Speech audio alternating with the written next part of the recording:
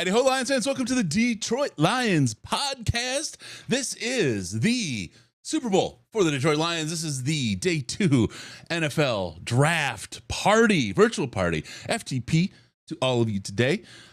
I am your dashing host, Chris, and with me is my good friend and co-host, Ash the Man Thompson. How are you doing, brother? Not too bad. I mean, I've spent all day basically being told by people who continuously tell me that nothing that happened more than 10 years ago in the NFL is relevant, that we made terrible picks yesterday based on an article written in 2011. And such is the state of the NFL. And with no sense of the irony there. Yeah. Wow. That's the joy of today as a Lions fan. Yeah. But this is it. This is the big day. We have the draft going on.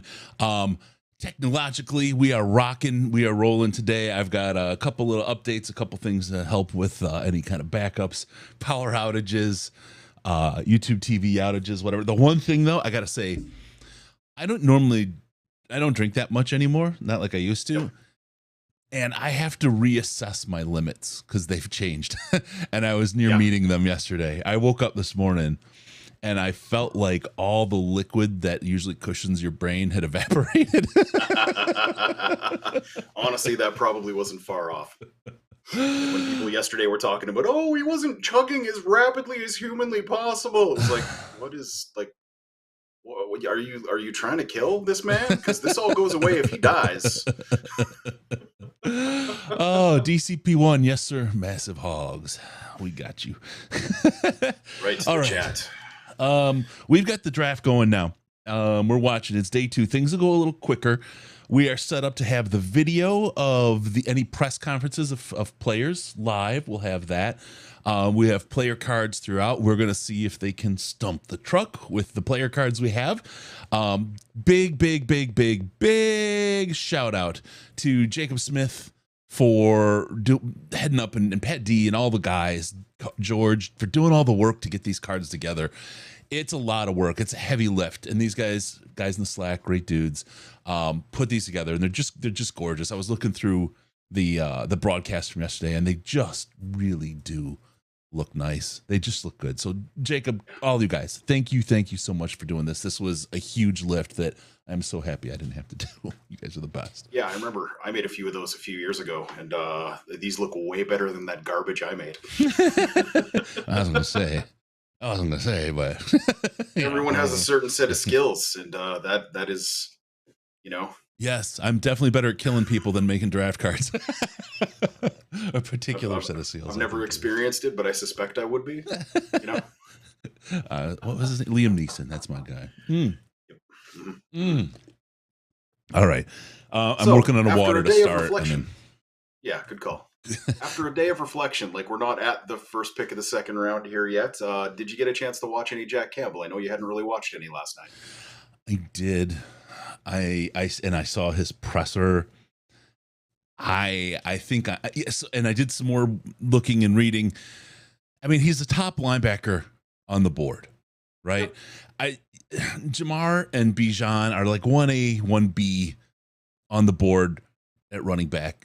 I feel like, especially in this draft, it makes so much sense what Holmes did. These are positions of need, and we got absolutely the best player on the board at both positions. I think in retrospect, I'm a lot more than just whelmed. I'm happily whelmed with both of these picks. I'm the very well done, Brad Holmes. Very, very well done. Yeah, and we've seen this method of team building before as Lions fans in that regard. Because, like, say what you want about Martin Mayhew, the man never hit on a pick after round 2. And I think that's the fundamental difference to keep in mind when I say what I'm about to say. But he was the king of taking the best guy at a position. Yes. You know what I mean? Like Louis Delmas, as an example. You know what I mean? Like, was not the greatest safety prospect in the history of safeties, but he was the best safety in that draft as a prospect. Yeah. Brandon Pettigrew, as an example, who, like, you know, I am the guy who says drafting a tight end in round 1 is idiotic. He was the best tight end prospect in that draft, and we needed a tight end. Yep. You know what I mean? Matthew Stafford. that was his number one overall pick, and he took a quarterback. You can't really fault that. But it was the thing he liked to do. Like, if the best player at a position was available when he was picking, he would take that player to a fault. Yeah. You know what I mean? Like, how many running backs did we draft? Well, as an example, you know what I mean? And like, I know that might be a little counterintuitive of an example, given that I'm defending pick 12. But when it comes right down to it, like, they got hurt. You know what I mean? And maybe this guy gets hurt too. But whatever. Like, you miss 100% of the shots you don't take, according to Wayne Gretzky. Yep. And you cannot convince a Albertan Canadian that anything Wayne Gretzky said was wrong. Yes, that's true. Okay, I'm working through some stuff, and thank you, Riley Dawson, for that super chat, kicking us off today with that Canadian money. It's beautiful, beautiful currency. Okay. 3 second-round picks today, boys. Let's go. Yeah, I'm super stoked. Super stoked. Scott Dillon, is Ash going to be nicer to Lions fans tonight? Have we hit the demonetization time frame yet? We just can't say the C word, my friend. We're good. Okay, well, I'll just be nice and say F no. The monetization for us gets better the more you drink. Okay, I've been being mean all day. Yeah. Let's see what we have here. Gonzalez elevated too high. Pittsburgh is on the clock right now with 32, 641. Attaboy is standing there like screaming at me. And I want to tell everybody, I'm not going to say what. I'm not going to say anything more than the thumbnail for this video has a little bit of Chris Dust in it. So there you check go. What the Chris Dust is. You got to figure out yourself. I don't know about the rest of y'all, but I'm going back to the main page right now to just check this out a little bit here. So there we go. We'll see. 2 windows in different accounts to watch this draft party twice. Just saying. Like, make sure you hit the like button twice, Riz. Yeah. Or God, I did that yesterday. I'm sober still. I will take that as a compliment. Oh man, that's great. All right, 5:58 left on the clock with Let me just say, I've looked at the picture and I'm in. I am 100% in. If that's if you are the prophet, sir. I'm down for everything has to go right. On that, every single one of those pictures. Everything has to go right. But I Yep. Yeah. Okay. Ash will be nicer when the fan base deserves it. Thank you, Skylar. I'll tell you what. Probably won't. One of the things I really love about the entire crew we have is the senses of humor. They're different. I love Ash's sense of humor. I love Michael's sense of humor. Riz and I have some hearty laughs together about stuff. Sandman. I mean, people I love to laugh. You guys, you know it. You think I'd push it, but I laugh at myself all the time and at work and during the regular day. I'm probably insufferable to be around, but I love laughing. I think it's the healthiest way to live. And these guys crack me up. These guys crack me up. Is Ash going to be nicer to Will Levis's mom? That woman was rocking the button fly jeans last night, and let me just tell you that is a wonderful lady, and I am a big fan. Oh man, let's see. They really need a big body DT. 0-1 technique. Yep, that's a good one. And I'm not sure that Witherspoon was ever our number one. Maybe it was Gibbs. 4:25 left on the clock. For those that are tagging along and trying to sync with us, we'll have the announcements live on the show, so you can kind of sync in and go. Yes, Daryl, I do.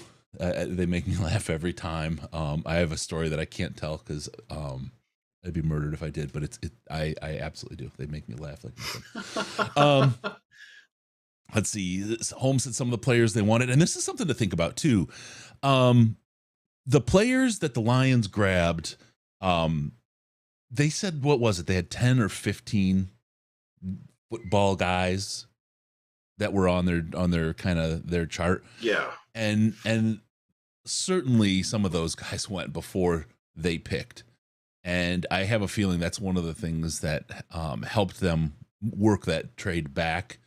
Yeah. But you can see it in Jack Campbell. You can see it. And I'm really interested in Jamar Gibbs as well. His personality, he seems a little bit like he seems really smart. You know what I mean? In the way he reads, the way he talks, and he's very kind of a perceiver. It seems like, which is great for a running back, right? I mean, absolutely great. I'm really he's the kind of guy like he saw an opportunity to move from Georgia Tech. You know what I mean? Because like the school you go to isn't as 100% important for a running back. You know what I mean? Like it's national championship running back is not the thing that gets you drafted high. Per se. But he saw an opportunity to go to a massively high profile school for a year and not be the guy who had to carry the entire offense on his back. But then he went to Alabama, and I don't mean this to disparage Bryce Young, but the guy we drafted at 12 yesterday is the guy who led the team in rushing yardage and receptions last year. Yep. Really quick, in the 90s, he would have been the number 1 overall pick. Risen in the chat, he's not even doing this for St. Jude. This is good. If Lions draft Levis, I will buzz my hair off live on next week's show. I've never wanted the Lions to pick Will Levis more in my entire life. I still don't want them to do it. I know, but God, that would be oh God, that would be good. Please, Brad. Thank you so much, Brad, Laura. Hit that like button, hit the subscribe button. We appreciate when you do that. That helps us out a great deal. It helps other people find us, especially during the live shows. It helps the whole kind of algorithm thingy do its thing, and helps others join in the fun, and helps us, pay the bills to do all this stuff. So thank you for all that do hit the like and the subscribe button. It means a lot. It really does help us. Lee, Riz, why are you trying to make me want Levis? It's so real. It's so real. Hey, Riz, and throw ashes over your head while you're at it. Let's see. Everyone's talking about wanting Levis now. And like, if somebody's tuning in and didn't catch what Riz promised, they're like, why is everybody into Levis? What's wrong with this people watching this channel? Y'all are dumb. He's a terrible quarterback. No, bro, you're just late. You're very late. Nobody hits Will Levis, the quarterback, more than me. Okay, I think we're coming up to our guy. What's his name? Goodell. I was as drunk as Goodell sounded last night. I hadn't listened to myself at the end. Today is the day where they get the other guys, like other people, to read things. Yeah. I don't know how much I was slurring last night. I didn't go back and listen, but I'm certain it was Goodell level. Let's see. Steeler Nation, where you at? There we go. Crying. They're crying on their pillows. It's an honor and a privilege to announce that with the 32nd pick in the 2023 NFL Draft, the Pittsburgh Steelers select Joey Porter Jr. There you go. DB, Penn State. There you go. Joey Porter. They couldn't do that in the first round and have it hit on my mock. I'll talk to him about that. I think that they really should be. I mean, they really should be paying attention to your mocks. Let's get Joey Porter up there. Joey Porter Jr. Combine speed 4.46, 40-yard dash, 6 foot 2.5 inches, 193 pounder, 34-inch arms, 10-inch hands. Our man, the superstar Emery Hunt, says he's a ridiculously lengthy corner that knows how to use that to make life difficult for the opposing passing game. Thank you, Emery. Emery will be our commentator, our draft Nick on all of our cards today as we talk about the players. Yeah, and I love everything about Joey Porter Jr. right until the catch point. People were asking me in the Slack today, Ash, you think we take him? I was like, how much do you like Will Harris? And they were like, I don't like Will Harris. And I was like, then you do not want us to draft Joey Porter Jr. Because like Joey Porter Jr. is better. Don't get me wrong. Like, I'm not saying he is not a better player than Will Harris, but you will probably notice over the course of his career that everything is amazing right until the ball gets there. Like a quarterback like Matthew Stafford eats Joey Porter's lunch all day, every day. A quarterback like Jared Goff probably doesn't throw to where Joey Porter is because the guy's not actually open. Yeah. You know what I mean? So like that's what they're dealing with. The guy had 1 interception and like 4 pass breakups or something like that for his whole career. You know what I mean? Yeah. Like does no ball production. Like you're not getting any of that from him. But everything else about his game is great. Yep.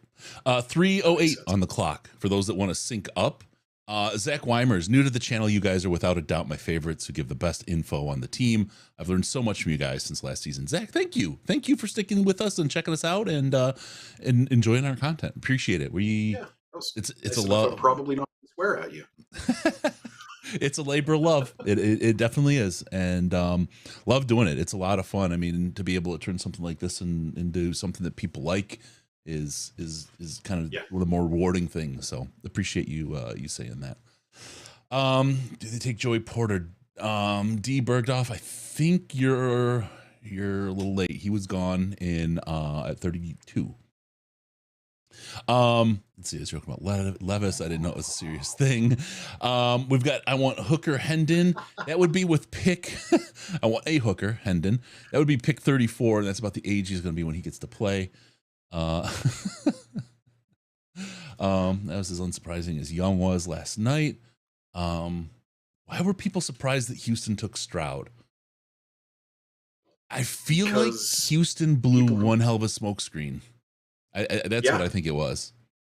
Well, and also like a bunch of information came out and people assume that NFL teams care about that information just because it exists.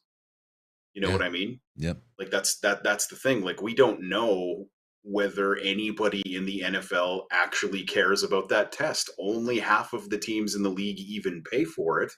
And how much weight do they put on that? So we know the Texans, the answer is none. If that makes sense.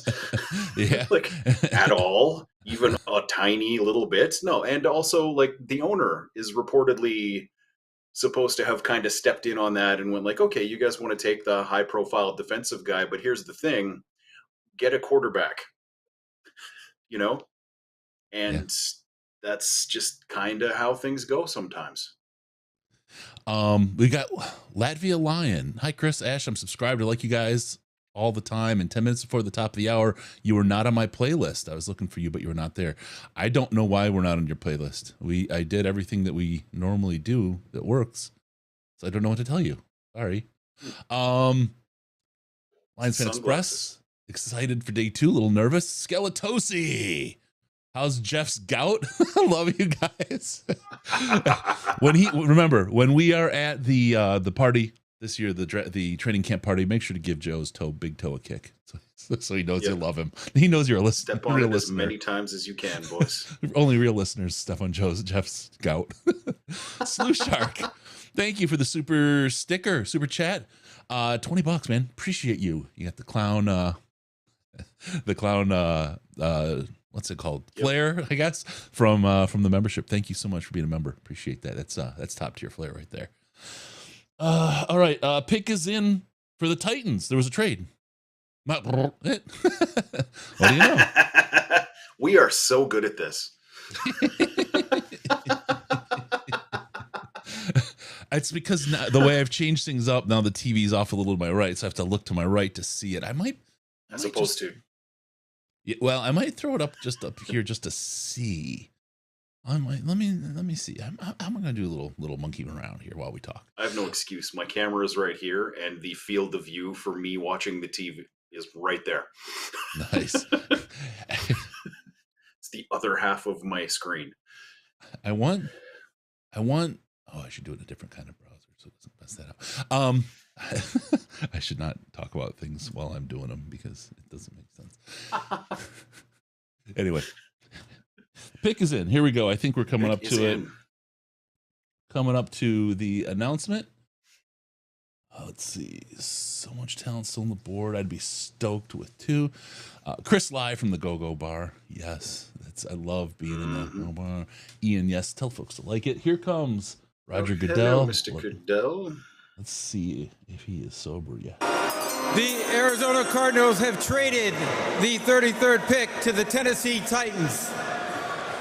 With the 33rd pick in the 2023 NFL Draft, the Tennessee Titans select Will Levis, quarterback, Kentucky. That's actually a good pick. Yeah, that's where I thought he would go in the first round. Yeah. That is it's hilarious. Do you like Ryan Tannehill? Well, how about if Ryan Tannehill was 12 years younger? Yeah. It's basically what they just did. Yeah. That is. Okay. All right. Okay. Now I'm feeling better now. Risden, my hair is mercifully safe. Arthur Fonzarelli. There goes Malik Willis's career. He was a running back. He was always a running back. He was never a quarterback. Anyone who said he was is somebody you probably shouldn't listen to when you're getting draft takes for the rest of eternity. Yeah. That's the one I keep going back to. The people that told you they had insider info and they knew, and then they were wrong, go ahead and scribble them off because they were lying or they just don't have any info. All right, Will Levis goes. Sleuth Shark ND, thanks for giving me a great community to belong to. I also think that Holmes' villain hat was there just for Risden. Yeah, probably so. Let's see. Chris, ask Ash if he ever got that Lions tattoo for St. Jude. He did. Yep, it's been on the podcast. Is it possible to show it now? No, it'll require upsetting everything that's on here, and I'm not. And he's not drinking, so I'm maybe not at the count him end. in. Okay. When we stick around till the end of round 3, hit like and subscribe to find out. How many likes can we get? Keep tapping that screen. Tap, tap, tap, tap, tap. We get to 400. I'll show you the tattoo. That's how that game works, right? Yeah, I think you're good at it. You're good at it. All right, who we taking here? Is it too early for someone on the line? For Captain Missing Teeth? I've got some Torrance info. Yeah. And I think he's going to fall. I mean, I know your Torrance info. Yeah, I should have slacked, right? Yep. I think, there you go. Booking it. 400 likes equals a live tat show. Yeah, I'm not joking. I'll show you the tattoo if we get to 400 likes. That's not a joke. If everybody who watches this likes this. Lions pick is in. Torrance has a boo-boo. I'll put it that way. He's not getting picked. He may fall. Yep. He may fall significantly. I'm not sure how many people know he's got stuff, but he's going to fall. All right. There's your dust. Here we go. Detroit Lions pick is in. Who's feeling it? We got a lot of these guys. Get buckled up. There's so many guys I like. I know. I don't feel like we're going to get the... With the 34th pick in the 2023 NFL Draft, the Detroit Lions select Sam LaPorta, tight end, Iowa. Well. Interesting. Well. Okay. So the first thing I'm going to say is Brad Holmes don't give a fuck about what you think. Nope. And that's me too, because if there's a guy who says don't draft tight ends high, I'm that guy. So, with that said, as far as prospects goes, this is a receiver, not a blocker.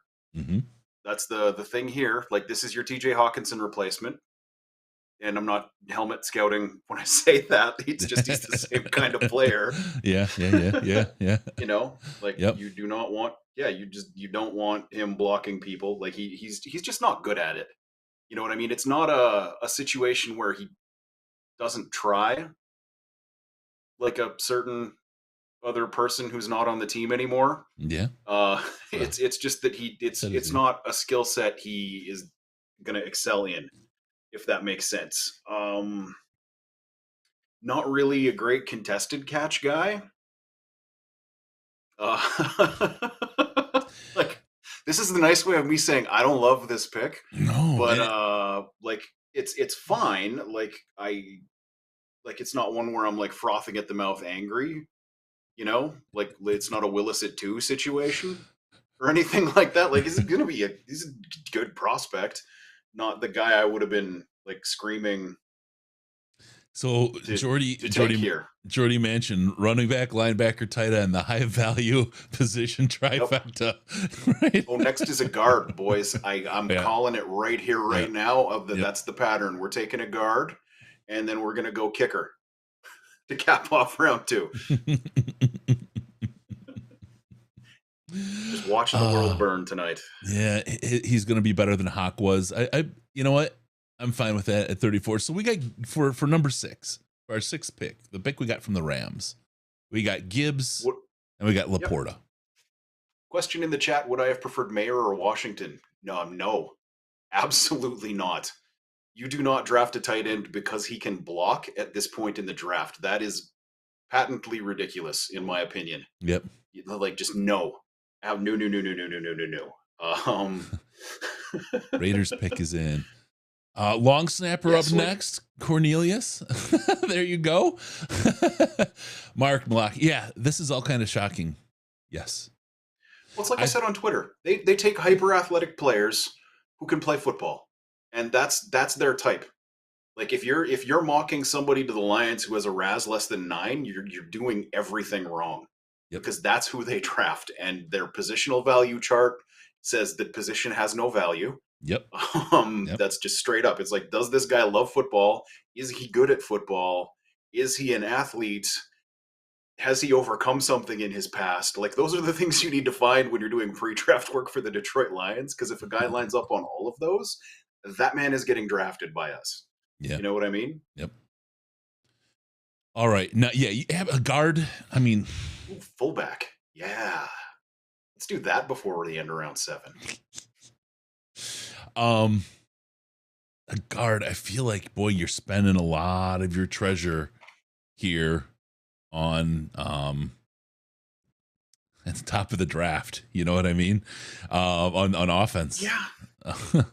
Well, but that's like, the thing is, like, people walked into this offseason saying they have to spend all their picks on defense, and then the Lions signed like 900 free agents. Yeah. They have a bunch of guys coming back from injury. Like, I fell into the trap yesterday in my last minute mock draft that I filled out the day before of giving them a pass rusher. I have spent this entire offseason talking about how stupid everyone who was giving them a pass rusher was, because they drafted 3 last year, and 2 of them were number 1 and 2 in the league in rookie sacks. And the third one is a guy that they have said to beat writers, we think this is a 10-sack player. Yeah. Why would they draft a 4th when they also have Okwara? We got to pick his Harris. in here. Good. Oh, he's coming up to the podium. I'll Here shut up comes, for a bit. Yep, here comes Goodell. We got Las Vegas Raider Nation. The 35th pick to the Las Vegas Raiders. With the 35th pick in the 2023 NFL Draft, the Las Vegas Raiders select Michael Mayer, tight end, Notre Dame. The tight end run, he starts now. The run on tight ends. Boy, oh boy. I'll tell you this. I think the Lions absolutely did. I mean, they traded up to get that pick, right? They traded up. So there they are. For Michael Mayer. That's interesting. That's interesting. He's a good player. Like, yeah. He's a good all-around tight end. Like, he's not the best receiver. He's not the best blocker. He's the guy who does both of those things pretty well, which is the opposite of what I would want to draft this high. For me, you know what I mean? Yeah. Like, he's a Jason Witten, not a Travis Kelce. I just if think that makes sense. Yeah. The Lions trading for, or I mean, the Raiders trading for a tight end right after the Lions take one, it starts to say, now, do you have, and the question is, are 2 GMs high right now to grab a tight end here and these tight ends, or right? Like the player, I see a lot of guys, I like the player, but not the position. So are 2 GMs high at minimum right now going for tight ends, or is this where they land? And is this the value in the draft today? 2, you're starting to draw a line, you know? Here comes the run. 2 minutes, 13 seconds left for the Rams to get their first pick of the season. I was hoping this is where Levis would go. Yeah. And then for those who saw, I did make a change overnight. I had Las Vegas as LAS. If you guys know me, I keep using airport codes. It was Tampa. I was using TPA like 2 years ago. It's like, come on. So it is now LV. You'd know why, I guess, if you live my life. But okay. Let's see. We can compare 2 tight ends, the 2 tight ends for years to come. That's right, Mark. Very much. Yeah, that's the thing. If Michael Mayer turns out to be amazing and Sam LaPorta turns out to be terrible, this would be one of those picks that you look back on in a few years and go like, why did they take that guy? But I don't see it. Like, honestly, like, LaPorta's the better athlete. That's what the Lions bet on, is that they can get the athlete who loves football and is a good dude to 4.5940. Oh man, I'm not doing my. I'll skip the Raiders. Let me get my player up for Sam LaPorta. Sorry, I fell asleep. Yeah, our guy matters more. Yeah, I fell asleep at the wheel. What am I doing here? Nope, that's the wrong one. It is the wrong one. Why did that happen? Something just broke. I'll fix it.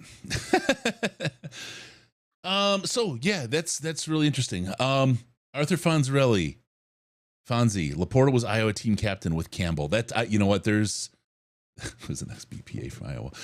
That's really interesting. That is very, very interesting. That would be another thing if you were digging through the beast trying to find potential Lions fits that you should probably Control F. Yeah. They love that. that is a thing that does matter to the Detroit Lions. Like, are you a leader on your team or a follower? Are you a tractor or a trailer? You know what I mean? And they want a team full of tractors. I don't think that's wrong. No, I don't think so either. Oh boy. Technical difficulties. Yeah, it just broke. I could restart the thing right now, but I'm not going to. You can't make me. All right. We may not have player cards now. Thanks. Although I do actually love it. Arthur Fonzie, not only a tight end, but an Iowa tight end. Brad Holmes is just shoving it in the faces of people, and I love it. That's awesome. You're not wrong. And it was a higher pick than the one he got for TJ Hawkinson. So what do you do with this? Yeah. You know? Yeah. Not what I would have done, but good player. That's basically been the theme of this draft for me. Yep. Like, I like that guy, but all right. I have one more thing to maybe do this that might be able to make this work, and then if not, I'm just going to give up on it for now and say that I should have reboot my computer, I guess, at some point. But what are you going to do? Let's see. Douglas, no walking back your stance yesterday, Ash. What stance? Well, what stance did I take yesterday other than everyone needs to quit minging like a little bitch? Oh, my. Yep. Nope. Here we go. Oh, we're coming up on another pick. Lost my player. 2023 NFL Draft. The Los Angeles Rams select Steve Avila, guard, TCU. Ooh, there you go. The dust is getting tighter. Dust is getting tighter. I really like that guy. Yeah, a lot. He's a good one. And they need help up front. I mean, they need help everywhere, really. Yeah, the Rams are a little bit of a disaster. I've never seen a team get so bad so quick. Yeah. I mean, it was like, oh, injury, and then no, the whole team fell off a cliff. Crazy. Yep. Okay, what's our next? Well, that's pick? the thing 48. With dude theory. If 3 dudes go down, you're done. Yeah. Yep. It's a real fragile team building theory. It is. To win a Super Bowl, you're never going to complain about that. It worked. Yeah. I mean, think about that. Where we would be. Here we go. 3 years in. Brad Holmes has yet to draft a player under 8 RAS through the 3rd round. Still a chance he bucks a trend, but I doubt it. Nope, there you go. Kent Platt. It would be surprising. Emery Hunt. Thank you, Anon. Thank you. Emery has LaPorta as his number 1 tight end. Yep. And like I said, not a player I dislike. Yeah, we would see what Emery said if we had the old stupid. Maybe. Here comes the thing on the screen. Apparently not. You would think I know what I'm doing, but I don't. Apparently the stance that people think I took yesterday is that I was all in on running back and linebacker in the 1st round. No, I just like those players. That is absolutely not what I would have done, but those are good players. They were number 14 and 16 on my top 25 I put out yesterday. So while it isn't what I would have done because there were other players who were higher than that on the boom from my board, I'm not going to complain about it. They picked good players. Yep. Seahawks about to be announced. So the Stafford trade is over. Goff, Melifonwu, Jamo, Gibbs, and LaPorta for Stafford. I think the jury's still out because you have to see what LaPorta and Gibbs and Jamo are. Yeah. I think by this time next year we'll have a good gauge of what that is. I will tell you one thing, and I know people. This is going to be a little controversial. Ooh, we're going British. The little controversy, sir. I think in some ways Matthew Stafford held this team back because he covered a lot of flaws. Yeah, I think though, by being too good. Yeah. I think though having a competent GM would have gotten us past those issues and those flaws, but we weren't there. And I think that it hurt us a little. And look, seeing what Goff did last year, I people have all kinds of thoughts on him. I think Goff is a good quarterback. I don't think he's as streaky as his record shows him to be. I think he was abused, right? I don't think he's soft mentally at all, but I think he was absolutely gaslit and abused in LA at the end there. And I think there was a lot of things. 5 years. Yep. Go ahead. Like they ran a hurry up offense constantly so that the coach would always be in his ear talking rather than just trying to, I don't know, maybe like teach him how to read defenses or understand the offense well enough that you didn't have to do that. Might be the better teaching technique. I don't know. I mean, I'm just a fucking teacher. What's better, doing it for you or teaching you how to do it yourself? Yeah, like that's the thing. Like I have said pretty much continuously that what the Rams were doing the last 2 years Jared Goff was on that team is not what he was good at.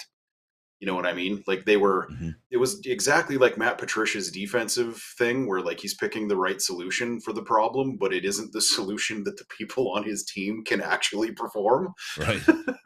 So it looks wrong, even though in his mind it is correct and he's not technically wrong. You know what I mean? But it just wasn't the right thing for the guy. Like if you're doing play action naked bootlegs with Jared Goff, I'm sorry, you're fucking wrong. And that is all there is to it. Like he's the least athletic person in the world and you get him on the run. That seems like you should be able to, if you're an offensive genius, figure that out. Yep. You know what I mean? And like McVay won a Super Bowl when he got a guy who could do the things he wanted to do. It worked. But great coaches work with what they have. Yeah. If that makes sense. Yep. Emery also has Gibbs over Bijan. Emery has a lot of hot takes. Yeah. Which, like, I respect the hustle. You know what I mean? Like the guy does his work. The things he says, he's not making things up to make you give him money. Unlike a lot of so-called draft experts. If you could trade Goff for hold on, we got another pick. And the Colts have traded the 38th pick to the Atlanta Falcons. With the 38th pick in the 2023 NFL Draft, the Atlanta Falcons have selected Matthew Bergeron, guard, Syracuse. There you go, Matthew Bergeron. From Dancing player. with the Stars.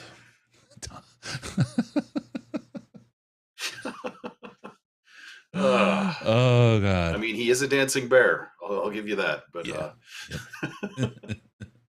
what was the question? Someone was asking if I'd trade Goff for Stafford. One Absolutely for one. Not.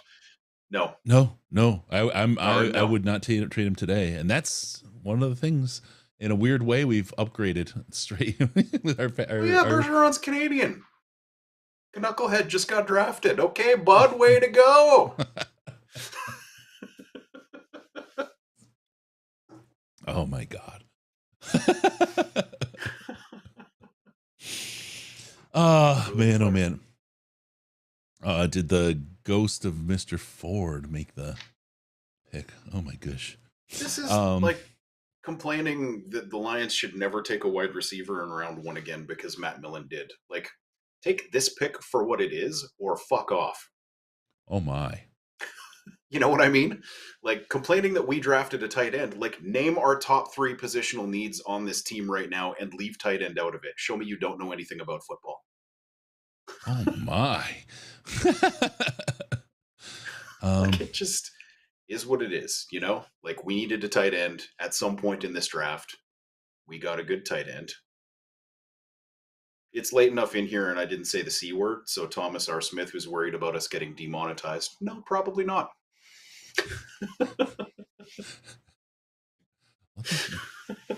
I'm just driving myself nuts with this thing. Let me see if I have. Is it a Sam LaPorta The greatest problem? podcasting we do is Chris having technical difficulties podcasting. Where it's just Ash berating the people in the chat verbally. All right, we got somebody unrelated. Okay. Something's happening Dave here. Salen. Yeah, we'll get there. We'll get there.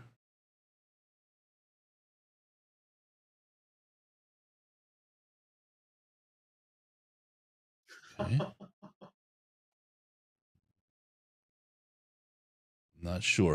I'm not sure why this is happening, but we're getting closer. Okay, we're getting there.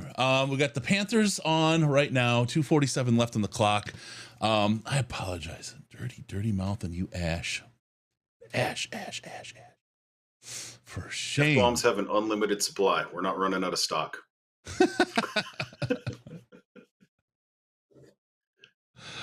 Oh my gosh. Okay, we're getting there. Andrew Perez, what's up with Branch? Branch ran slow and he's small. That's what's happening right now. Like, he's a 190-pound safety who ran high, like in the high 4.5s. You know what I mean? Like, that's, if you're asking him to play nickel, you're kind of like, he's not in Tease Tabor territory yet, but like, he's as bad as he could be in terms of speed and still potentially have an NFL career. If that makes sense. That's the answer to the question of why has he not gone yet? Because when you watch the tape, like, he's a real good player, and if we drafted him at 48, I would be absolutely ecstatic. Pat D, my 2 cents. Brad is going and getting elite athletes who love ball and have grit. The casuals would be annoyed. These are all positions of need where we've pulled these players in. These are all athletes, and these are all Holmes players. Positional value, though, is the thing, I think, where you can have a beef if you want to have a beef about and a lot of people want to have a beef. Yeah. So many people want to have a beef. Where's the living beef? All right. I'll give you some beef. Whoa. Let's talk about that later. All right. Yeah, when we get into round 3 where we don't have any picks, this is going to get entertaining, folks. We're like, oh, they picked somebody. I don't even know who that is. Cool. All right, let me see. I think I might be here. Where are we at? 39. All right, we're still 9 away from our next pick. It's just really hard in terms of Iowa players, like particularly this year, because their offense was just terrible. So like, LaPorta was probably the best player on it, but it's also a really bad offense. Right. Just in general. Like, one of the worst offenses in college football. I don't remember what their points per game was, but it was like disgustingly low. Like, when I watched Iowa, I'm not going to lie, it was mostly the defense, just because they had 2 players that I really wanted the Lions to take. Oh, Panthers picks coming up. Yep, here we go. Oh, shit. Jonathan Stewart, another good Cole player. and David Tepper and the Carolina Panther organization for this opportunity. And with the 39th pick in the 2023 NFL Draft, the Carolina Panthers select Jonathan Mingo, wide receiver, Ole Miss. There you go. Jonathan Mingo. My God. Ash, I think he was in my day 4 gems or day 3 gems part of my podcast, if I remember. Because my weak spot, and I will freely admit this, is big, not fast body catchers. Right. I'm gonna tell you every year that at least 3 of them are gonna be good, and I'm gonna be right on one of them, and then talk incessantly about how great I am at scouting wide receivers. Uh, if that makes sense. I'll go back to I was literally the only human on earth that had Kenny Golladay in their top 50 picks or top 50 players for that draft. I also had Noah Brown, who didn't have a productive season until last year, and Amara Darbo, who's not even in the league anymore, that Michigan fans might remember. Really? So this is my type. I like my big guys that can't run. You got a type. All right, I think I'm getting there. I think I'm getting here soon to Finally fix going this. to get our guy. I barely averted a major disaster. I knocked over a fresh drink that I opened. It was all over the mixing board. I've had everything possibly go wrong that could. Yeah, Chris had a blowout. I'm sorry, guys. I'm so frustrated with this thing. It works. It worked. Like I can make it work, but it doesn't work. And I mean, Mingo, like the most recent pick, which is why I'm still continuing to talk about him. He's not slow. You know what I mean? Like he's 6'2", runs a 4.46. Right. Almost a 40-inch vert, almost 11 feet on the broad jump. Like he's a reasonably explosive guy. Can you hit on the decent defensive line prospects that might still be available? Remaining D-line prospects. Okay, the one guy that you really need to pay attention to is Keanu, like Benton. If there's a single, there was a point like after like 2 days of the combine where Brad Holmes Dan Campbell said there had been 4 guys that had definitely basically hit all of the things that they wanted to hear in an interview. Right. And I guarantee Benton was one of them. Like that guy, if he is a Detroit Lions pick, I'm gonna be a happy guy. Because he brings what the Lions need, which is some like serious internal pressure. Like maybe not of the like gap shooting, kind of Brian Brzee when he's playing well variety, but in more like a snacks. Right. Like what snacks for that 1.5 year where he was good for us? That's Keanu Benton. Does that make sense? Yes. Siaki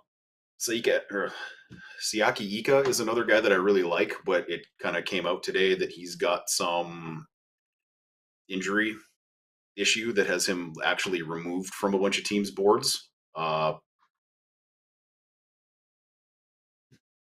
As for other guys, like I keep seeing Tuli Tuipolatu up, but I don't remember seeing a less explosive defensive player in this draft. I don't think he's going to be one of our guys. Sorry. Saints are on the clock, and what I want to say is that everybody that gets their name called tonight, your whole family should all celebrate together. It's a special time in all these young people's lives, so let's all give them a round of applause for that. And I also want to give a shout out to my man Mike Ornstein, who had a happy birthday, turned 70 yesterday. You've given so much to me and to the game. With all that being said, with the 40th pick in the 2023 NFL Draft, the New Orleans Saints select Isaiah Foskey, defensive end, Notre Dame. There you go, Foskey. He was not spectacular. Yeah. At Senior Bowl. That is exactly how I would describe him. Like he's a guy, like he's just okay, I guess. He's not a bad player. You see him move sometimes and you're like, where is that every other play? You know what I mean? Because he'll like do nothing, and then just explode with something that just like play 1 versus play 2. The guy who was on play 1, they're like, who did they sub in for play 2? Level of difference between him play for play.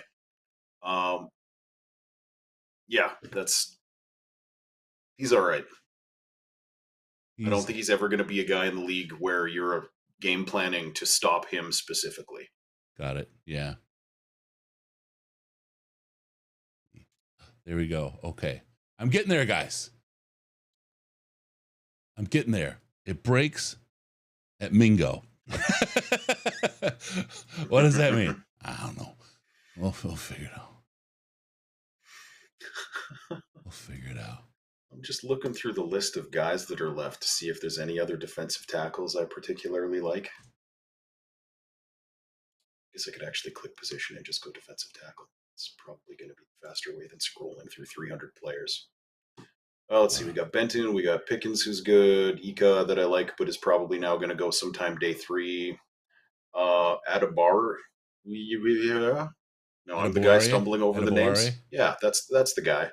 The thing with him is you're asking him to do something there's not a lot of tape on if you take him to play inside. You know what I mean? Like, he did it a bit, and it's the only tape he has that's good. Right. But there's just not, and he was good at it at the Senior Bowl. Like, he came in and did really well in the practices there, and you know, but like, how high of a pick do you want to use to get a guy to do something that isn't what he's done? Right. You know what I mean? My answer is usually like day 3 for that kind of thing. If you're asking a guy to actually like full-time switch positions to something, and like, he's not a good defensive end. I think I had him somewhere around like edge 19. Something like that in my rankings. One of the few positions I did get all the way through to my usual level of depth, where I have like 400 guys on a spreadsheet ranked from 1 to 400. This year I did not have enough time to do that level of analysis, but I did get the D-line done. And I think he was in my top 10 like interior guys, and yeah, somewhere around 20 as an edge. But right now, he brings you a situational pass rusher, and that's all he is. So how high do you want to pick that? Who else is left? Yeah,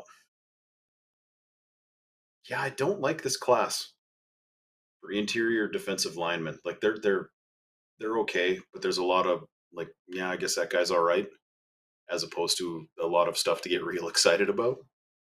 Got it. Yep. Okay. Last chance. I hate this. Nothing bothers me more, man. But I think. Okay.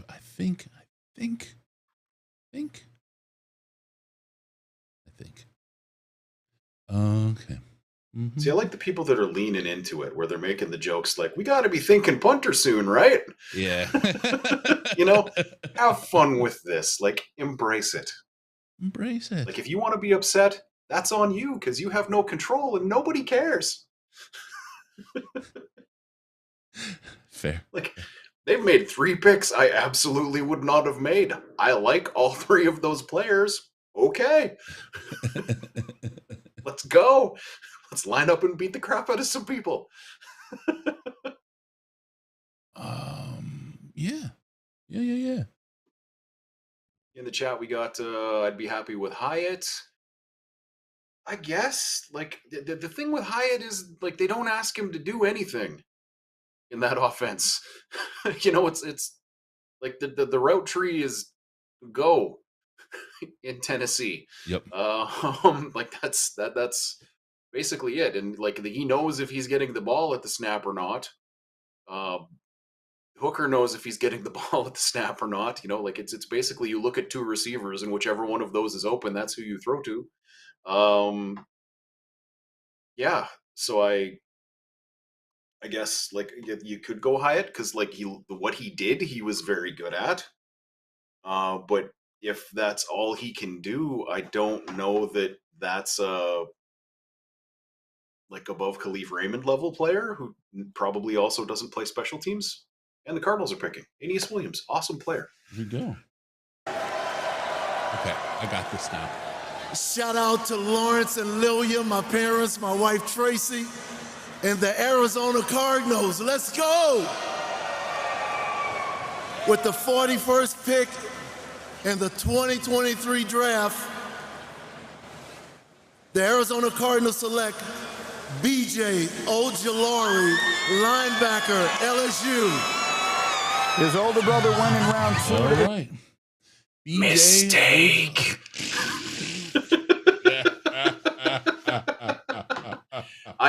There is no player in this draft who's going to go in the first 3 rounds I like less than B.J. Ojulari, just to be perfectly blunt about it. This is the LSU guy who looks like he should be athletic, who does not play like he's actually athletic. They're showing literally every good play he made as an LSU Tiger. Oh man, that's my take on this guy. And what do I really think? Right. Right. I think I'm onto this now. I think I got this. Oh, did somebody just decide to subscribe? Did we get a subscribe? Oh, hey, thank you for joining as a member. Beer Cult, appreciate you. I'm going to have these cards. I promise you all. I will have these very shortly. Beer Cult, thank you. You guys make sure to hit me with an email at, you can use the website, contact@DetroitLionsPodcast.com. Hit me up and with your email, just send a picture of you join your membership there. And either when you signed up, and I'll get you into the Slack chat. All members get access to the Slack as well as the Patreon people. So we've got you going on. Pick is in for the pack. We'll get them fingered out here shortly. And yeah, we're going to know our enemy soon. Yes, we will know. I will quote Rage Against the Machine as often as humanly possible. Your anger is a gift. Though I am a teacher and they hate teachers, so whatever. Yeah, whatever. The Green Bay. Ooh. Now the young quarterback Jordan Love gets the chance, and his best friend could be a good tight end. As we said, will Green Bay go get a tight end wide receiver for Jordan Love? Take advantage of this position, which is the strongest position in this draft. Luke Musgrave, nearly 6'6", 253 pounds. Think about a guy with 4.5 speed. Had that knee injury against Fresno State September 10th. Was able to come back for the Senior Bowl. Now, you talk about how he can stretch the deep middle. He can do that. Played just 2 games, though, this year. But when he was healthy, he showed he can not only be short intermediate, he can be a guy with strength as well and the downfield ability to make that tough catch. You would have wanted to see more from him. You think about career receptions for Luke Musgrave, right? 47. LaPorta, 153. Michael Mayer, 180. Even Darnell Washington, even with Brock Bowers at Georgia, had 45. So only 47 career receptions, only 2 career touchdowns. You like to see more production, but the potential with that size, and that pass catching ability, and that ability to be a guy who can get the intentional on your part. Is that better now? Yeah. Thank you. Luke Musgrave is awesome. This sucks.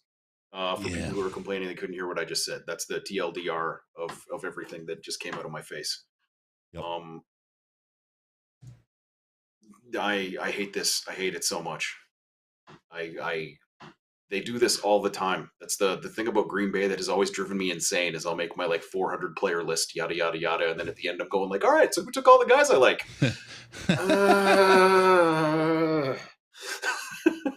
Yeah. Yeah. Oh, Makes me sad. Yeah.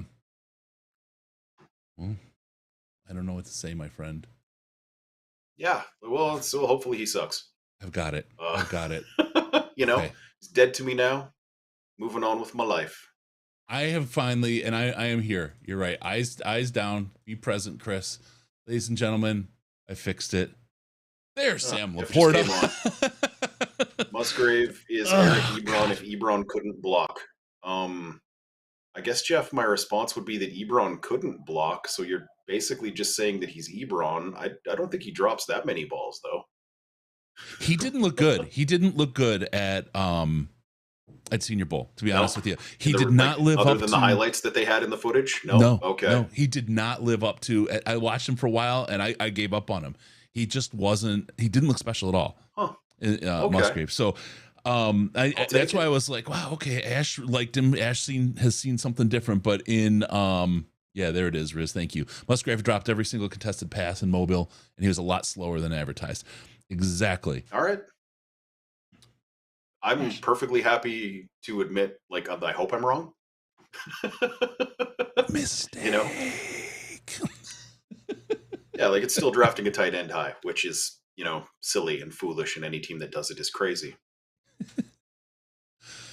Okay, I'm so glad I got this fixed. I'm sorry, everybody, that I had to do that. It was driving me bonkers. Another pick. No! No, it's not up on ours yet.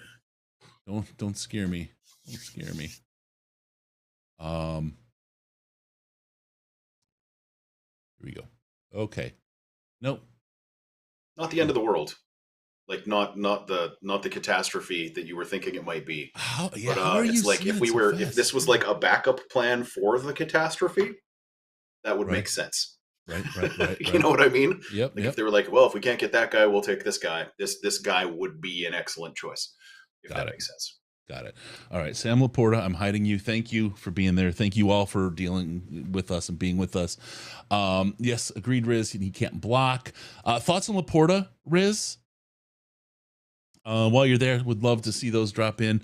And I'm back. I'm back, everybody. And I again, thank you for putting up with my not being here for a minute. And Ash, thanks for covering. These guys spent so much time on these cards. And they got such good information that I absolutely did not want that not to be there. Okay. Let me just go to Emery. He says, really, really good route runner. Shows the savvy at the top of his route to win one-on-one. Fluid athletes, is able to move well. 4.59 40, 6'3", 245. Good player for at tight end. I'm going to trust Brad Holmes for sure on that. Look, I don't know that I'm all in on tight ends or anything, but that's where we're at. Why? Daryl Gulp, Ash should be a Packers fan. The teams that I should have chosen when I was 12 years old, because they have constantly drafted players I love, are the Green Bay Packers, sadly, the Pittsburgh Steelers, and the Baltimore Ravens. That is the three teams that consistently all the time take guys that I love. And I instead chose the Detroit Lions as my team. Yes. Yes, you did. Yeah. I mean, it would have sucked to have witnessed a bunch of Super Bowl victories for the team that I liked as an adult. That would have been awful. Or like a continuous string of 19 straight seasons making the playoffs. How terrible that would have been. Oh, that's why. Like for some reason when I was a little kid, like I was obsessed with Pittsburgh. Like I had like a 1970s style like Steelers or Pirates baseball cap that I wore like everywhere for like 4 years. And then, suddenly I get cable in Canada, and Detroit is the WDIV. That's the reason I'm here. Bernie Smilovitz. Yeah, we got highlights. And his delightful coverage. Yep. We got him and the delightful Carmen Harlan. I liked Carmen. Basically, because I had them, that's how I got here. Okay. This is crazy what I'm seeing right now. I don't know what world I'm living in. Like, why? What do we have here? For some reason, one version of my draft, of course, not the one that's freaking plugged in to listen to, is oh my god! I can just do like a Goodell impression when he comes up on my screen. Please, it's just my name is Roger Goodell. I just like the channel changed. Like ESPN changed to ESPN2. We got the pick is in. It looks like we got a band playing is what I got. Right? Yeah, I got pick is in, and I'm using NFL Network, so I've got Daniel Jeremiah talking about something. Okay, I got the Colts pick is in. Okay, we're back. For friggin' sake, people don't understand how hard it is to grow up in Canada in the 80s. Carmen Harlan, she was great. I think she got in trouble in the end. I think but I really liked her. She was great. She was really, really good. They had Mort Krim. Mort Krim was the other guy. They were a really credible team back in the day. Okay, we got you. News. Weekend at Bernie's. Yes, I forgot about Weekend at Bernie's. With the 44th pick in the 2023 NFL Draft, the Indianapolis Colts select Julius Brents, defensive back, Kansas State. There you go. Julius Brents from Kansas State. I think I can make that work. For once, I think I can make something work around here. What do you think? Zone cover corner. That's that's what I would have to say about this. Like, this isn't a guy I think would have ever been on the Lions board just because he doesn't play the kind of ball that Aaron Glenn wants to play. But he's a good player, and I'm glad he didn't go to any team that we have to care about that plays a style of defense. Like if he would have gone to Chicago, that would have made me uncomfortable. Oh, we traded up. We traded up? We traded up. What did we Whoever do? we want. We have decided we needed to get ahead of Green Bay to take them. Oh, could it be? I think I might know who we're taking, Chris. Quick. Because there's two teams that were supposed to be highly interested in a certain player we're both fans of. Let's see if that's who we got. And our guys are laughing right now, so here's hoping. Here you go. Packers traded to the Lions. We got that. Okay. Man, they love doing those in-division trades.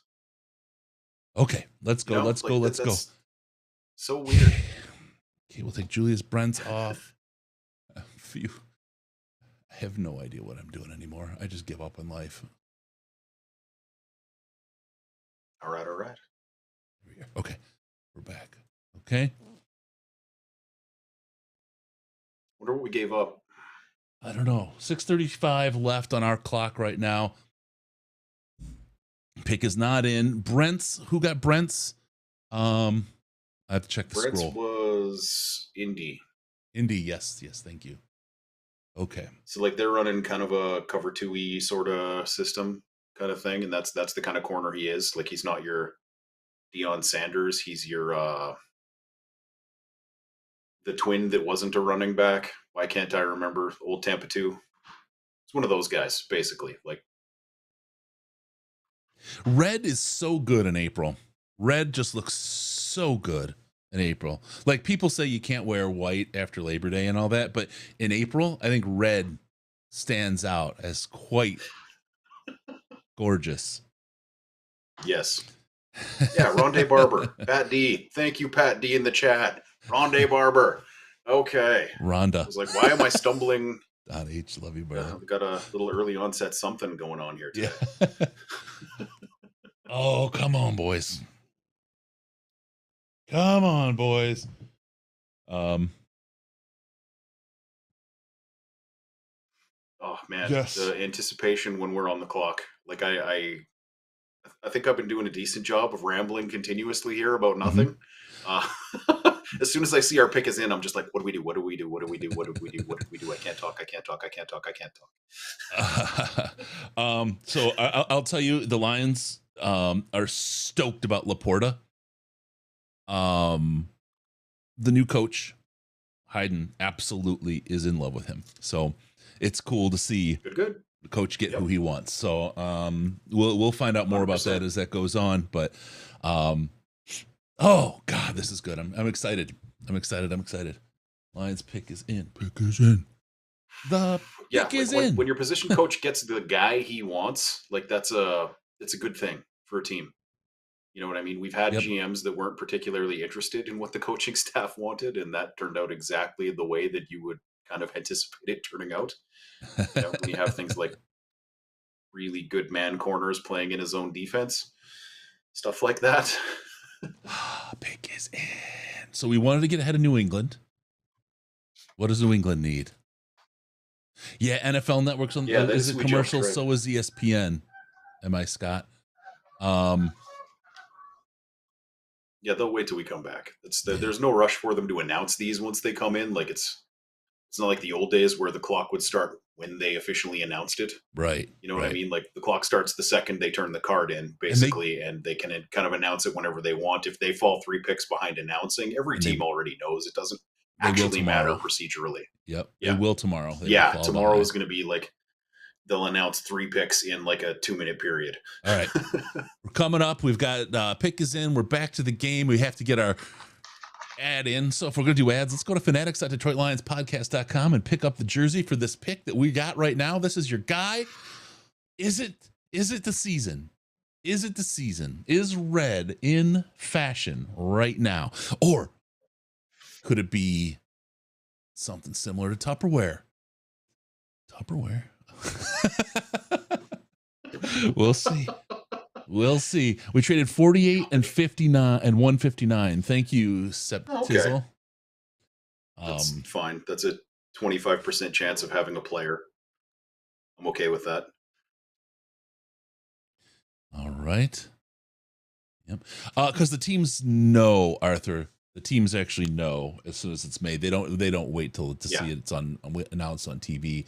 They keep the clock rolling and keep things moving. Okay, here we go. The defense. Wow. Here's Roger Goodell strolling up to the stage and making the announcement. The Green Bay Packers have traded the 45th pick to the Detroit Lions. With the 45th pick in the 2023 NFL Draft, the Detroit Lions select Brian Branch, defensive back, Alabama. There you go. Brian Branch. Safety has terrible position value too.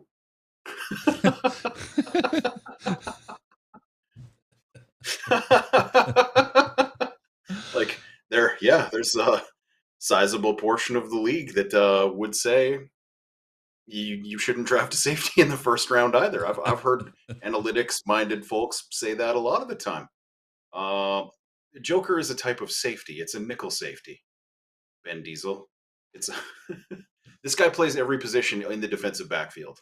This is the best value pick that was available. This is the best player on the board by anybody who's not me, their opinion.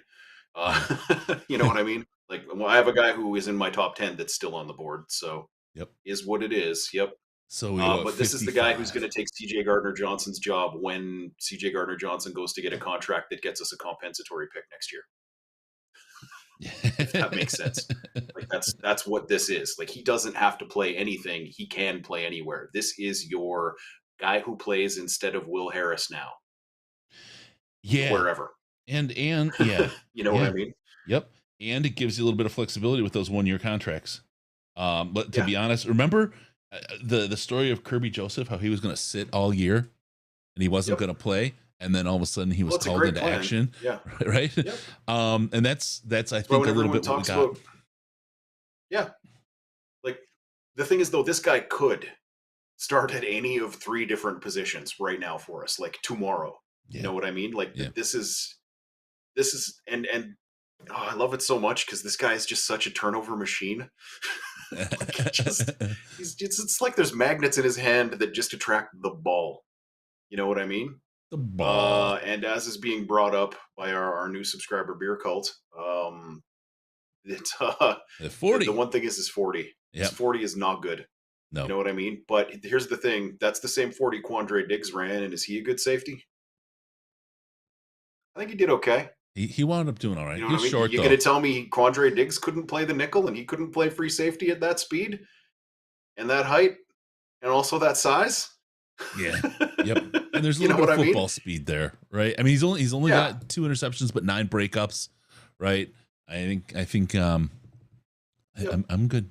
And this is and for a safety type player, 9 pass breakups is ludicrous. Yeah. You know what I mean? You'll get corners that get up into the double digits, but safeties don't do that. You know what I mean? Yep.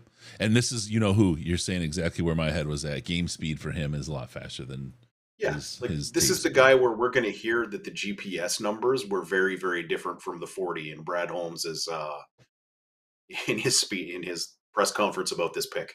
Mm-hmm. Those are words that are going to come out of his mouth about this player. It's, yes, if that makes sense. Yes, Brandon. Red is very good this time of year. The Lions now have 3 new Bama players on their squad. Yes, they do. And I would appreciate not letting the pick in the chat early. Let's not hurt anybody. Let's be friendly. Is this who you thought you were? I thought we were taking. No, I'm looking at 55 for that. Looking at 55 for this player. Not going to say the player's name, but he has the single greatest picture in the history of pre-draft pictures. Gorgeous smile, and he's on the smile lights up a room. Yeah, you just can't help but join the man.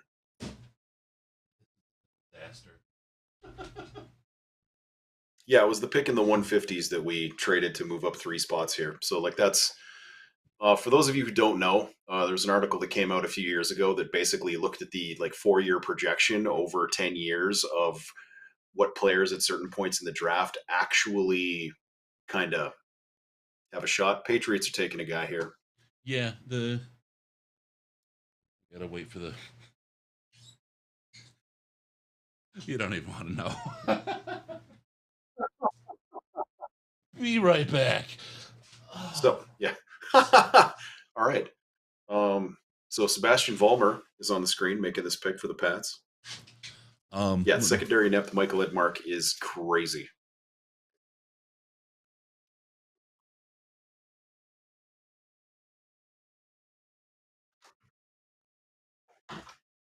I assume we're not doing the audio for this pick, and I can just talk about it now that I know what it is, Chris. Yes. Keon White. So this is the player who was in my top 10 in the draft that was still on the board. So I guess we're not taking him. Basically, this is a 285-pound guy who was used by Georgia Tech to cover tight ends. He's just like this. This is everything everybody said about Tyree Wilson. This is the guy who actually did all of that stuff. He made defensive tackles look silly. He made offensive tackles look silly. He made guards look awful. He splits double teams. He's just a dangerous man on defense, and I'm kind of surprised he lasted this long. Like, there's a reason they invited him to the draft. He's actually there, despite probably 9/10 of the people watching it didn't know his name last week. Just a really good player. Guy I fell in love with real early in the process, and nothing I ever saw or heard made me come off it. I'm super sad. We weren't going to take him because he's Josh Pascal, who I loved last year. Which I don't know if people remember my giddy, Ron Swanson style laughter when we made that pick last year, but that's what it was. Commanders coming up for a pick. All right, let's get the Commanders here. And go. What's going on, Burgundy and Gold faithful? Hail to the Commanders! With the 47th pick in the 2023 NFL Draft, the Washington Commanders select Jartavius Martin, defensive back, Illinois. There you go. Okay. Jartavius Martin. The other corner. Yep. We got a card coming up? We do have a card coming up. Start talking. Nope, we have a card right here. Combine 4.46, got this. 40, 5'11", 194. Arms at 31 1/8. Hands at 9 5/8. Little guy, little hands. Good versatility, showing that he could essentially play anywhere on the back end, and he has good ball skills thanks to Emery Hunt's analysis. Yep. The only downside on this guy, that all sounds amazing, and you're going okay, why is a guy this size with that speed not going in, a little higher than this? He gets beat deep a bit. He just, when the ball's in the air, he tends to kind of lose his guy a little bit, if that makes sense. Yep. Just one of those things. Everybody has holes in their game. That's his, and that's not a good one. You know what I mean? When he makes mistakes, they tend to kind of he doesn't make them often, but when he does, they're not fun ones to watch. So what you missed when I did the BRB, literally, Ash, I would not be surprised if my roof caved in at some point during the broadcast. When I started the show, I pulled my mic out on the arm. I didn't notice the arm pulled the power cable out of the laptop that's doing the audio for and all of a sudden the screen went black. I was like, shouldn't be going to sleep. And then as I went, I moved over the cable on my headset, pulled over my drink, spilled my drink on the table, on the desk, and then it fell to the ground and was all over the floor. Yeah. I don't know. I've never had such a disastrous show in my life.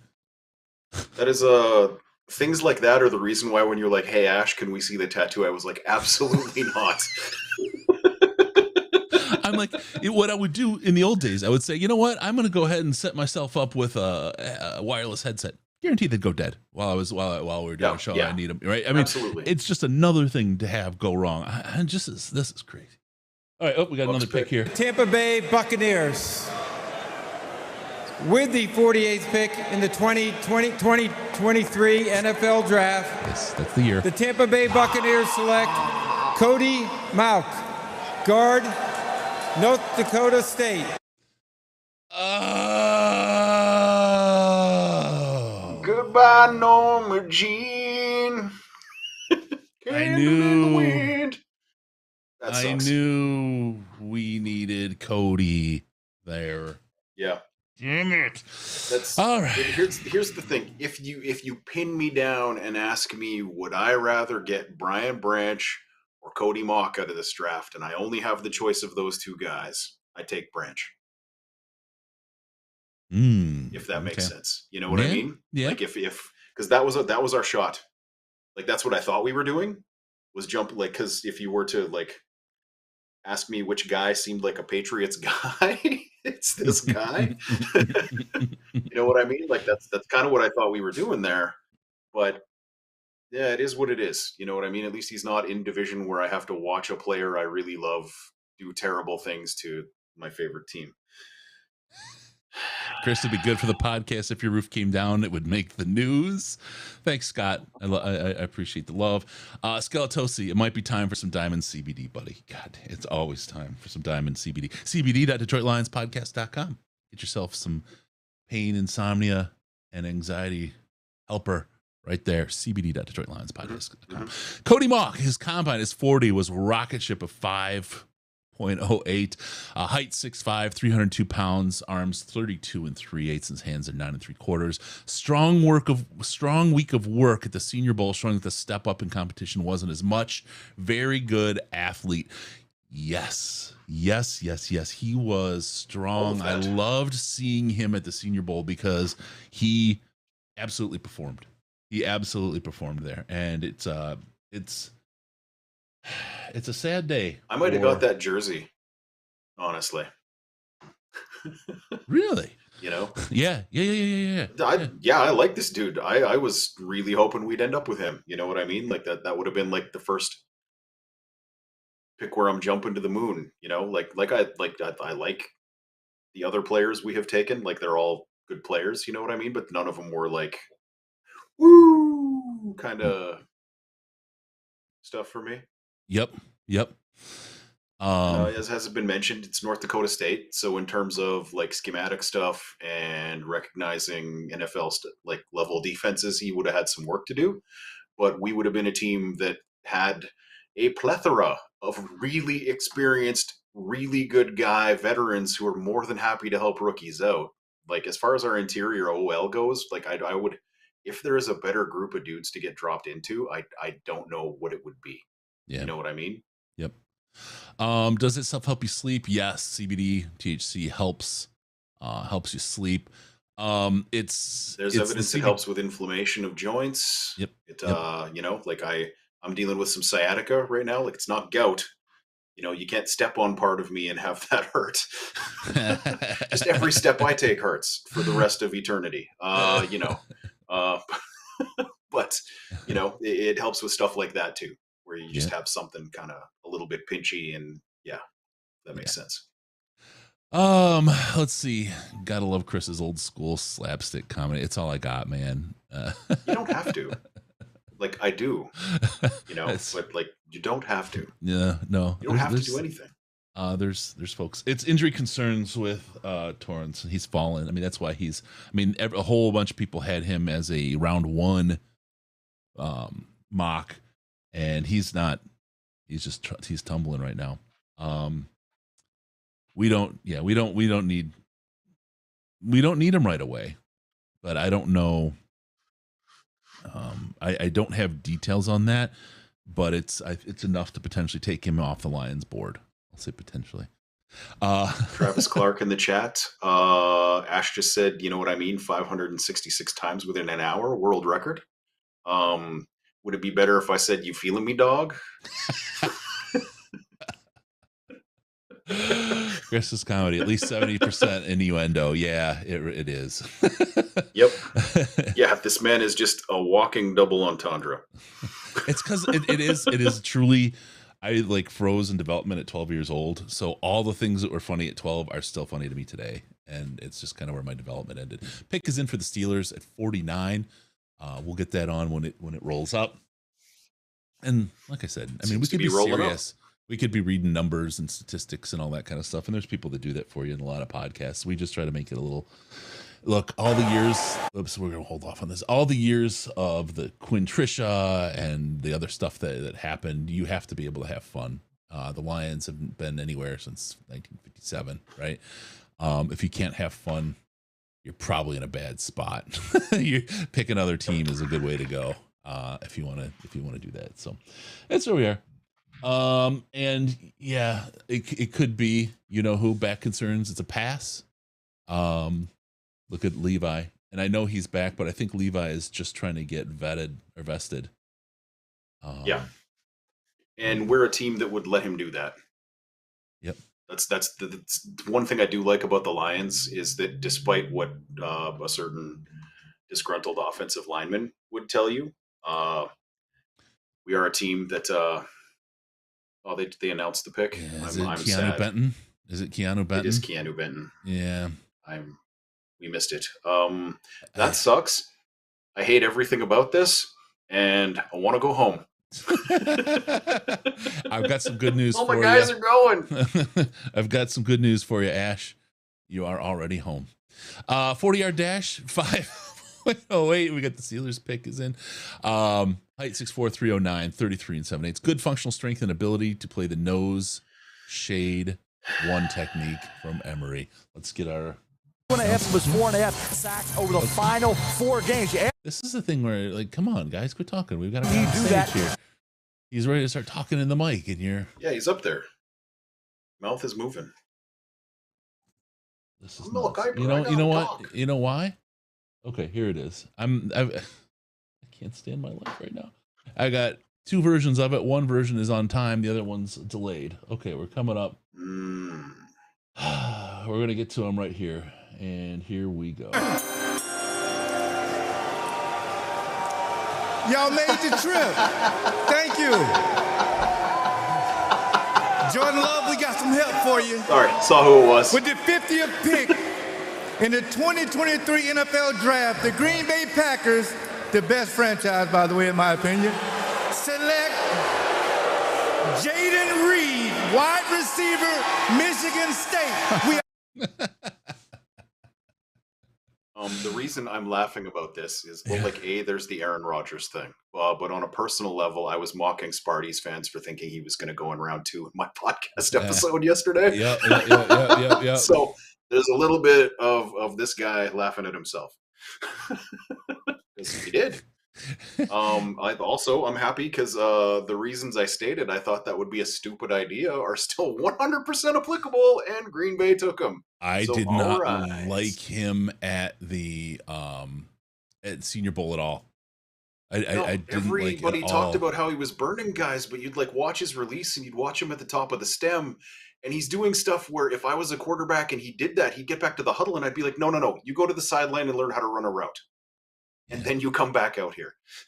Never would have flied with Aaron Rodgers, man. And on all my day 3 research was for nothing. Or was not for nothing. There you go. Yes, FTP for sure. Can I get FTP in the chat, folks? Can we get some FTPs rolling just for the reality? Because we need to have a taste of reality. All right, Dolphins pick is in. I'm about to roll up on that. No pre-laughing here. Really quick, I want to give a shout out to the legend, Steve Gleason, Mr. No White Flags himself. 10 years ago, day 2, Steve announced my pick in the 3rd round of the 2013 NFL Draft. And I just want to let him know I'm forever grateful and I appreciate him. Me and my family will never forget that moment. With that being said, with the 51st pick in the 2023 NFL Draft, my Miami Dolphins select Cam Smith, defensive back, South Carolina. Fans up. There you go. Boy, we got the FTPs rolling. I like that guy. Oh, Kevin, thank you, sir. I'm going to try to restart this. I've got the stream there that's caught up just on time. The one that I'm using for the broadcast, of course, is 30 seconds behind. So hopefully, and they're both wired connection to the same router, to the same fiber connection, to the same internet, to the same damn server. Why am I? Everybody knows computers don't make sense. No. Why am I? Why do I try? I could just be sitting here enjoying the draft. This is going super rapid fire. On my screen, we got the Seahawks guy already up there. Yep. I'm trying to bring it up. Trying.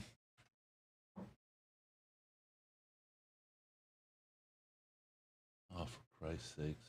Well, we got in the chat. Who said it? Somebody said it. Paul D, I feel like every player I want is getting sniped. That's what happens in the early draft. You know what I mean? All of the players everybody knows go right now. Just is what it is. All right, I've seen this next pick, and I have a pro comp for it. Let me tell you what. Let me bring it up, and you do your pro comp. I'll get it on the screen here, and here we go. Boom. Zach Charbonnet to the Seattle Seahawks. Yep. Eddie George. Real tall, real upright runner. Not afraid to hit some people. You know what I mean? It's if you're playing the Ash Thompson drinking game, that's a shot of some kind. You feeling me, dog? But yeah, basically, like really good. I can't do it. Cannot manage a straight face. Least surprising pick of the draft. That this guy would go to the Seahawks. They just lost Rashad Penny. This is another guy who runs reasonably well and is probably going to get hurt a lot. If that makes sense. That's my take on him. This is a player who will get injured a great deal, but he runs really fast, so he'll get injured quickly at a high velocity. Bears pick is in. Okay. And just said, "You feeling me, dog? Great line on a first date." And my response to that would be, "If you got to ask, I feel real bad for you." No. If you're talking to the dog and that's what you're saying, you gotta. Yeah. If you're wondering if I'm gonna have to restart this thing. Maybe I'll have to change it to "You feeling me, fam." Oh, there you go. There you go. Let me just check something real quick. At least they're probably not going to go to commercial right before our pick is announced because they're going right now. All right, hold up one sec. No, okay, that doesn't go. Okay. I can do this. Okay, let's see. The Bears pick is in, right? Yep. Okay. Yeah, and NFL Network's gone to commercial. I don't know about ESPN. ESPN's on a commercial as well. I just don't know how far it behind. Says basically one that the other Bears is. pick is going to be live. Let's see.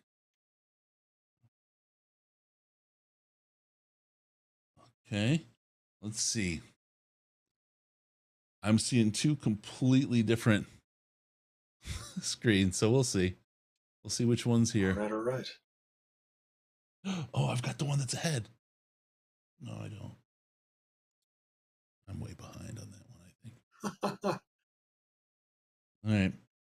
Yeah. Corey Johnson. I still can't stop saying Skransky, like I'm living in an SNL skit. Let's see. Some Polish sausage. Some sausage.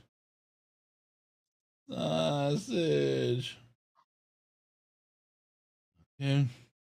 For the record, I'd pick the 50 mini Ditkas. The mini Ditkas. If we're going to be talking, making super old SNLs that half of our audience probably wasn't even alive when they were made.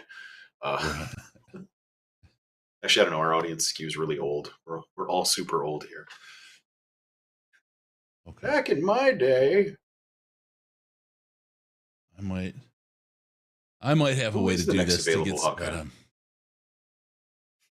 next available Hawkeye Skransky. Iowa Hawkeyes. I actually have no idea what the regional accent of Iowa sounds like. Like it's such a internationally irrelevant area that, like, you know, there's a bunch of spots in the U.S. where, like, I know where somebody's from when they talk. You know what I mean? Yep, no yep, idea. Yep. Slipknot. That's the only thing I know about Iowa. Apparently, they didn't like it much. All right, let's try this. I might have a way to fix this here. All right. No, apparently we do have some 20-year-olds in the chat. Wow. Thanks for showing up. All right. Alrighty, ready. Alrighty, ready. Alrighty, ready. Let's see.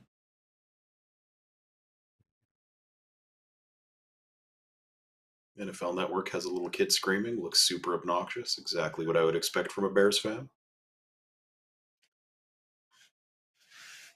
We got this. I'm working back up here, but we will get that before I can do backup while I've got the normal one going here. Just do a quick look. No, that's not doing what it's supposed to. We'll get it. Question in the chat. Wouldn't we get a compensatory pick if Swift walks next year? Only if he signs a big contract. And that's not happening if he's here. Yes. Like, zero. Like, we need 2 injuries for him to come anywhere near a compensatory draft pick price level. Yes. And even then, they might play Craig Reynolds. Okay, we're coming up. We will get this. However we get this. Okay. And here comes the Bears pick. Pick is in. It's already announced. It's already the commercial and You one. don't have sound? Okay. I hate this. I hate this a lot. Y'all ready for this? All right. With the 53rd pick of the 2023 draft, Chicago Bears select Javon Dexter Sr., Florida Gators D-type. One of the good players on Florida.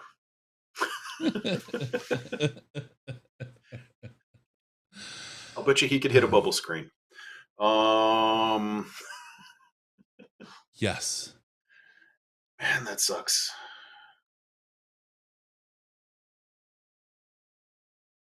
Oh, well, you know, other teams get to get better today too, right? That's kind of how that works. That's the draft is. It is all about people getting better. And the Chargers pick is already in. Yeah, they're flying. Breakneck speed here. Or just we had a 15-minute TV commercial, so the picks all they're actually 5 picks behind now. We're gonna because someone has already mentioned that we traded back. Sorry to spoil that for those of us who are following the NFL Network feed that has said nothing about it. Back, yeah. Lions trade back. KC is now 55. Wonder what we got. Yeah. I've been saying I hope we picked up some round 3 because this gets real boring real fast if we don't have any picks in like 40 on-air picks. All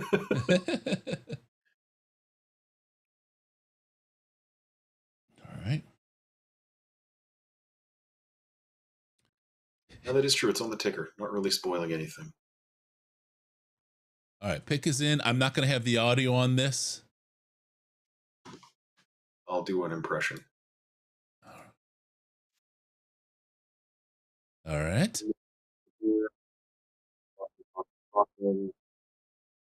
The fans. Blah, blah, blah. With the 54th pick of the 2023 NFL Draft. I've got the Chargers select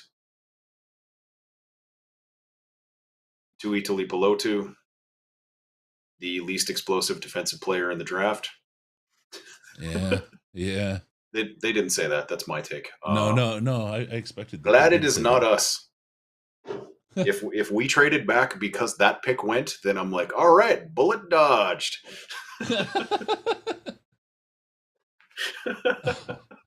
That may, yeah, you know, like. Okay. I think. But I suspect we started talking about trading back when Dexter went. Like that's. I think it was when Cody went. Yeah, Cody went. That cost us. Okay, I think I'm back on the speed again. We got it fixed. Okay. All right, let's see where we're at. Not a luxury pick when the selections stink. Still a bunch of great defensive tackles I love. What did we get? What did we get for this pick? According to the chat, Lions trade pick 55 and 194. The Chiefs trade pick 63, 122, and 249. Wait, we gave up 94? We gave up 55 and 194. Okay. And picked up 63, 122, and 249. So we got, what is that? That's the last pick of round 2. And then a pick in round 4. Got it. Okay. Yeah, 2, 4, and so 6 90, or 7. I don't you know said where that 95, and we got 63. No, we gave up 55 and 194. Right. We got back 63, 122, and 249. Oh, okay. So our last pick is then going to be number 63. Yep. Okay. All right. So last pick of the 3rd round. We got a reason to stick around, folks. Place at the table. But yeah, we went back from here. No, is it all the way to the 102? end of round 3. Yeah. Oh okay, yeah, I guess the compensatories. Yeah. I forgot yeah. about the compensatories. It's the last like real pick. Yeah. Before all the BS collective bargaining agreement stuff kicks in. Collective bargaining. Good trade. There you go. 249. Number 1 Funky Lions fan. 249 is from Moody. LOL. So any jerseys you would think of right now, Riz, from what we have? Huna? Any Call me jerseys Riz that you again. would pick Okay. up? I'm having a good night. In terms of jerseys like that I would buy? Yeah. Probably Campbell. There you go. Like if I was gonna, that's the one I'd probably be rocking of our guys that we picked up. Seems like a guy who kind of fits my vibe reasonably well. Yeah, my wife is all in on Campbell as well. She's a fan of the tight end position and linebacker position, so it's a mold for her. Who's not a fan of tight ends, Chris? Hey, I see what you did there. Now we're going to sing the Friday morning fart songs here on Wild FM. The morning zoo here at Wild FM. Yep. 249 equals Stetson Bennett. Please, no. Why do you want to draft somebody who is not good at football and also can't manage to stay sober for like 3 months to the point of getting arrested? Like, you're a famous person getting arrested for being intoxicated. That, I hear, is hard to do in the United States of America. Like, you have to be actually, like, incredibly intoxicated for anybody to care if you're even remotely famous. And he still managed to do it while skipping the Senior Bowl after he said he would go. But that's the thing. I am far out on Stetson Bennett that it's just, I have a visceral hatred of that concept. So it's going to happen. And so much discrimination against alcoholics, the bigotry is unreal. Well, here's the thing. Are you in the middle of a 3-month-long job interview where you've said, I'm not going to show up for this thing because I have to work super hard and nail down and yada, yada, yada, get ready for everything else we have to do, and then you just go out and get absolutely hammered? No, you're not. So you do you, friend. Our samurai sword salesman, Hattori Hanzo. At least Chris can hang with Cody on Wayne's boat. You know what? That is the one kind of second prize piece for me, because I do get to hang out with Wayne, and Cody's here local, so I'll get to see that beauty, that winning smile. This is in. I wonder who they came up to get. Yeah, this will be interesting. Who should we have gotten? looking at the list, I'm gonna guess it's Jalen Hyatt. Okay. Get themselves that speedy receiver they traded away last year. You know what I mean? Like, I don't know anything. I haven't seen any spoilers, but just like if I was them and I was looking at what's left on the board and I was going up to get a guy, that seems like a reasonable fit to me. I got to get some new shirts, man. Cam, thank you. This is my first time seeing Chris on video. I thought he was black. I've actually heard that before. I have gotten that before, and I love it. I absolutely love it. Oh, man. Bobby Lane, he was a party animal. Yeah. All right, so I think we're rolling up to get to the pick here. Chiefs. I think guys Torrance? on stage. Maybe they want Dual Torrance. dudes. Yeah, they're still. Okay, here we go. This is going to have the talky talks. Come on, Ed and Brad, Can you believe buddy. this? Buddy. First of all, the Buddy family would like to thank the family of the National Football League that's represented here, and also the Hunt family that has allowed my dad and I's dreams to come true. And now the beat goes on for the next generation. The Detroit Lions have traded the 55th pick to the Kansas City Chiefs. With that pick in the 2002-03 draft, the Kansas City Chiefs select Rashee Rice, wide receiver, SMU. Rashee Rice from That thing I said? Just a different version of that thing I said. Let's get Rashee up. Not a fast guy, I guess. No, 4.5 40. Yep. 4.51, 6'1", 204. 32 and 3/4 inch arms, 9.5 inch hands. Uses his long arms to his advantage as he's able to play and win above the rim on a consistent basis. Thank you, Emery Hunt. 4.5, Not man. a great separator. It's kind Taylor of my could cover him. Yeah. That's like, this is, I don't mean this in the bad way. I kind of mean it in the good way. Like, this is a guy whose play style is a lot like Kenny Golladay, in that, like, he doesn't create a lot of, I'll be nice, I'll say Marvin Jones, because those are basically two versions of guys who sort of had the same game, and that was a huge part of the problem with our offense during that era, is that we had a whole lot of that. Yeah. And that's only going to get you so far. But I mean, at 6'1", 204. So Jones is a lot better comp than Golladay, I guess. Yeah. Yeah. All right. We could do some cow tip, man. Coming up at our pick. And I got a bunch of people telling me I'm wrong, and it's Marvin Jones who's a better comp. Chat's a little delayed off what we're saying, so. Got it. Yeah. Well, that's the reason. I'll tell you, just for folks that don't know, we could be doing 4K right now, but we don't because the chat is delayed for over a minute. Jaguars has traded the 56th pick to Chicago Bears. Bears traded With up. the I'm not going to like 56th this. pick in 2023 draft, Chicago Bears select Tyreek Stevenson, DB, University of Miami. All right. Tyreek Stevenson from Miami, DB. Two things. One, hey, it's not somebody protect Justin Fields. I'm down with that. 4.45 40. Not bad for a cornerback. 6 foot, 198, 32 and 3/8 arms, 9 5/8 hands. He's got active hands at the catch point. We'll always give him a chance to win the rep. Pure man-to-man guy that can be trusted solo. Memory again. 9 pass breakups and 2 interceptions. Matches the guy in the Lions took a couple spots earlier. Do not like would be the way that I would describe this. This is a outside man corner. Yeah. You know? Yeah. Like, he's not a burner, but he's fast enough that everybody but JMO he's fine with. You know what I mean? Like, you have to have that kind of speed for it to be problematic for him, basically. Yep.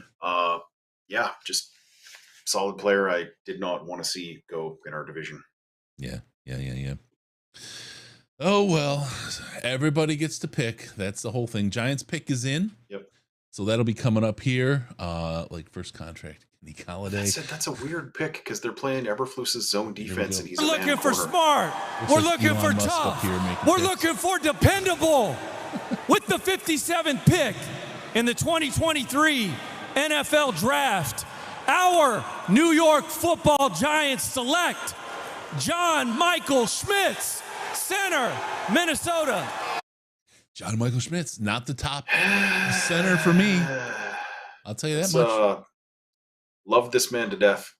This was the subject of my crying video. Really? Oh yeah. Oh yeah. Oh yeah. Oh yeah. He just responded to coaching really well in the highlights that they provided from the Senior Bowl that I proceeded to then make fun of like a complete a-hole. But yeah, like really good player. Yeah, that is what I do. It's what I am. Deal. Yeah. So we got a center. I mean, he's got an abysmal 40. I don't know how he's going to help a team. 5'3" as a center. You need at least 4.6 speed out of your center. 6'3.5", 301 pounds, 32.58 arms, 9.5 hands. Emery says he knows how to anchor well and does a solid job of redirecting the defender. Read and recognition skills are A+. Like if Frank Ragnow wasn't a super athlete. His name is, you know what I mean, too, Trevor. It's good.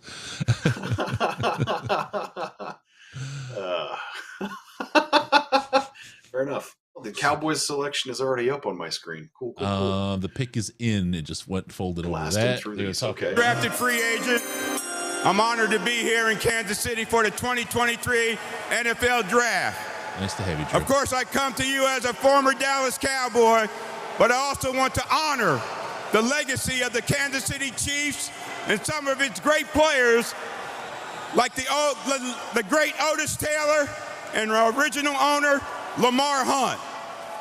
But I'm here to represent the 5-time world champion Dallas Cowboys and its Hall of Fame owner, Jerry Jones, Gene Jones and the Jones family, head coach Mike McCarthy, and Cowboy Nation.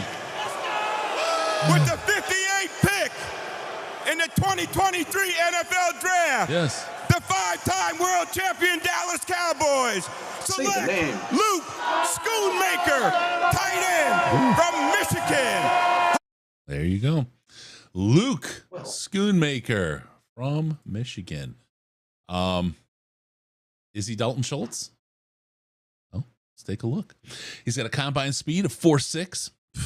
More like center type of 40 speed. Height 6'5". He's 251 pounds, 32.78 arms, 9-inch hands, which are a little small, I think, for a guy catching a ball. As a blocker, he's able to quickly get a good angle and shoot his hands right at the breastplate of the defender. Good hands, Emery Hunt. All right. All right. Oh, we got the last pick round 2, not round 3. I'm apparently having a CBD moment. Early onset something, yeah. You know what helps with early onset something is cbd.detroitlionspodcast.com. Head on over, they've got gummies, they got Delta 8, they got Delta 9, and they got straight CBD that doesn't get you that little sense of happiness. It does make you happy, it just doesn't make you high. But they have all three of those: pain, anxiety, and insomnia. All really good helpers for that. Much better than melatonin for the insomnia piece, I'll tell you that. So enjoy cbd.detroitlionspodcast. cbd.detroitlionspodcast.com. It's good stuff for you. These Michigan players all getting hooked up over there. Hooker, AA, Hyatt Tillman, DJ Turner at 63. What are you thinking?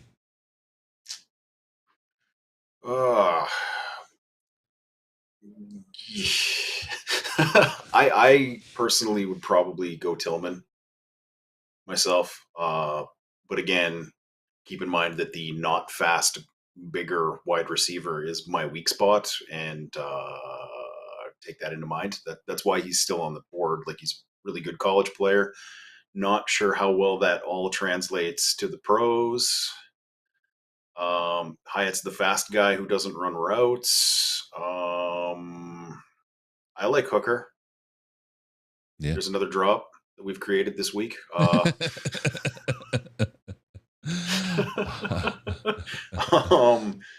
Just in that, he's a quarterback who can hit open receivers, and we have an offensive coordinator who creates those. So Kuiper could seems do a like a good first match round. to me. Kuiper could do a first round mock tomorrow and still be completely wrong. How far will Torrance drop? This guy took 3,000 snaps. It's just crazy. That's crazy. It's crazy. There is something. It's not just a boo-boo, right? This is something that is. It's going to require potential Levi situation. Yep. Not necessarily that same thing, but just like not going to be a day 2 pick kind of thing. Ben Torrance has injury concerns so bad he could be off many teams' boards. He's off of Detroit's. Which is sad because tape-wise, really good player. Mm-hmm. Would have been very happy with that at 34, just off the tape. I would have been happy if they did it at 18. I would have been like, well, it's not what I would have done, but he's a really good player. Kind of like I was doing yesterday with what we did do. Lions coming up here, man. We got Buffalo's pick is in. That'll finish 69. Then we have 60, 61, 62, and then we're in. What are you thinking falls to and is the pick by the Lions at this point, Ashton? Okay, let's see who's available and seems like a Lions-y kind of guy.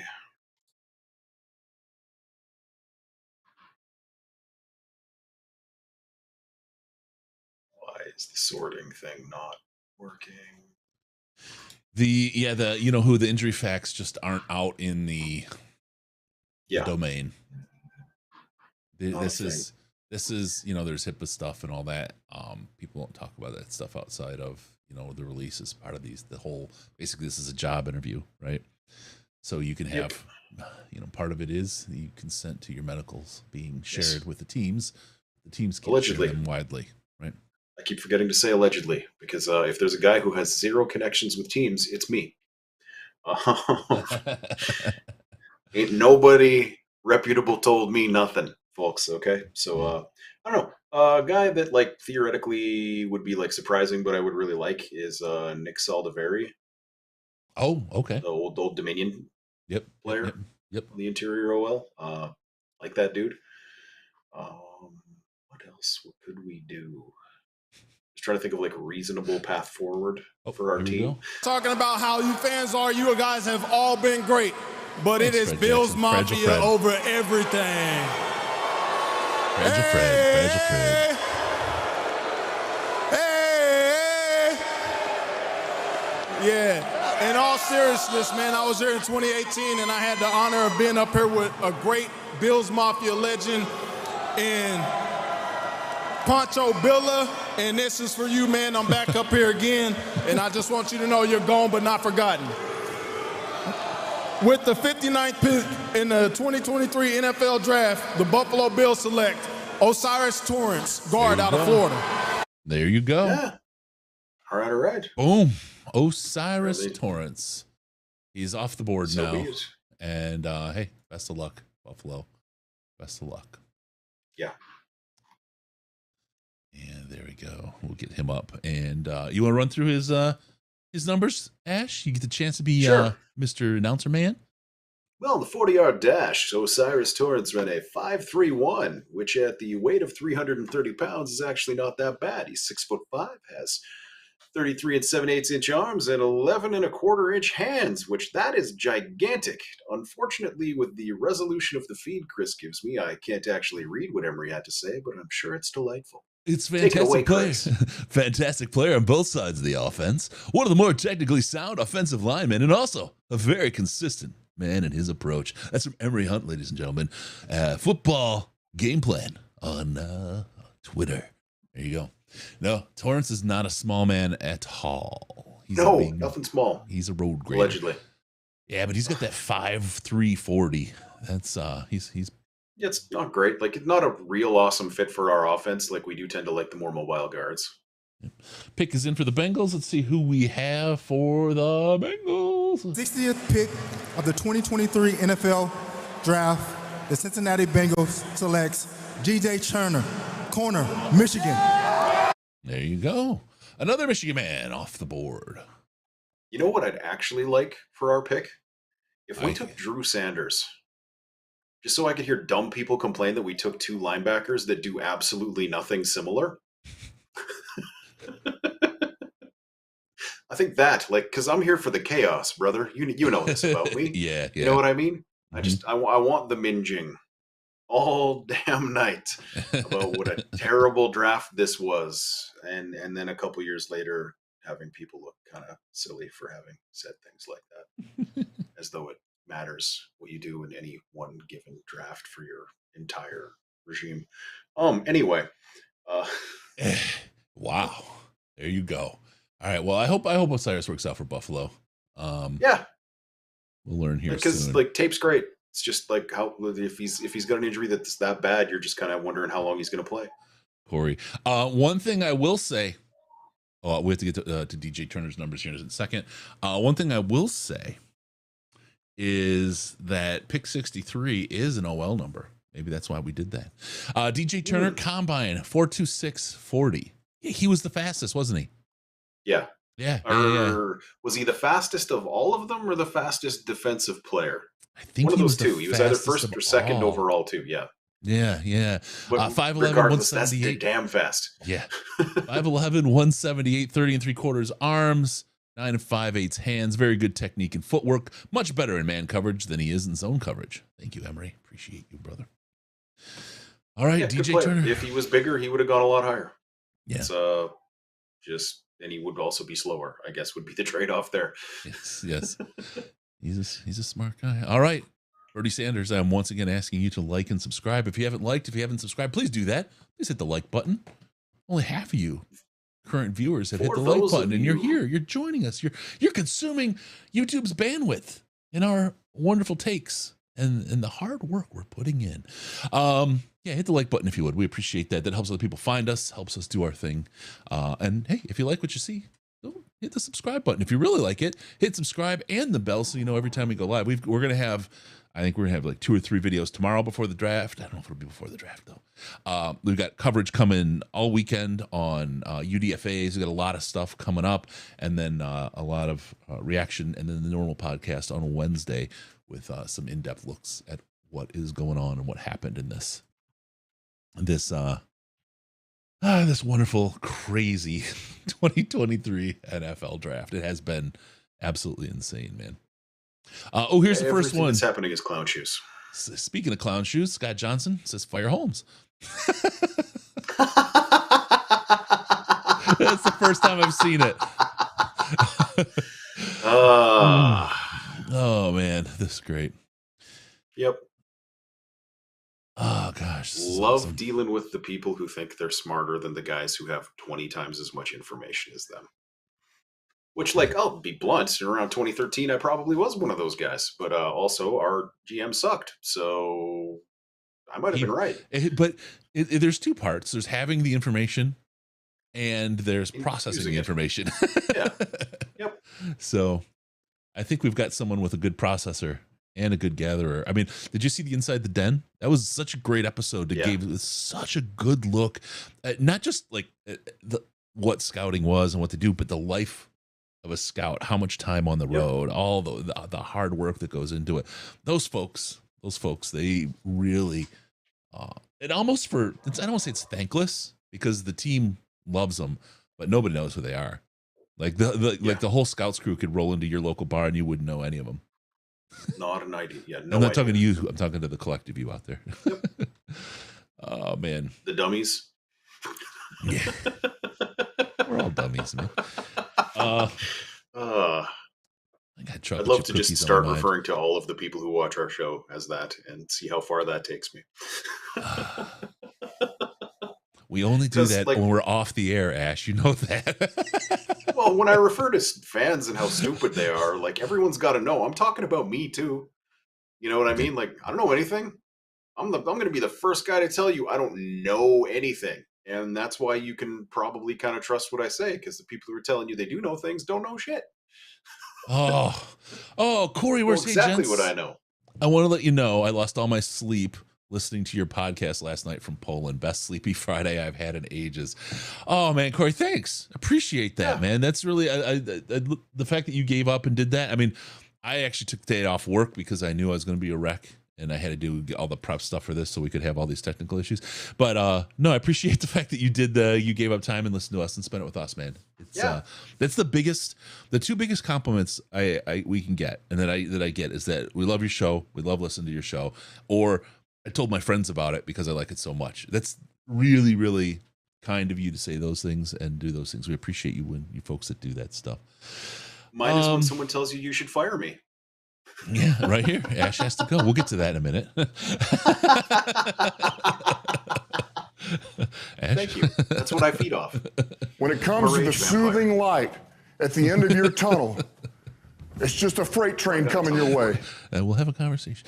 I have to say, Rob Hemming, thank you so much for joining the DLP Winner Circle, being a member of the channel. We got an announcement coming up here. I will tell you, email me at contact@DetroitLionsPodcast.com. You'll get access to the Slack. We got Brenton Strange. I missed the pick. Oh well, sorry. Yeah, so just email me with a picture that you signed up, because that anybody could email me if you didn't send that picture. So Rob Hemming, welcome to the Winner Circle, the DLP crew. We'll get you in that Slack. You'll have some fun. You'll get to see all the dust, the insider info from Riz and myself and a couple other people with connections in the organization, and you get to hear things before they happen. Like Ben Johnson. Everybody was wringing their hands. I kept telling you he's not going. Yep, not going. Listen to you and back home it's for the not a case of blind squirrels years. just finding nuts on occasion. You know what I mean? Like that's when I say something and I'm right, that's exactly what that is. It's like, hey, some guy who doesn't know anything said enough stuff that one of the things he said was right. Yeah. But I'm pretty specific.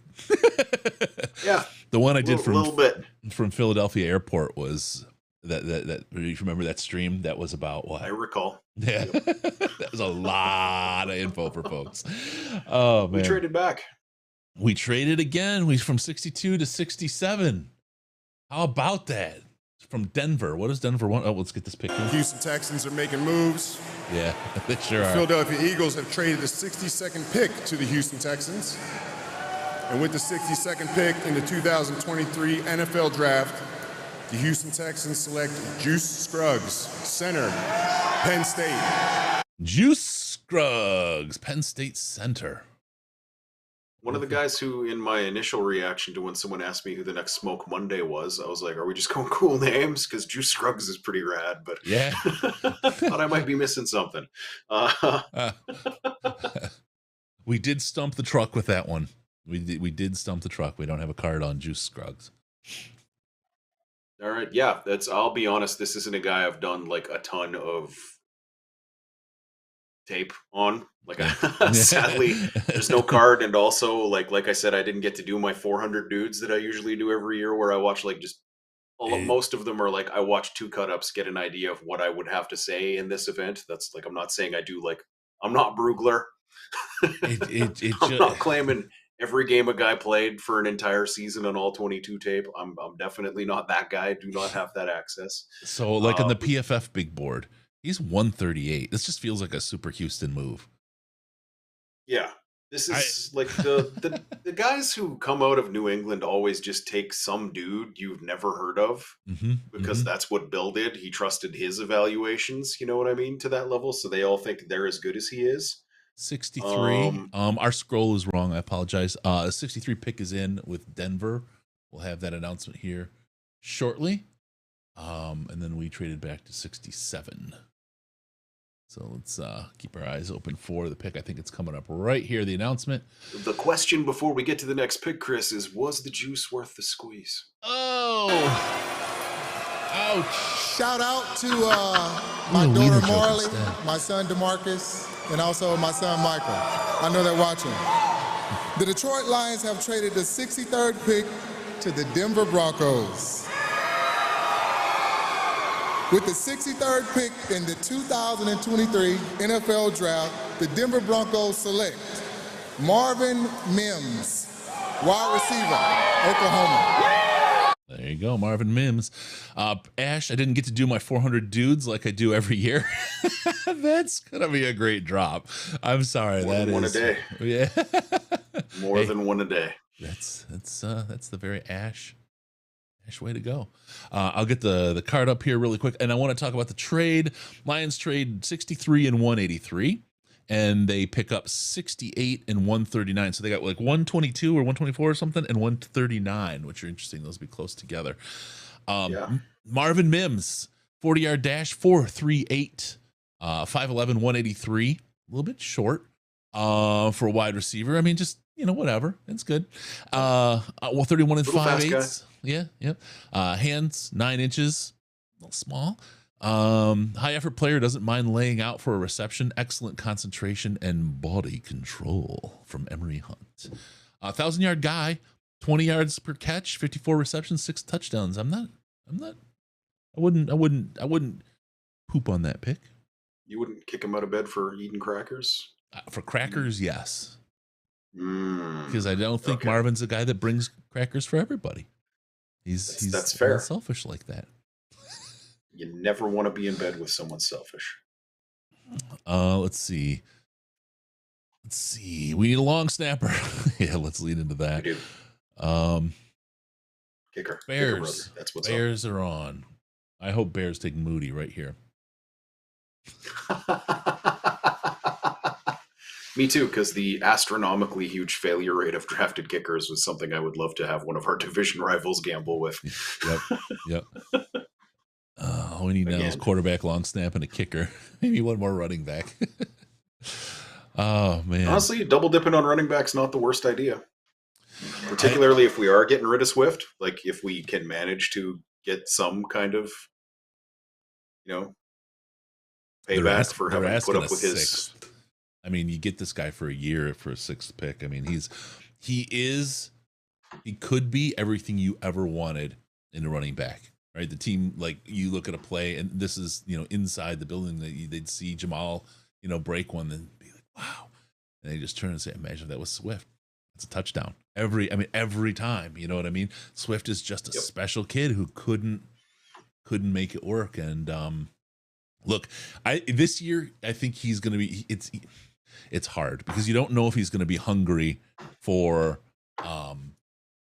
that second contract, because he hasn't really seemed hungry so far for anything. Yeah. So maybe he just takes his money and walks. I mean, he could absolutely lead a happy life with what he's made. I got cookies on my mind. To Scott Johnson's point here, he says RBs are like cowbell. We always need a little more. And Little Sister by Queens of the Stone Age is my favorite song, so I agree with you 100%. Well, one of my favorite songs, I should say. But basically, like, it's kind of funny because people who complained about us taking one high would probably definitely complain if we took one that was taken low. Even the excuse of why you don't take one high is because you need so many of them. Yep. A lot of the time. Cowbell, bell cow, and that's what they don't exist anymore for running back. So we'll see. Nope. Bears pick that is not a thing. And I cannot get cookies off my mind. I'm super longing hungry for some now. warm chocolate chip cookies. I've been longing for something warm. Chocolate. Well, at 400 a year, you've got a big selection, my friend. Mm-hmm. Let's see. Missing. Showing up that should. All right, here we go. We've got the Lions rolling up here. They will be 67. 67. The Lions will be picking. Easy does it brings up a good point in the chat.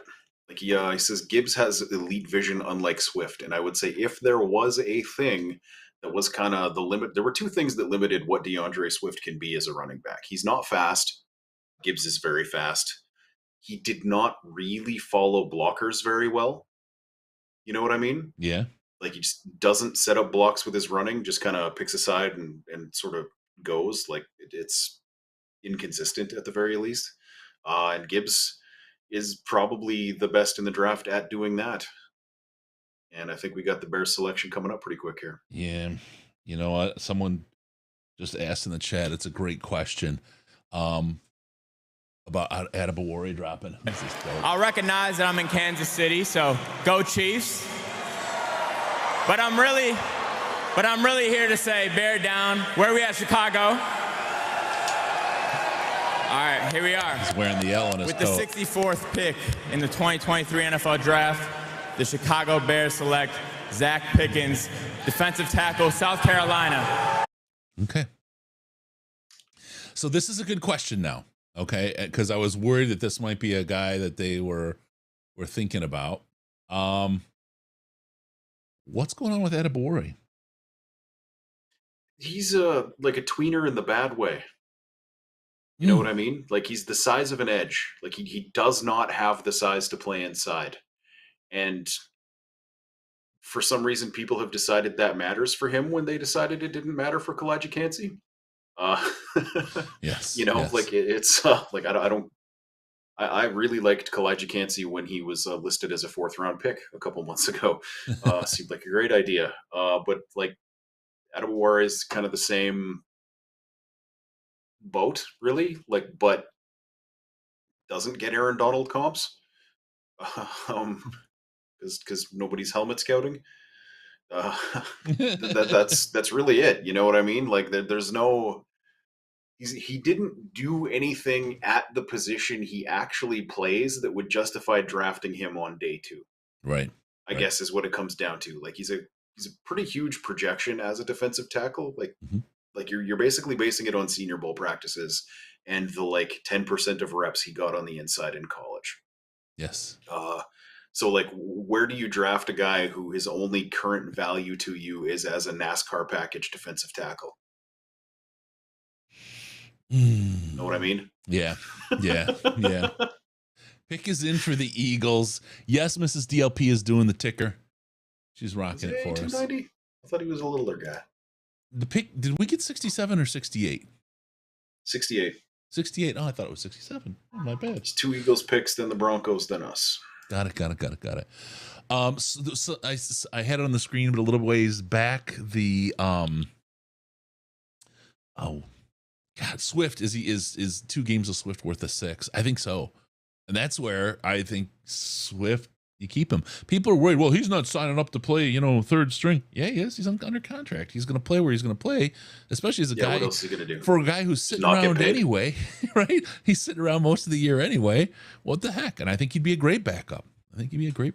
So, that's me. I know called out because people are better. I know a lot of people are uptight with me about the keep Swift, but I just don't think you got to gamble. It's in the 6th round versus a gamble that could be really, really good for a couple games in the NFL that is going to be good for a couple games at least a year. Go ahead. All right, just getting called out. Someone saying AA is 290. His combine weight was 280. So, with that, what you will. You're right. I wondered if Zach Pickens has a brother, but see, that's right in my lane. That is right in my lane, man. Butt and nose, right? Yep. 2 cousins. Let's see what we got. I will check and see.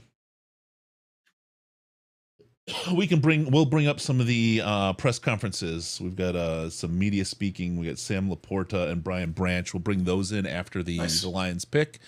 And we'll put those up. Yeah, I'm assuming they're going to want to be done for the day before they start doing that. Though they're already up. They're already up. Oh, they did them. Okay. Yeah. Cool. And that's the thing. When those are live, you can be pretty sure they're not picking. But these guys, it is an absolutely well-oiled machine. I'll just tell you, the Lions communications all that team, can happen social without team. Brad Holmes having any idea. Yeah, he's not a micromanager. That is one thing we definitely know about him. You know what I mean? He just gets good people and lets them do their job, which is the thing that's the only thing you can ask for. Yeah. As an employee, is that somebody hires you to do a thing and then trusts you that you can trust that they did a good job in hiring you. That's the aspect of micromanagers I don't understand. Is like, okay, if you don't think I can do this, why did you pick me to do it?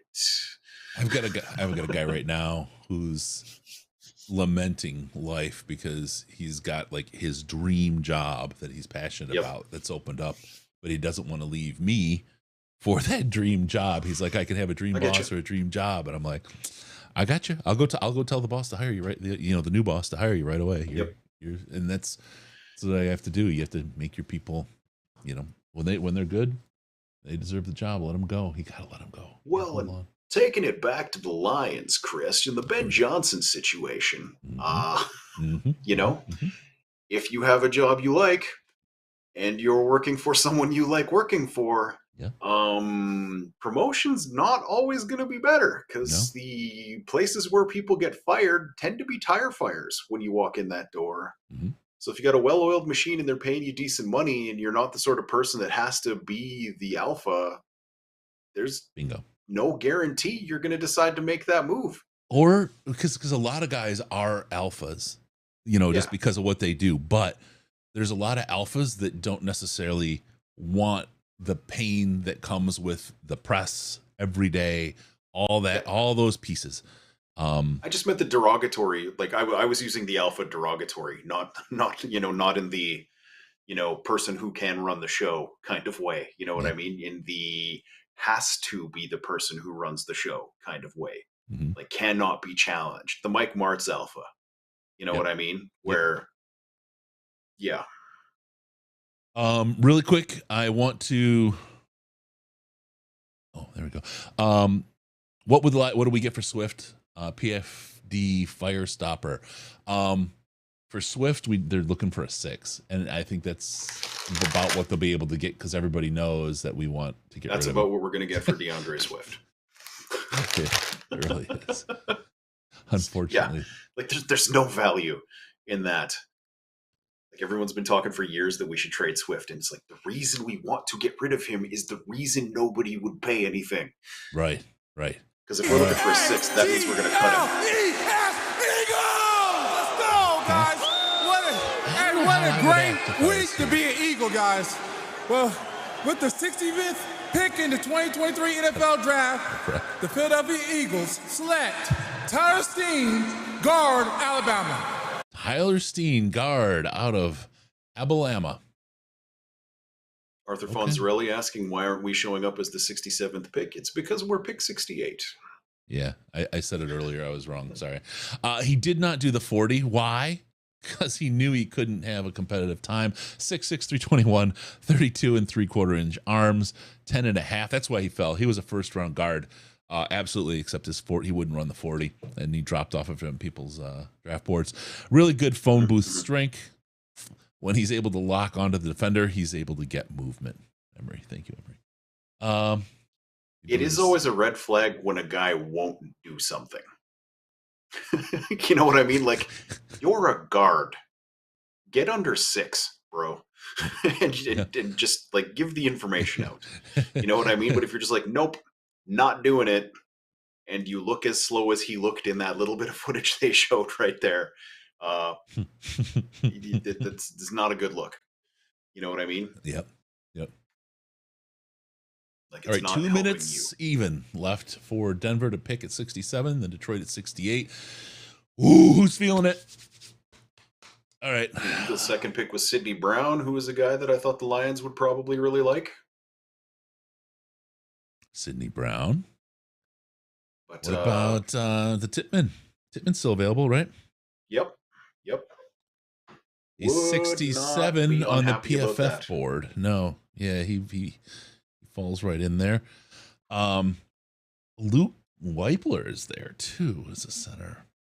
Guys, people are going to say we should pick. Darnell Washington is in a complete lack of surprise in any way, still available. Guy I would actually really like here is Jair Brown, the Penn State safety. Just a wrecking ball, but we kind of like he sort of almost kind of plays the same position as Branch, so I don't think we're going to do that. Like he doesn't play all the positions Branch does, but like the one Branch will eventually probably play for us, where it's kind of the box-ish, nickel-y kind of safety spot.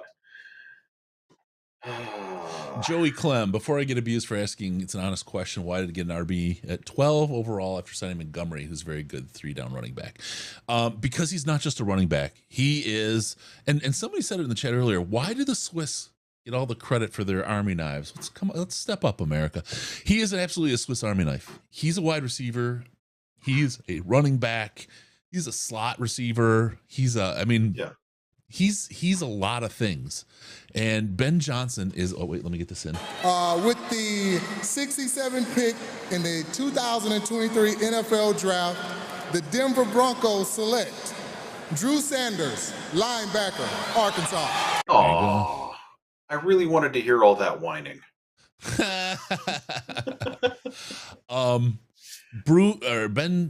Ben Johnson is going to have an absolute field day with Jahmyr Gibbs. Yeah.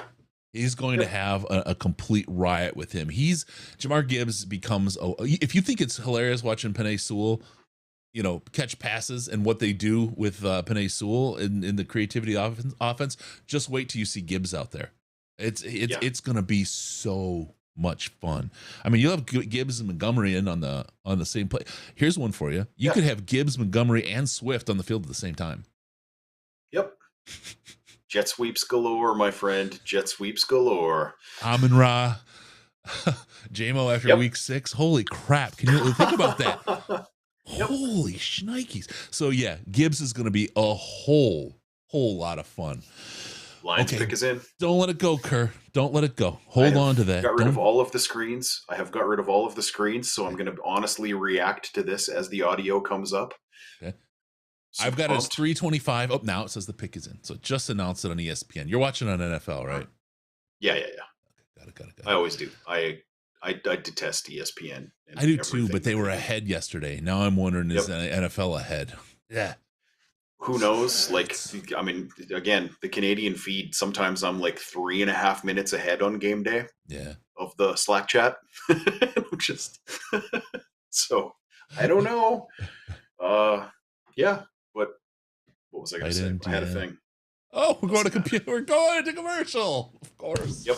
They say we need tight end, defensive end, inside linebacker. We don't need defensive ends. I don't know what they're telling us is that we need these guys for. I don't think we need tight ends either, to be honest with you. No. Not like we took one, guys. Yeah. The draft needs change as the draft goes. Yep. All right. No one give it away. And the he's Debo Gibbs. I got rid of the chat. I scrolled down, so now I'm looking at like other things that I could be watching right now, like 3-hour cyberpunk industrial dark synthwave mix. All right, nobody give it away on YouTube. Nobody give it away. Nobody give it away. People are giving it away because people are turds. But don't give it away. Well, when I say people suck, like I'm not wrong.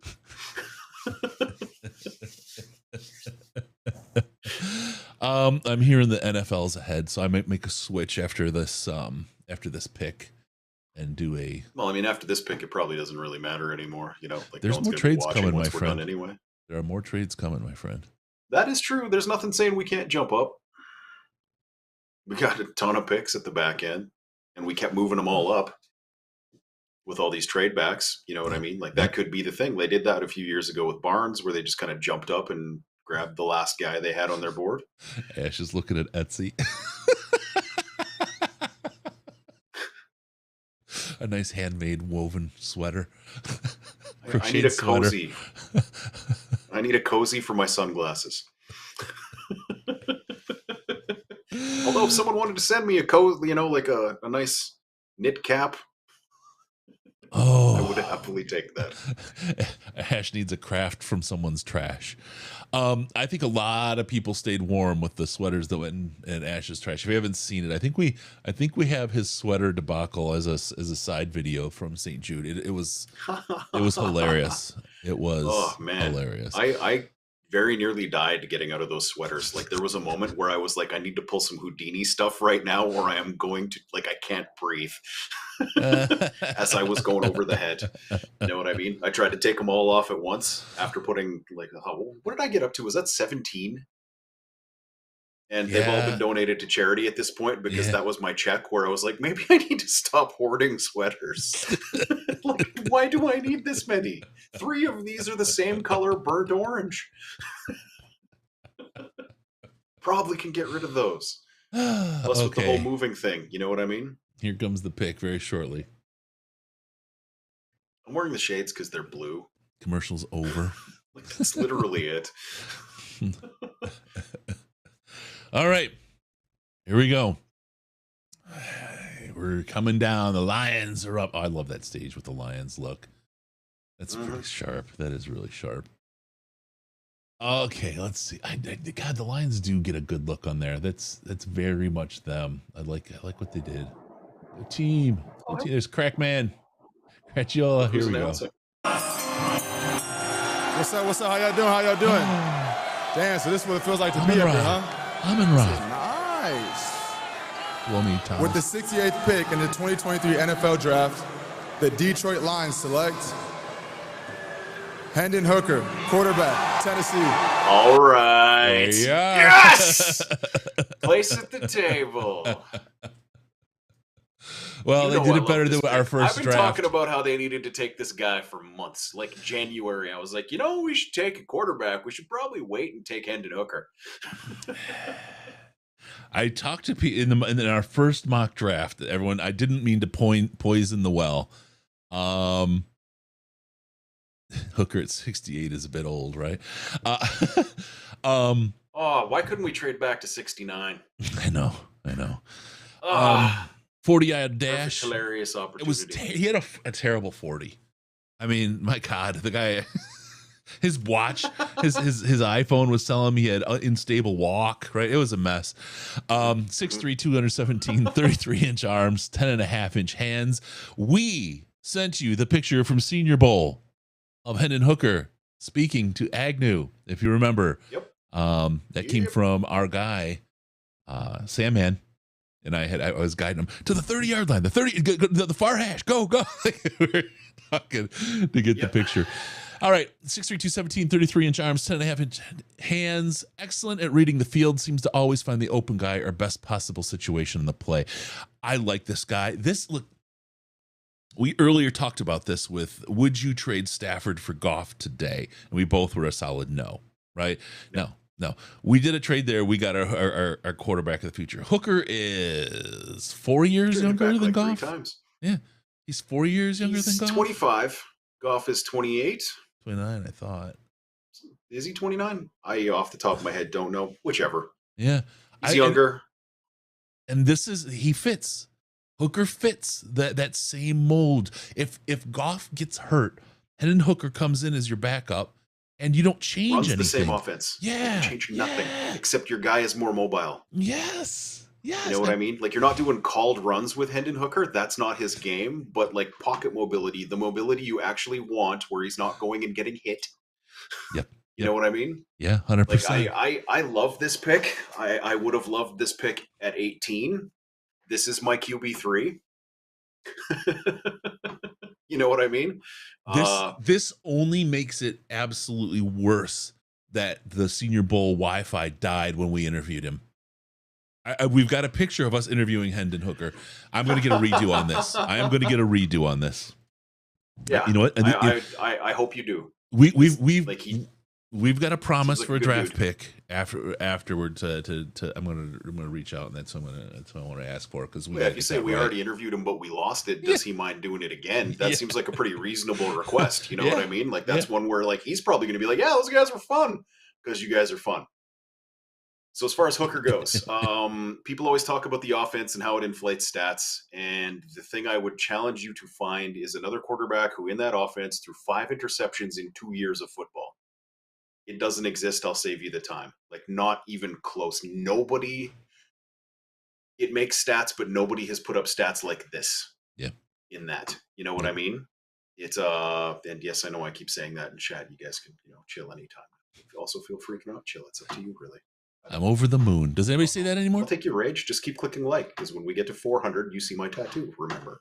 Oh yeah, 400 likes. We see Ash's tattoo. We're at 334 right now, so we could get there if these people would just get off their stupid, lazy asses and click like. There you go. Brad made me $600 for this draft, so it's an A+ for me. There you go, Joel C. How long will it take till he plays? He's supposed to be in training camp, right? He's when I talked to him at Senior Bowl, he was ahead of schedule. And nice. I think, because the typical ACL timeline would put him at like the beginning of August. So if he's a little ahead of that, he'll be there for training camp. Yeah, he was ahead of schedule, and I think it's fine. Now they'll be slow and all that, but they don't have to worry about being so slow because look, he's a backup. He's your second guy. But I mean, by week 4, if Goff gets hurt, I'm feeling pretty good about Hendon being there. You know what I mean? This was the play. This is what we talked about. And this is the reason. And I didn't want to poison the well and convince people to do I'm not gonna do the announcement of the picks here because we're gonna go to some interviews in a minute. But I convinced the guys inadvertently to pick Hendon Hooker in our first mock draft because I knew the Lions were high on him, and he's the guy. He fits perfect. He fits really perfect. 100%. So. This is my favorite pick of this entire draft, bar none. Yeah. I thought this would be a defensive draft so far. Boy, was I wrong. Heck yeah. We were both wrong, brother. They signed all the defensive guys. You know, like in January, it looked like it should be, but then free agency hit and we picked up a bunch of guys at the spots where we needed people. You know what I mean? And like a whole bunch of people never came off that as our need. You know what I mean? They brought back everybody. Yep. You know, we got a safety, which we needed, and we got a linebacker, which we needed. You know? Yes. All right. It is what it is at that I'm going to bring in Brian Branch and the interview with Brian Branch, if you don't mind. And I'm going to super quick dip out for a moment while you do that. Okay, let me get my Ash BRB, and I will do the... Here we go. Hey, everybody. We are here with Brian, and we'll get started. Whoever has the first question.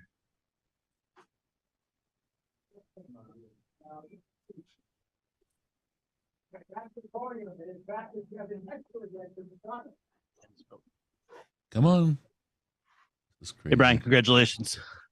Thank you. Looks like you got the full assortment of gear already.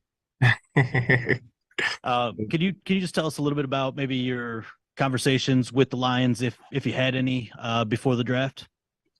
I took a 30 visit with them, and I talked to the DC. I talked to the head coach, Coach Dre Blah, just everybody, and they were just telling me like they really like me and they like what I do. They like what I bring to the table and how versatile I am. And just pretty much talking like how can I improve myself, pretty much, and the things they would want from me, if I came there. CJ Gardner-Johnson's here, kind of plays a similar role that what you did at Alabama. What value can a veteran like that's done at the league at a high level be for you as a young player coming in? He can be a lot. He can add value to me, like you said, being a rookie coming into this league, I can learn from him. He done did this, and he's like one of the greats to do it, and just being able to play along him, that means a lot to me. I take it as a bit of advantage. Just have him next to me and be able to learn from him. Hey, Brian, you congratulations. You stayed at the draft for day 2 to hear your name called. You just explain why that was so important to you, I guess, to walk across the stage. Just like I said, it's a once in a lifetime opportunity. Just to walk on the stage, shake the commissioner's hand, see the fans, and how they react. I'm blessed just to be able to do that.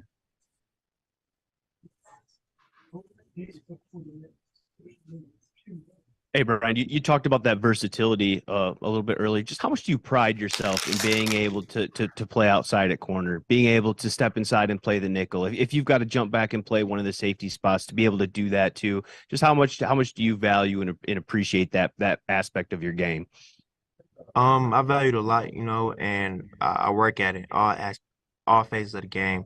I do it just, I'm trying to get on the field, any way I can get on the field, and whether it be corner, safety, nickel, just anywhere they want me, and that helps me a lot.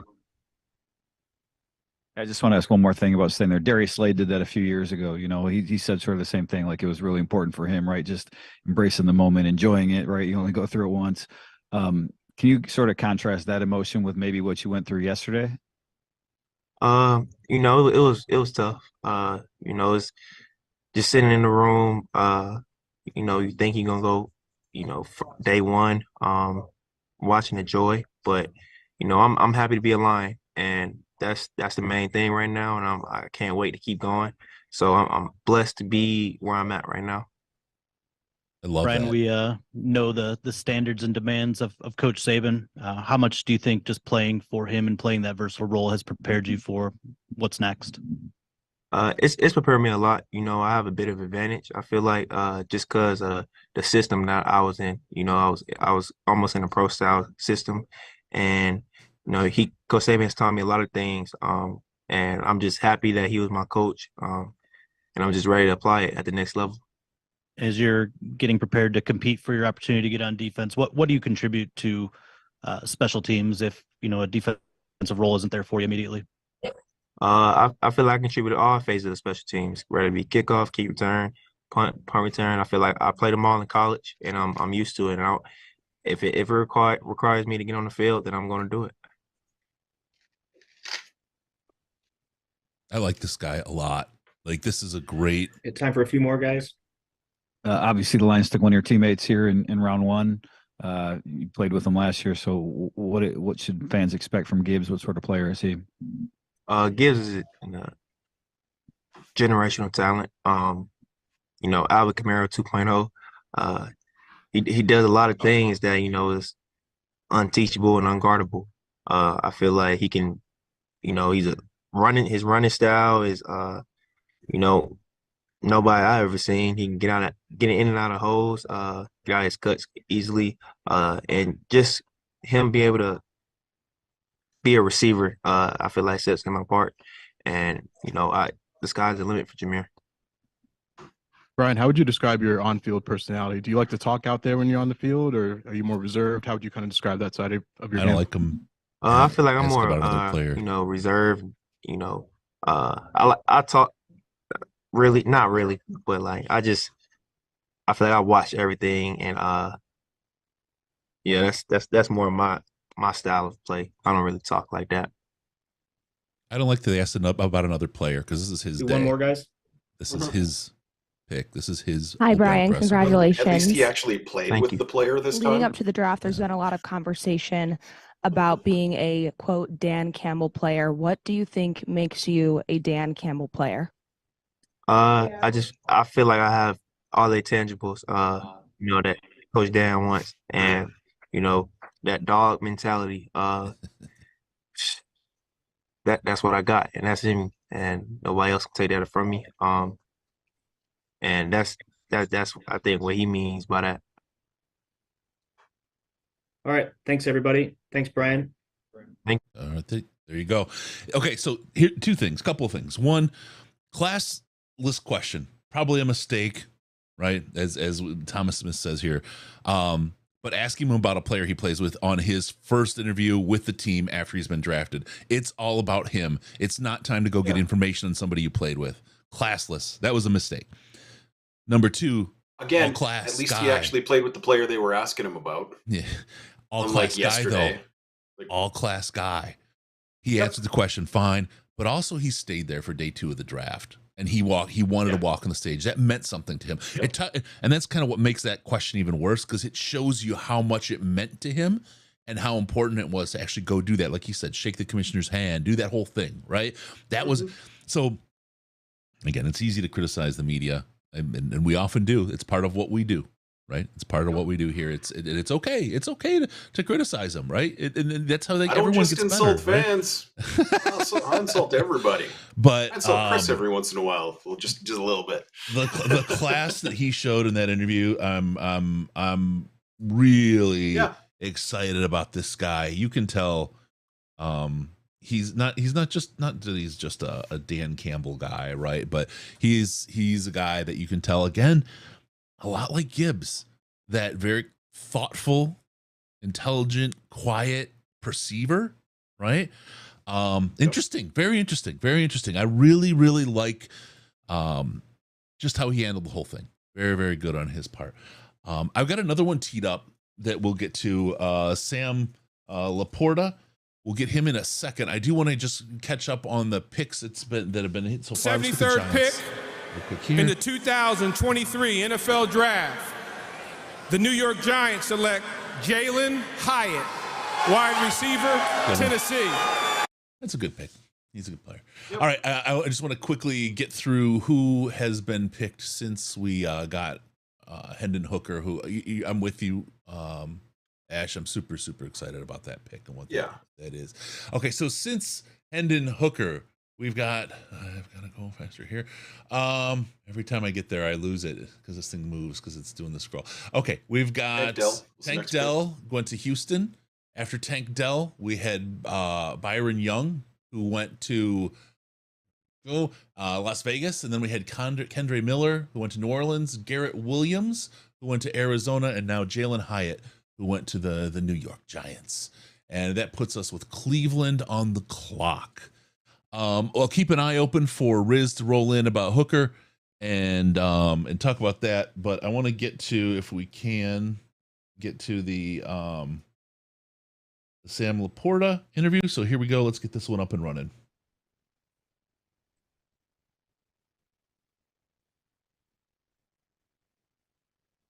And of course, hey Sam, congratulations.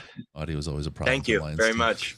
I'm just curious, joining an offense last year that finished 4th in the league, and you look at the tight end position specifically, they traded away TJ Hawkinson early in the year, but still got 12 touchdowns from that position group, which is a franchise record. Ben Johnson's obviously very creative with the way he uses his tight ends. Just how excited are you to join an offense that's that explosive and then gets that much production from that tight end position? Certainly. I'm fired up.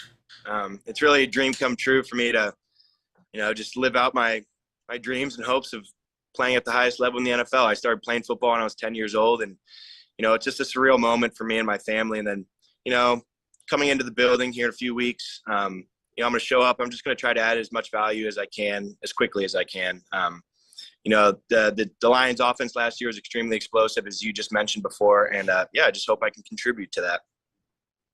Sam, you get to join your former teammate, Jack. How pumped are you to be in the building with another Hawkeye? I'm so excited to be teammates with Jack again. I shot him a congratulations text last night, and I kept getting asked in the combine interview process what teammate I would want to bring with me to my new team, and I kept saying Jack Campbell. I think the kid really speaks for himself. Phenomenal football player, even better human, and I just can't wait to be back in the building with him again. Let's see. I think, talking back to TJ Hawkinson, just the lineage of tight ends at Iowa, he talked about maybe having some of the early mentorship role with you. What did TJ mean to you? And I guess, what does it mean to continue that lineage of Iowa tight ends at the league? Yeah, it's really cool to, sort of be the next guy. I showed up as a freshman, and I was just hoping I could sneak onto the field. And 4 years later, I leave the University of Iowa, and I feel like I'm right up there with the names like TJ Hawkinson and Dallas Clark and Noah Fant. That's something I'm really proud of. I'm looking forward. I'm definitely going to have to lean on the leadership of guys like TJ and also the guys in the building and the tight end room with the Lions. So I look forward to that. Hey, what kind of conversations did you have with the Lions in the process? Did you have any idea this was a possibility? I did. I met with the Lions at the Combine. I had a formal interview with them. It was great. They taught me to play real quick, and I put it right back up for them on the whiteboard. I thought I wrote it up pretty well too. So, I had a great interview process with them, and I'm fired up. Just speak to the uniqueness of the coaching here. Dan Campbell, obviously 10 years in the league. Your position coach, Steve Hayden, 11 years in the league. What value do you think that has for you as a young player coming in? A ton. It's the standards certainly it's set, and I'm walking into the building with, like you said, Coach Campbell, 10 years in the league. The coach knows how to win. And his standards and expectations are going to be really high. And that's something I look forward to. Always chasing those expectations and those standards, never reaching them, and then pushing them higher every year, again and again. Hey, Sam, where are you, by the way? Just see the background. right now, Highland, Illinois. I'm at this little venue in town called the Old Wicks Factory, and I got a bunch of family and friends from, my area and coaches that coached me growing up playing Pee Wee ball, and a whole bunch of people are here supporting me tonight. Couldn't do it without them. How big is the party? Is it downstairs or something? It looks like you're upstairs or in a separate room. Kind of in this separate room. The ceiling's like unfinished, but I'm in this beautiful space right here, and there's about 100 people in the room next to me. Gotcha. And then what I really wanted to ask though was we talked to Kirk Ferentz a little bit earlier today, and he sort of compared you and Jack and some of the intangibles, I guess, that you bring off the field, saying that a smart team would move up and get you or at least want you on the roster. I'm just wondering if you can speak to that a little bit. Just, I think we know the receiving skills, but maybe some of the other things that you think you can add to a team. Certainly. Sorry, that's the party right there. Yeah, I mean, Coach Ferentz, he definitely sets the standard. As I mentioned before with Coach Campbell, coming as a freshman and knowing that the Iowa standard is what it is and you're going to adapt or, you're maybe not going to do so well. So, I feel really great to hear that Coach Ferentz speaks highly of me and Jack both. And, I just really appreciate all those fine words. Want to say thank you for your time. Walk us through your last 2 days, how you've been feeling, what you've been doing, and who you've surrounded yourself with. Surrounded myself with family. They mean the world to me. They support me through thick and thin, whether, I never picked up football in my life or here I am now. The last couple of days I've been at home in my hometown. I watched the draft last night. It's just great. I mean, dream come true for me. Couple more guys. Hey, Sam, just wondering, what were your first impressions of Dan Campbell? I think at the Combine, you mentioned like his firm handshake or something kind of stood out to you. What was that process like, meeting him, talking to him? He's definitely authentic. You love a straight shooter. He's never going to lie to your face. He's always going to tell you how it is. And you can always appreciate that type of person. Can't wait to work with him. I know he's going to set great expectations for me. He played 10 years in the league. I can certainly learn from his journey, his experience, and hopefully take as much from him as possible. All right. Thank you, guys. Thanks, Sam. Congratulations. Thank you so much. Take care. All right. Here we go. Man. We are going to have... Sorry, I'm doing a little bit of production. We will be joined by Jeff Risdon very shortly. Excellent. To discuss what the heck is going on with this Detroit Lions team. Yep. And we'll have a Hendon Hooker interview on as well. Okay. Good. So we're on hold for the Riz. We've got that going. There we go. Scott Johnson. Boy, mouthful of cock. Just at the table like Holmes. You're almost put me. Offense is fire. Offense is fire.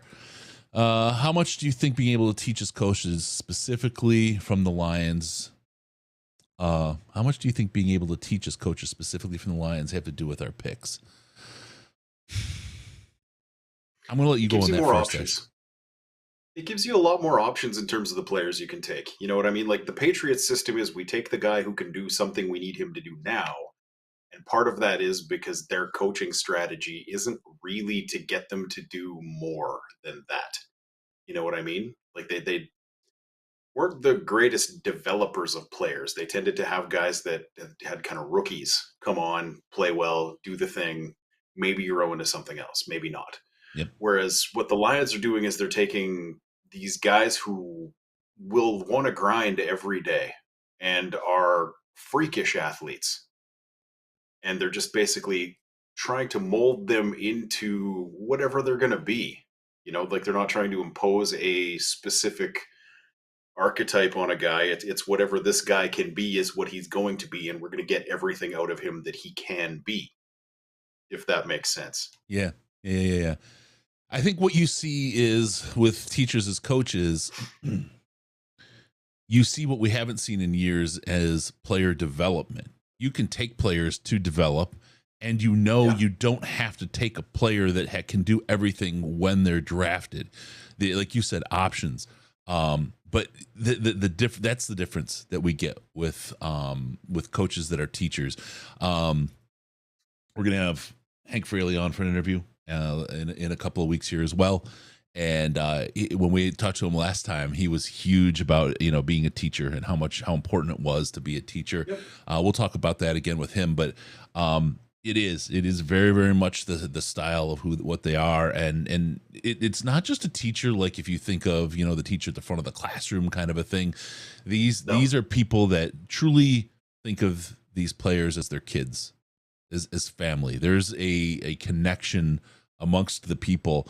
And we saw it. Fraley was a gift from the heavens in a regime that was dog shit. And there's a reason he was retained, because he is an absolute perfect fit for the type of people and what they are building with the coaching staff and even the players right now. So I think hopefully that talks about it. Hank's Tanks, God, Jesse Miller, you are so smart. I have to say, Hank's Tanks, beautiful shirt. Look at that. Just smoke show right there, right? You can get that at DetroitLionsPodcast.com/store. Head on over. All kinds of great shirts available. We have the Hank's Tanks. And then this is one. I love this one. The FTP. The knife through the cheese, Ed Hardy style. Although it doesn't say FTP, it has the word right there, loud and proud for you. I love that shirt. I really, really love that shirt. So get yours now. Available at DetroitLionsPodcast.com/store. And with that, I have to say that we have somebody joining us. You may or may not have heard the name before, but you probably should have. I hit the wrong button. I'm here. I know you are. Give me a second. All right. I'm not a smart man. I just play one on TV.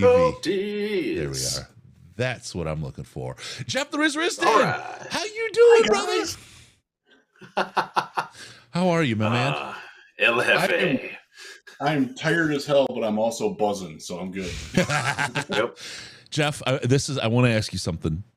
I think this may be the first time, but how about interviewing a guy at Senior Bowl, a guy that the Detroit Lions actually freaking picked? How freaking awesome does that feel? I mean, we got pictures with them, right? And we're going to redo that one. I'm telling you, we will redo that. We will get a fly on that. And before June, we will talk to Hendon on the show, you and I again, for sure.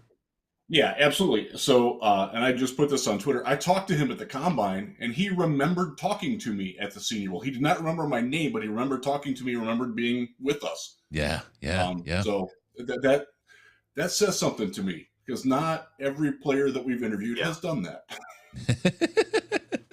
Riz, what are you thinking about today? Today, Brian Branch, what an interview. The presser with the Lions was, I'm just telling you, again, I'm going to have to call a doctor if it's still like this in 4 hours. It was incredible. It was the class that he showed, despite, we talked about some of the questions that he got that were kind of classless, but he, unflappable, smooth, great, and just staying for the second day to walk across the stage and shake the commissioner's hands. It talks a lot about the character and who we got. I love it. I have not seen any of the pressers today. I will get to those probably about 4 a.m. or so. They got other duties calling, but I got a little bit of a lull here, so I thought I'd jump in with you guys. And what's the general vibe? What's everybody feeling so far? Hooker lit the house on fire. Everybody's excited. Yeah. I mean, it's a good day. Yeah. Good. Quick question from the chat. You should be happy, because that's one. I mean, we were debating 3 weeks ago if he was going to go 18. What would you possibly complain about? Yeah, that's exactly what I said. I if they took him at 18, I would have been like, all right, that's my QB3, cool. It would have been a little early for me, but like I said, second day, no problem. Yep. Second round wouldn't have been a problem. If they would have taken him at 34, I would have been fine. So taking him at 18 wouldn't have been my ideal, but neither was Jack Campbell. So here we are. Couple things real quick. FTP took another tight end. They've got a wide receiver and 2 tight ends so far in Green Bay. I mean, Aaron Rodgers has just got to feel the stick in his eye. Also, question from who? How's the gout, Riz? Better day 2? That has been a hot chat topic. I haven't really. That's kind of weird. I haven't had a flare up in some time, so I'm doing well. But I also haven't been drinking any beer. The last beer I had was live with you, Chris. Was that Wednesday? Tuesday? Monday? Yeah. I don't remember. Whenever we were live was the last time I had a beer. Yeah. I will crack one tomorrow night after everything's done. I will sit back and relax and chill a little bit, and then Sunday will be busy, like just getting things tied up and coordinating stuff, and then Monday, after I have a couple of school obligations with my son, I will sleep for probably 48 hours. Ryan Bowman here. I am hosting. I'm co-hosting the Huge Show on Monday too. So if you're in Michigan, you can hear me from 3 to 6 on your local affiliate. That's going to be fun. That'll be fun because Bill. I love Bill. I really do. Like, Huge has been a very good asset for me and for the podcast. He promotes us all the time. He's a friend of the podcast. We're going to have to do something with him at some point, but Let's bring him out to the training camp party. Let's bring him out. I would love to do. He would love to do that too. He and I see things differently, and it's in a non-adversarial way. And it's going to be fun to go through some of the things there, because he was a little, like a lot of Lions fans last night, very frustrated and confused about what the bleep was going on. And let me just go really quick, because this is the key point, and I think this is a great point. Ryan Bowman in the chat says, I love every pick, just never could have imagined the order. And I think that's what scrambled so many eggs. And I think that's, I saw also in the chat, mock draft should be banned. I mean, literally, we kept saying, we have no idea. This is the craziest draft we've seen in years. We don't know. And it's played out that way. It is absolutely played out that way. But the picks, man. These players, man. Yeah. And everyone you see, they are football guys. Like, they talk about it. You want to see a type? Fuck, look at these draft picks. They are all of, different players, a little different personality, different positions, but they all love the game of football, and they all have character. 100%. It's our friend Eric Schlitt loves to do the breakdown of what they're looking for, and we're zeroing in even better now with 3 drafts nearly in the books. They still have 5 picks tomorrow. God willing, they don't trade anymore. Just a little behind the veil. What I have to do when they make a trade, I have to write the trade for DraftWire. I have to write the trade for LionsWire. I have to write the picks for both on both sites, and then do analysis too. Each one of those pieces takes about 5 to 15 minutes, depending on what else is going on in my life. It's been crazy. This is the busiest I've been since the first draft I did as a Wire employee back in 2017. I was working with Big Drew and Jim at 96.1 in Grand Rapids at the time. We did a live show at a bar in Kalamazoo. And while we're there, I was running the Texans Wire and the Browns Wire at the time, and they traded with each other in the top 10 in the initial Deshaun Watson trade. And I had to write both sides of that trade all the way through while I'm drinking and hosting and getting bitched at because you're not on the podcast, right? Come on, let's talk about it, Riz. I did. We were harassing the shit out of it. It was great. That was insanity. So Kalamazoo is like a 45-minute drive for me. So I actually was live on a pod on the entire way home too. That was a nightmare day, man. This is fun because the Lions, like, the more they keep adding on the players, the more you just keep liking their draft. And that's they just keep taking players I love every year. Yeah. You know what I mean? It's just so refreshing. Like I was telling Chris earlier, that the teams that always take all of the players I love are the Packers, the Steelers, and the Ravens. It's nice to have that change so that the team I like is actually taking players I enjoy. Yeah.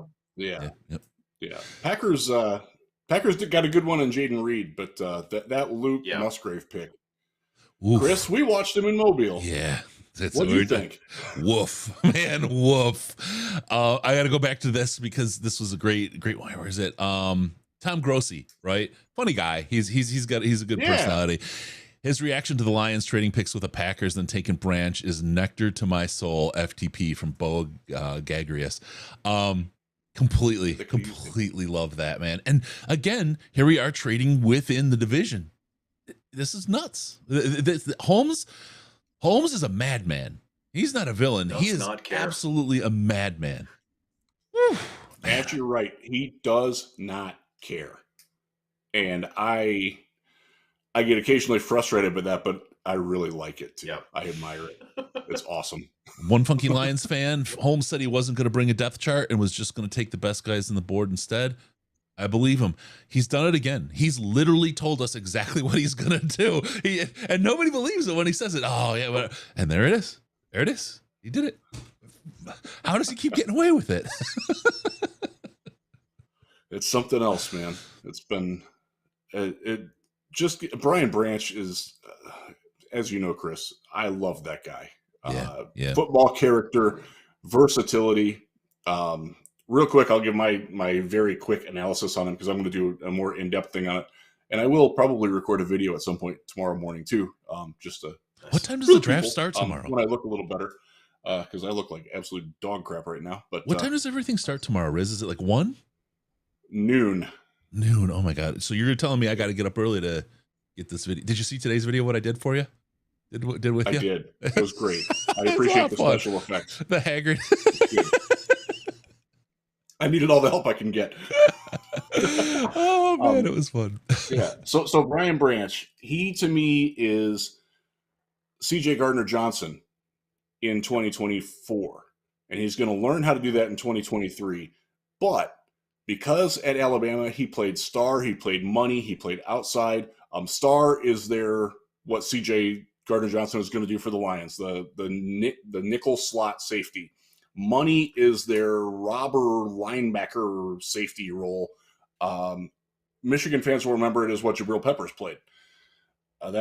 He did very well in that role. He did play some split safety over the top with Jordan Battle. It probably wasn't his best fit. That's why I keep insisting, please don't call him a safety. He is a defensive back. He is what the Lions envision Will Harris being, but he's really good at football. Yep. And that's a role that they need. We got you know what I love, James. Chris? Oh, go ahead, Ash. When he comes on 2 hours later and says the exact same thing I said when the pick was made. Yes, there you go. If you see the video today, he almost hated word for word. I'm just like, yeah, it was an echo. But if you see his video today, Ash, he talks about I hate it when I agree with Ash so much. He does. He said exactly. Well, let's talk about Lucas Van Ness then.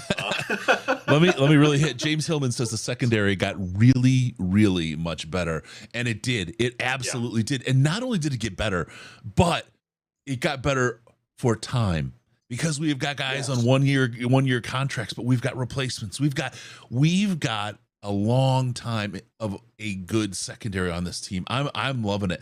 The only thing that I'm not super excited about, and I'm a little bit still concerned with, and Riz, help me out. I didn't see a guard. I didn't see anything to address the offensive line. When Cody Mock went, I shed a tear. Cody Mock went with the Lions pick. Yeah. I knew that would bother you. What are we gonna do? I mean, what's your thinking here? We're all in on Big V, and that's that. He's not gonna get injured. Everything that I heard coming out of Allen Park is that he is gonna. They're gonna give it a go with him. And they got Graham Glasgow as insurance in case that doesn't work.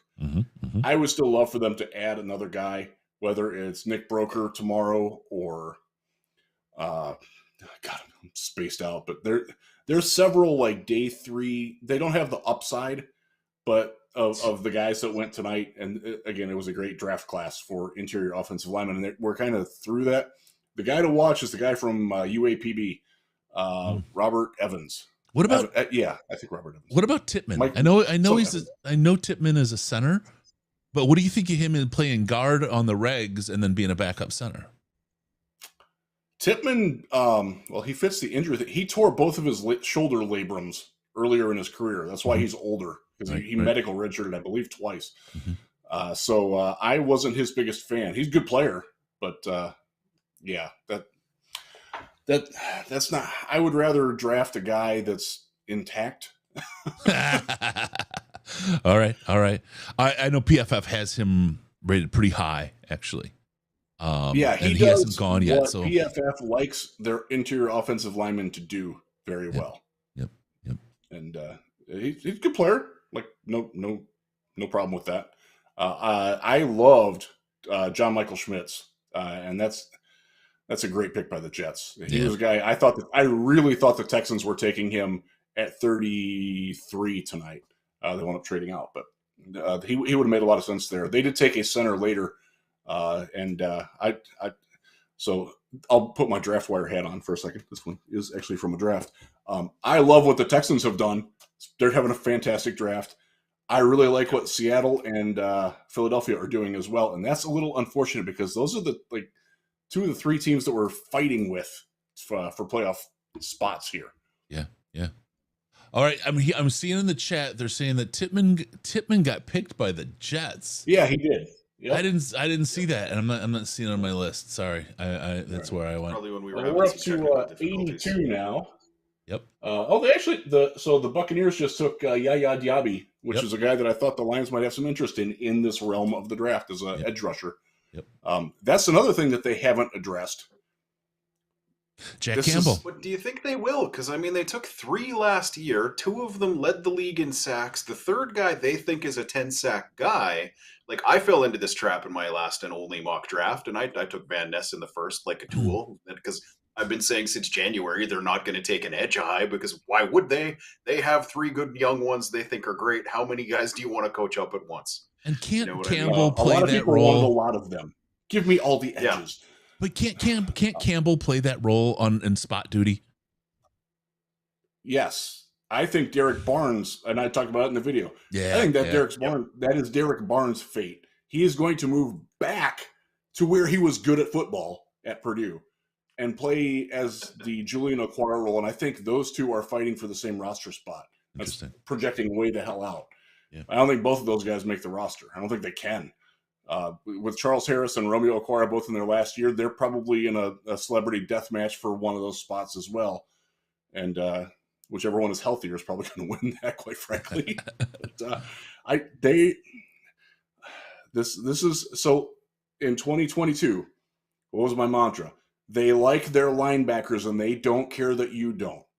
This year, change linebackers to edge. They like their edges and they don't care that you might not.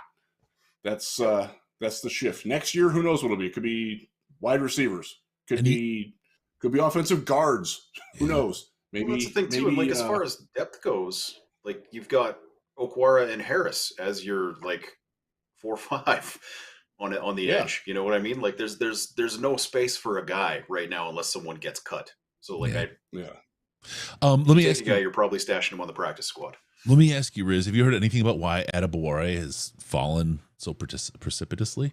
I expected him to go a lot earlier than this, and he's still sitting there. No. His tape isn't great. And, you're projecting a guy who was, for all the crap that we gave Tyree Wilson about being slow off the snap, when Adebawore was slow off the snap, he wound up on his ass.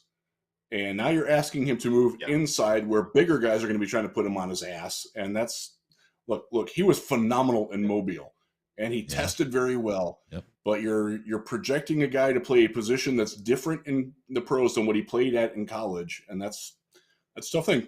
Keon White fell for the same reason. He's also making the same move. Ash, I know you probably had some things to say about Keon White and his reaction at being selected by the Patriots, where he's like,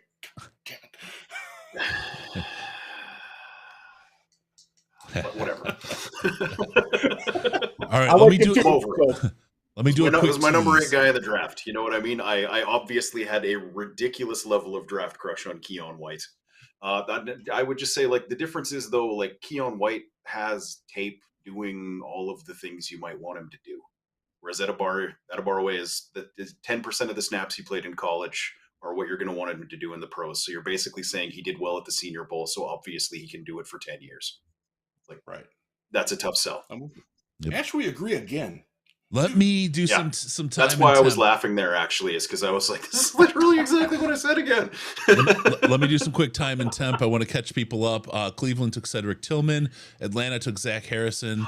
Marte Mapu went to New England, Nebraska. Oh, my God. Wow. Byron Young went to the Rams. Tucker Kraft went to Green Bay. Josh Downs to Indianapolis. DJ Johnson to Carolina. Tyjae Spears to Tennessee, and Yaya Diaby to Tampa. Riley Moss just went to the Broncos safety. All right. Good for him. So wait, hold up. I did not catch that the Packers had drafted another tight end. Yeah, that's what I was saying. I mean, they've got two tight ends, when you got a wide quarterback receiver. who sucks, you got to load up on weapons.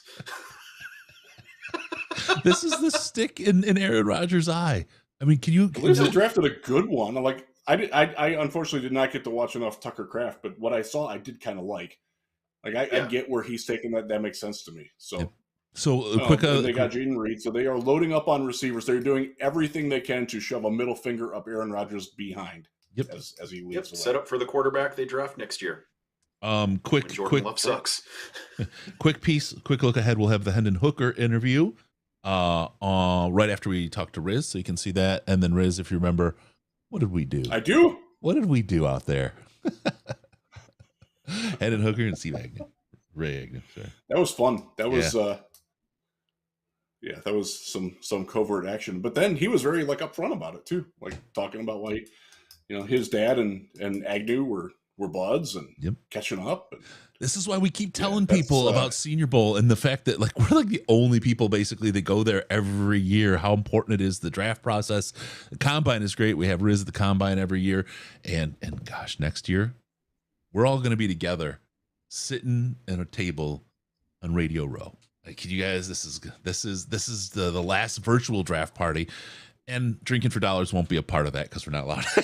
So, but I learned. I said early this year, Riz. I learned because I don't drink much anymore, and I don't know what my limits are because they're different than they were. And I told Ash I woke up this morning and it felt like all the liquid that surrounds my brain had evaporated. Yeah, I don't even know who I was talking to at the end of last night's draft show. I was like, is that a person? Have they replaced him with an AI avatar? What's going on here? Oh my goodness. It was something. Wow. It was something. Anyway, Riz, let's tell you what, we're going to get to the Hooker interview, but I want to hear, just give us don't give away the video tomorrow. Right. But give us your sense of kind of a look into tomorrow and what you think the Lions are going to concentrate on. All right. I think they're going to look for useful special teams football players. They have to replace CJ Moore. They have to replace Josh Woods. They have to replace Quintez Cephas in theory, which they haven't done yet. So that those deep backup roles that can also play special teams and maybe only play on special teams are guys that you're going to see come in. And I would not get excited about a kicker, and I teased this earlier, and I got somebody who would know reaffirmed that Jake Moody is not, in fact, the top kicker on their draft board. Sorry, Michigan fans. Henley just went to the Chargers. Yeah, that made me sad. Good for him. No, good for him, but it would have been another nice interview. Yeah. We will continue to root for him, as I will continue to root for Keanu Benton now that he's in Pittsburgh. I love that guy. Was one of the most fun interviews I've ever had. And I actually participated quite a bit in it because his podium was fairly empty at the beginning. And I'm one of those kind-hearted souls. When I see somebody that doesn't have many people in front of them, I'll go talk to them. Yeah. Try to make it easier for them. And as he started talking, he's a guy who does not need a microphone. And he gathered a crowd around him and was holding court, and it was great. So I'm going to continue to root for him. I've had a lot of guys like that. Weston Richburg is one of my all-time favorites because we spent half of his combine interview talking about Lamb of God, and that was awesome. This is just, folks, so you know, this is Riz doing the Lord's work. He's talking to you. He's here because you got no one. You're sitting there by yourself. That's why Riz does this. It's talk to all you lonely people. There you go. There, I made fun of every single person watching. Thank you for letting me pop in for a little bit and interrupt your little party here. Get back at it. And hey, I'm very happy with where we're at. It can only it can only keep going up, man. Yeah. I'm absolutely not wearing pants right now. I cannot get up and show you that because I will fall over.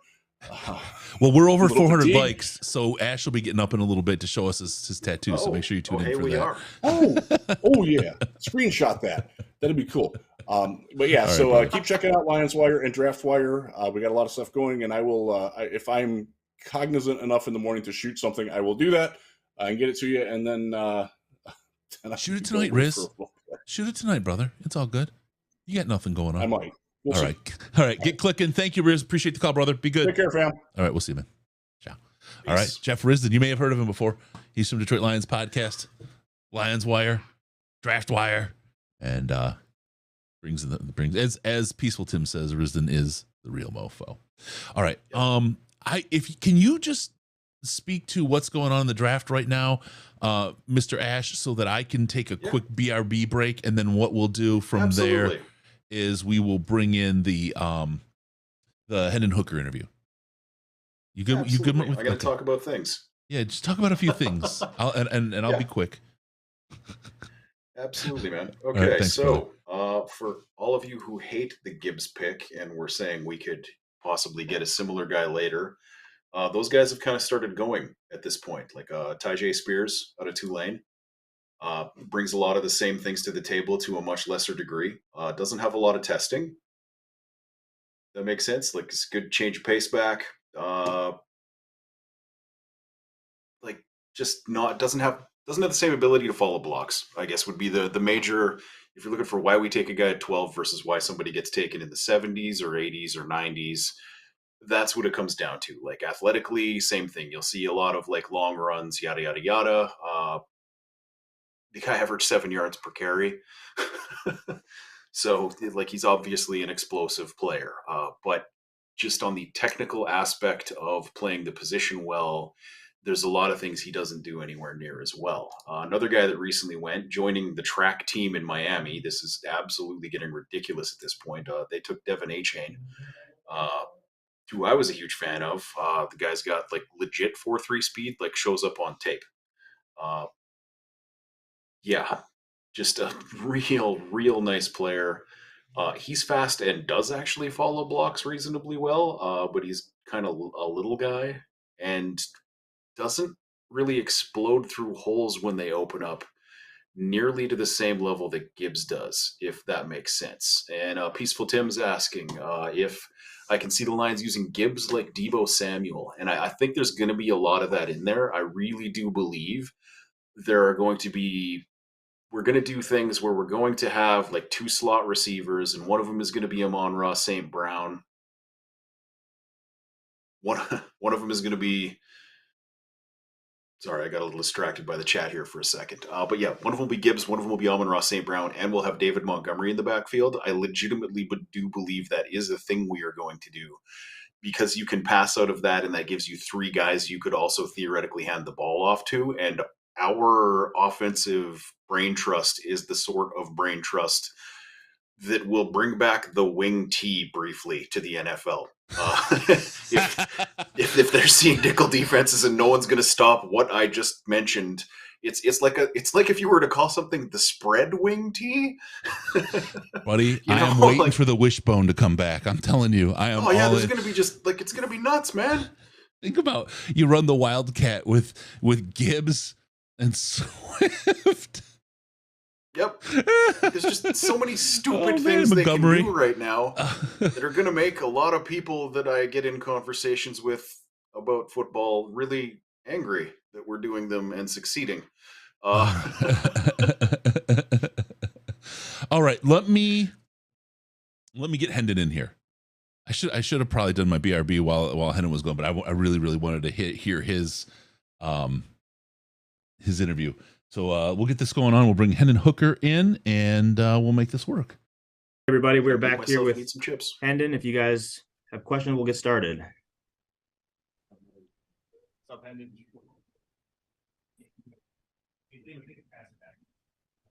This is that high quality action. Oh, wow. Hey, Hendon, how you doing? Congratulations. Doing good. How are you? Good. Hey, I was just wondering if you could give us a little bit of an update on the knee injury. Just kind of where you're at with the rehab, what you're back doing, and kind of when you're hoping to get back, maybe doing some activities. How he's like, no. Yeah. So recently just started running, on the Ultra G, which is low gravity, some no gravity, just depending on what you're comfortable with. I haven't had any pain with my knee while going through this process.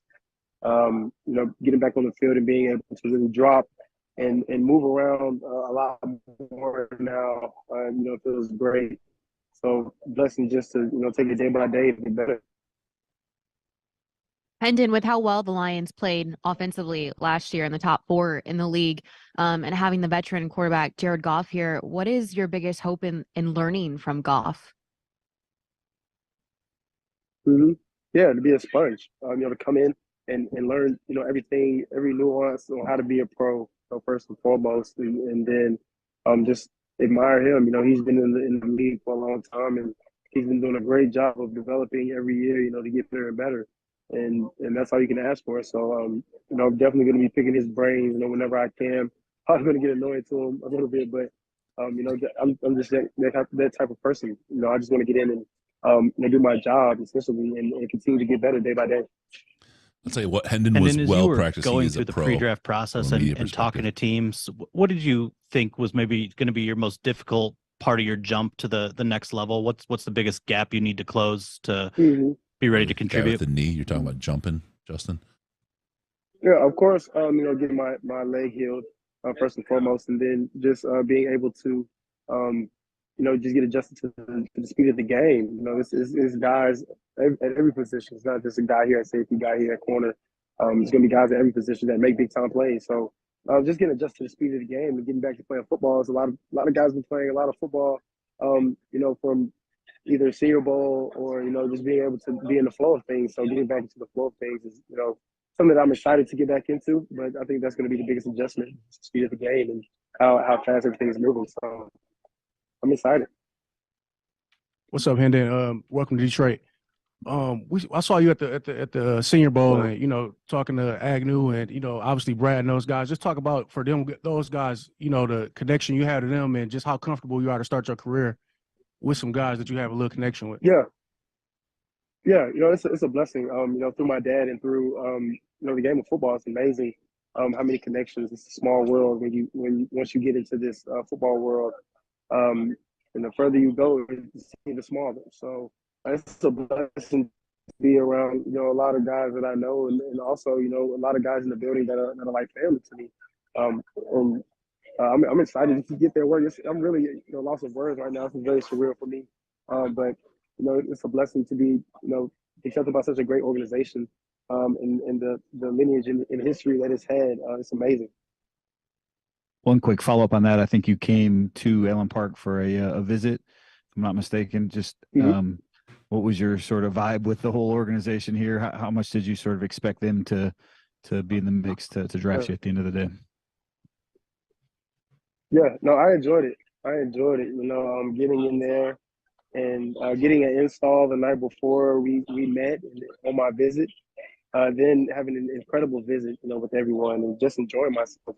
I had fun going out there and calling some plays and working a little bit of footwork. It's an amazing process to be able to just pick the minds of great football, great football minds. So whenever I or do just about the lifestyle living here at Detroit or just the things that are involved with the team. They did a great job of giving me the rundown on every single thing that was asking. Then some time Emmanuel Mosley on the back end of my visit, and we went out to eat, and I just asked him about his need process as well, because we were going through the same thing. Nope. How's it going, Eamon? Oh, I think you're still there. Looks like we lost him, guys. Hang on a second. Okay.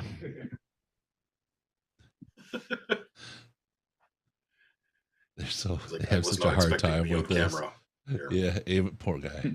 All right, here we go. We'll get him back here. Got the chat asking. Go ahead, unmute yourself, man. Okay, yeah.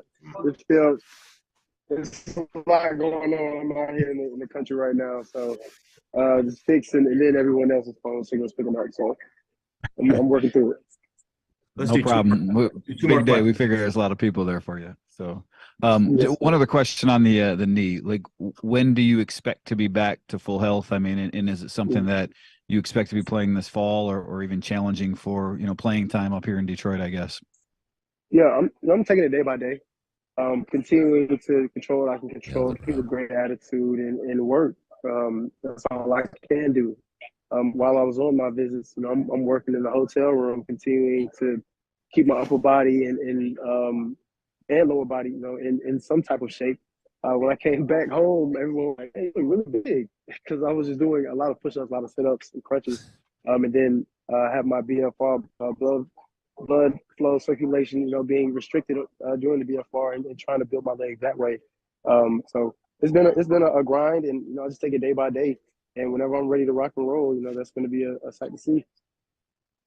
And then I think maybe some of us here are just making the connection that your dad and your brother play at the same college that Brad Holmes played at. How long does your relationship with Brad go back, or your dad's relationship with Brad go back? Yeah, him and my dad goes back, many years that they've been friends and had a relationship. It's cool, when he called me and he said it's cool to call a Greensboro number. We had a good laugh about that, but awesome guy, and we had a great conversation on my visit. And it's always cool, to have someone around you with some sort of connection. Do one more question, guys. Congratulations, Hendon, on getting drafted. Obviously, you come from a family of quarterbacks. Thank you. You've even published a book with your brother. How important is leadership and to you, and how does that apply on the field? Yeah, leadership is very important to me. I think that me being a servant leader and genuinely enjoying people succeeding, I enjoy seeing people succeed in any way that I can help them on their journey, and vice versa. I'm always going to be there for questions or assistance, and that's something that my teammates, my previous teammates, know about me. That I'm gonna be a good friend and a good teammate no matter what's going on. And leadership, starts at the quarterback position. And however my role in the leadership on the Lions, goes, I just want to come in and soak up, how to be a pro and how things are ordered, so that when my number is called and I can step into that bigger leadership position, I'll be prepared for it. Right after All Holmes. right. Thank you, guys. Thanks, Hendon. Congratulations. Thank you. Appreciate you. I told you. God, I do too. But I have to go. I mean, everyone's seen it, right? The servant leadership thing. Everyone's heard it from me, and I won't harp on it. But that's it. That's who they are. That's who Holmes is. When everyone's like, "It's Ron Wood making football decisions," they have no life experience outside of typing keyboard, like blog entries and stuff, right? That's it. That's servant leadership. He talks about it. That's what they saw. That's the connection. The picture going to Agnew, all of the stuff with Hooker and the team, and you're seeing the same stuff. This is it. Thank you, Hendon, so much. It's absolutely the best, man. I loved it. I loved seeing that, of course, but I will hit it again. When you're right, you're right. And sometimes a little bit of real world experience helps you figure things out. That's I think the context that we miss with the media a lot, right? Because it becomes the career and it's about that, and then it's your interests, right, that you have, but it's all focused on that. You lack so much of the other life experience that's out there, very much in the space of what this stuff is, and so you miss a lot of these threads and these stories. And so there you go. I got a servant dealership. We got a lot of fun here. Peaceful Tim. Somebody finally asked why I'm wearing the damn sunglasses. Like, it's been 7 hours that I've been doing this, and even you just rolled with it. Gray thinks this is how I do. This is how you do it. What do you mean? Legitimately thinks this is just Ash. You know, this is what shows up every time I'm on camera. I've never seen you without them. I don't know what you're talking about. Anyway, Future So Bright, got to wear them. That was the stupid joke I wanted to make, and it took 7 hours for somebody to ask, and I almost forgot. I have to answer. Peaceful Tim, what happened to the hooker interview from Senior Bowl? So this was disgusting. The Wi-Fi during the interview, literally, like, we had perfect internet the whole time. During the period of the interviews, it literally evaporated. It went away. It completely disappeared. And we're doing Hendon Hooker. We're about 7 minutes into the interview, and I was like, what?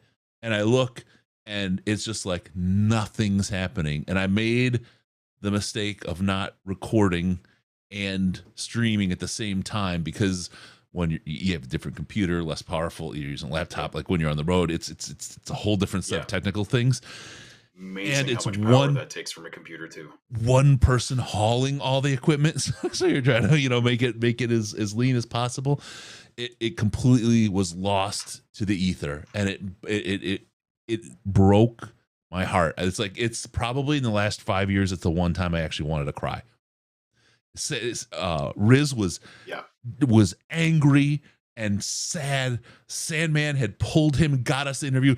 Dave Burkett was standing behind him. 20man was standing behind him. They both want him so bad, and we freaking had him. We had him, and it evaporated. And I mean, like I said, it crushed my soul.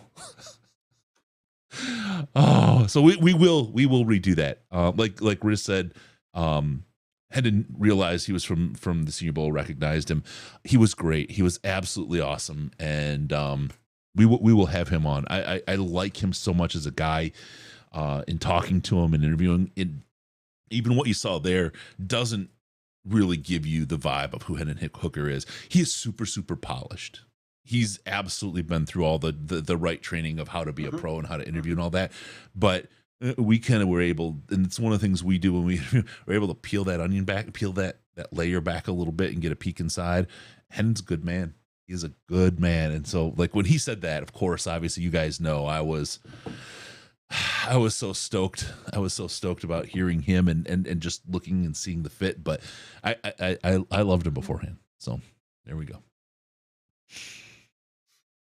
I agree 100% with everything Chris just said. All right, we're at pick 92. The most boring conversation ever.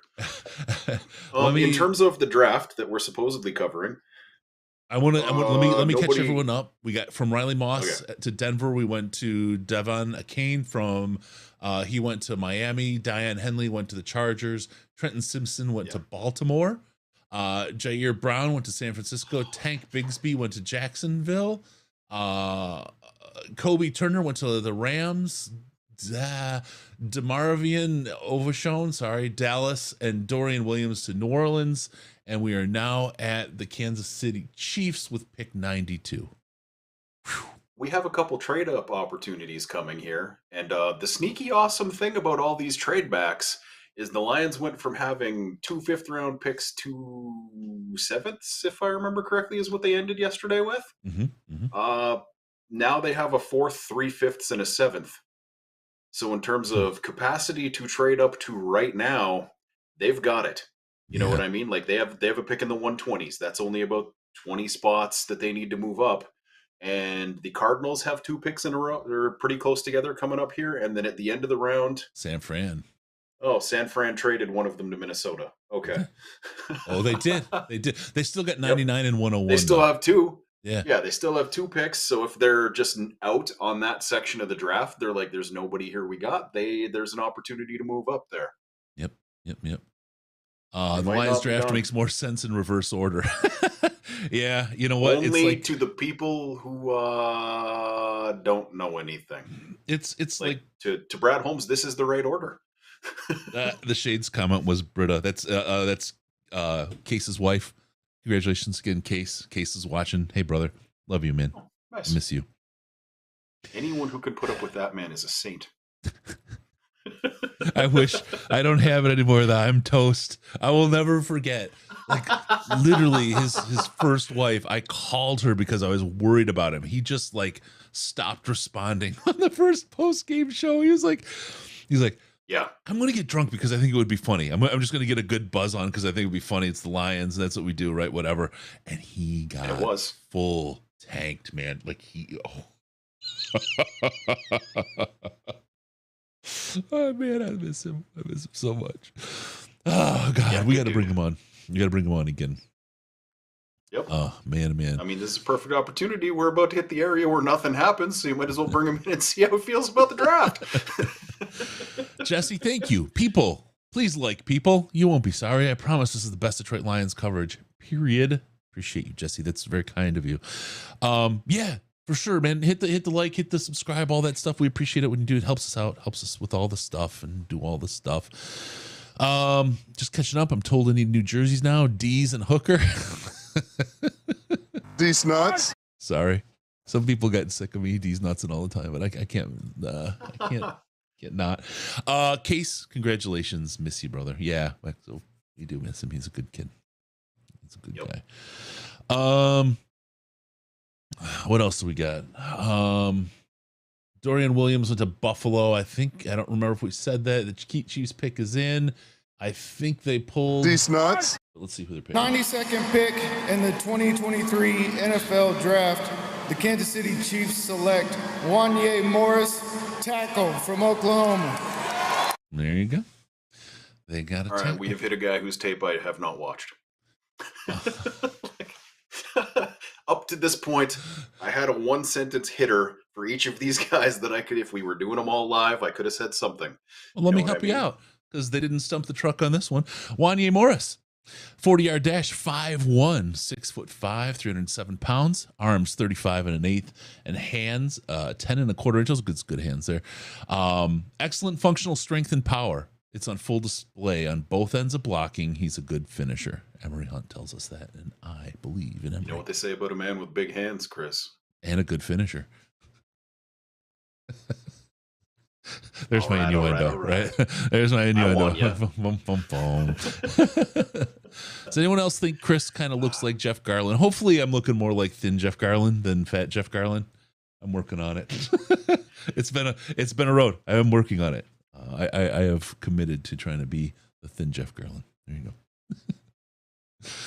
This is great. Someone once told me they thought I looked like Drew Carey, and I immediately grew this beard and have never not looked like this for the rest of eternity. People I've been told that someone thought I was black earlier. Now they feel like I look like Jeff Garland. I am like the gray man. I'm like the everyman, not the gray man. I'm the everyman. Drop off from Gibbs to number 3 was a huge drop. Same for Campbell to the linebacker. Yeah, Campbell was absolutely the number 1 linebacker on the board. Brad got his guys. Nobody will care where they were picked or which college once they're Lions uniform. Peaceful, Tim. I'm not going to say the little Lions thing there because that anchors us to that same old one, and I just want to separate that. I don't want that whole thing at all. Brand new, same old, neither. This is the freaking Lions. This is, I think, and this is, my mentality on it. Again, I don't want to anchor to the old phrase and the old sensibility that people had about, brand new, whatever. Yeah. This is. It strikes me the same Lions, way as man. Dagger Time. Let's not contrive a thing. Or like when Jim Schwartz came in and they were like, what are we going to call your defense? What's the cool nickname, Jim? And they tried to restore Silver Crush kind of thing. You know what I mean? It was just guys, let's just wait until a thing happens or a player says something cool or let it happen naturally. Let it happen naturally. Let's not let's wait until Dagger Time has occurred multiple times before we put it all over the stadium. You know what I mean? Fuck the Packers. Who wouldn't want to say fuck the Packers? Let's put that all over Ford Field. There you go. That's the design. Go check out DetroitLionsPodcast.com/store. Get your FTP shirt, and you can look cool around town. Wear it in Wisconsin. Wear it in Green Bay. You let people know. You wear that shirt, they know what they're messing with, and they're not going to mess with it because they will walk away because they know you fucked the Packers. That's that. All right. And of course, you got your Hank's tanks, which is that's a great design. I love that.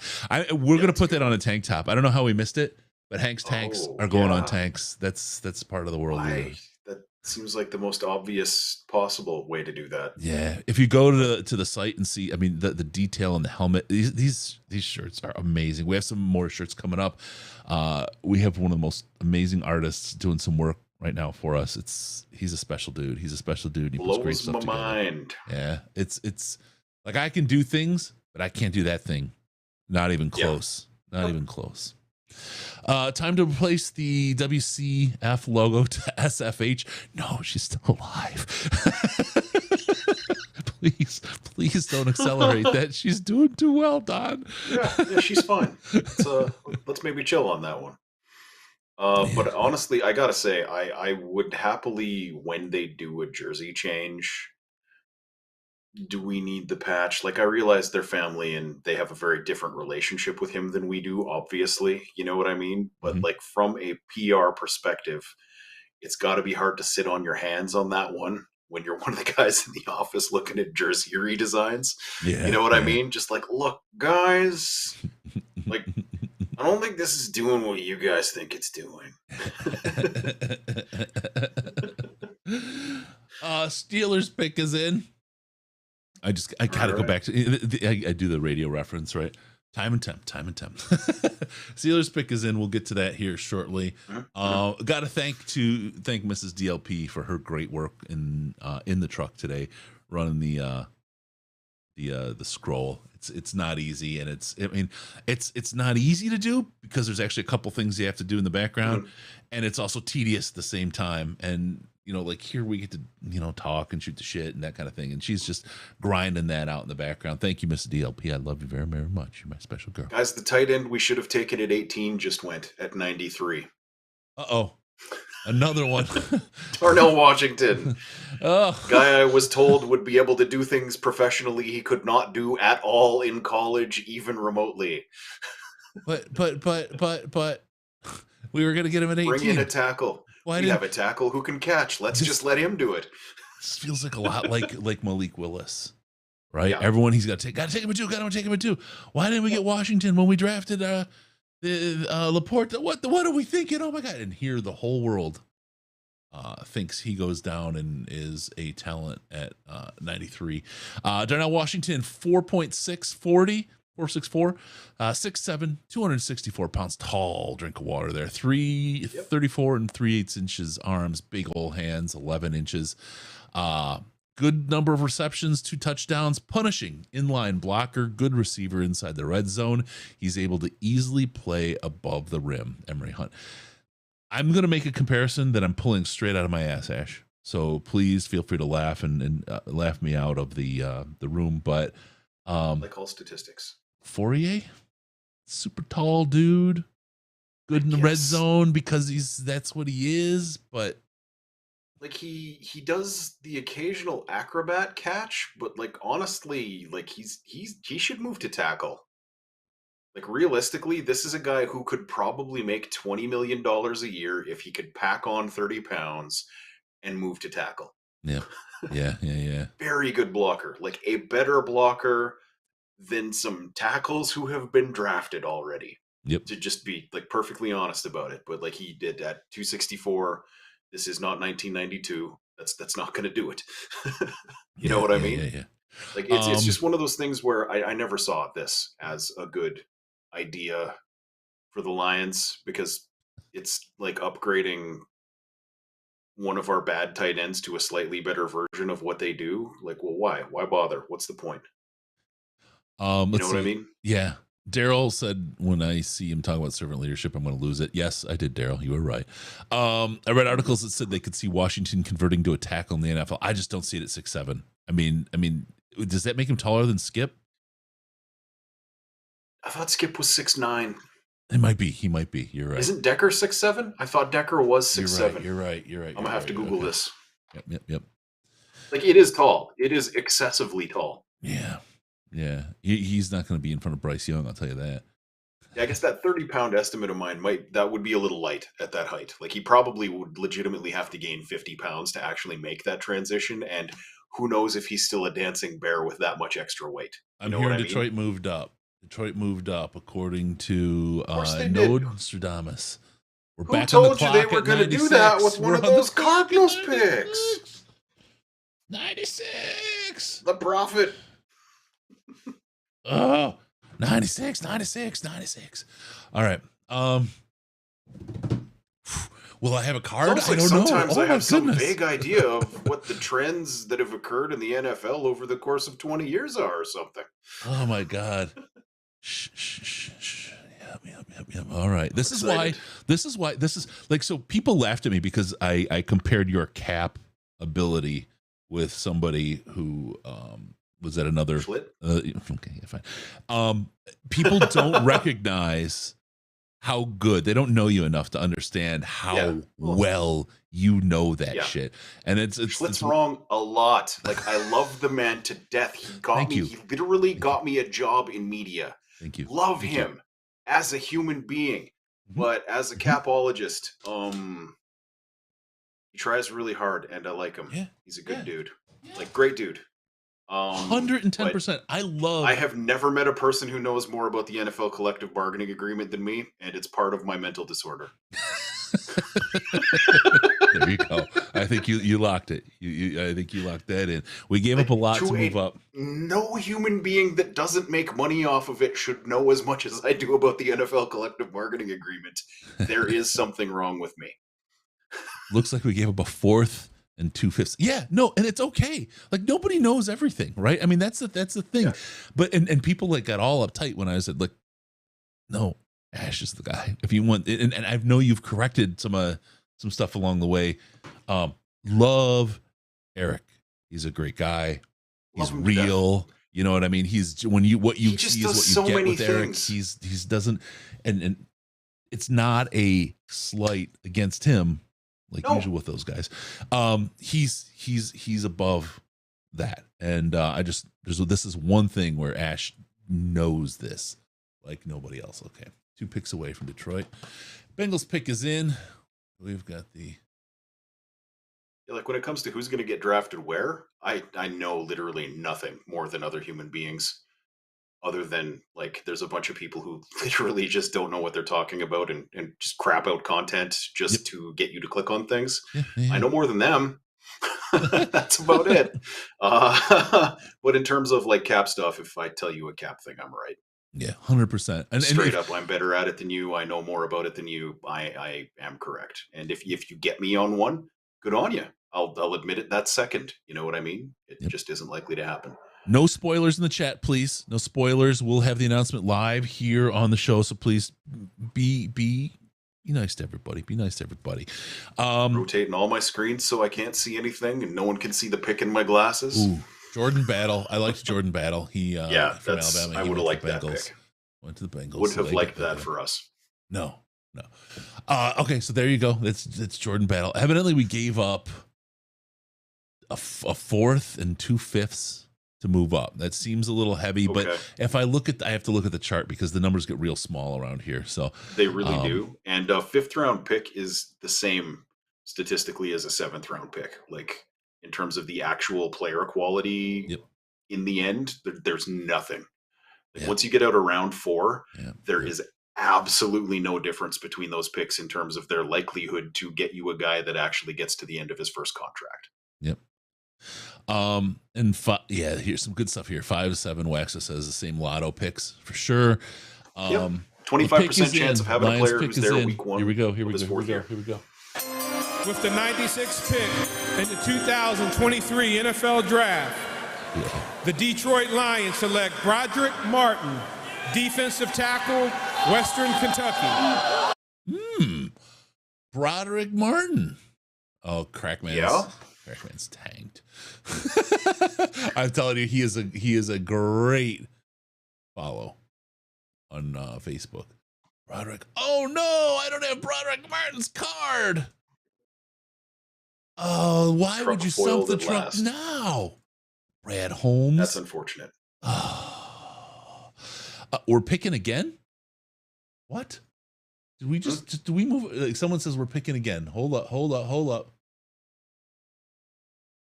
I'm trying to see what's going on here, folks. Hold up. Detroit. We're all right. We'll see. I don't know. Maybe Septizzle was just confused. DT Space Eater, massive dude. Yeah. There's your DT and Savior. He can top my hill anytime. Nose tackle. Time to watch some film. There you are, Funky Lions fan. You and me both, brother.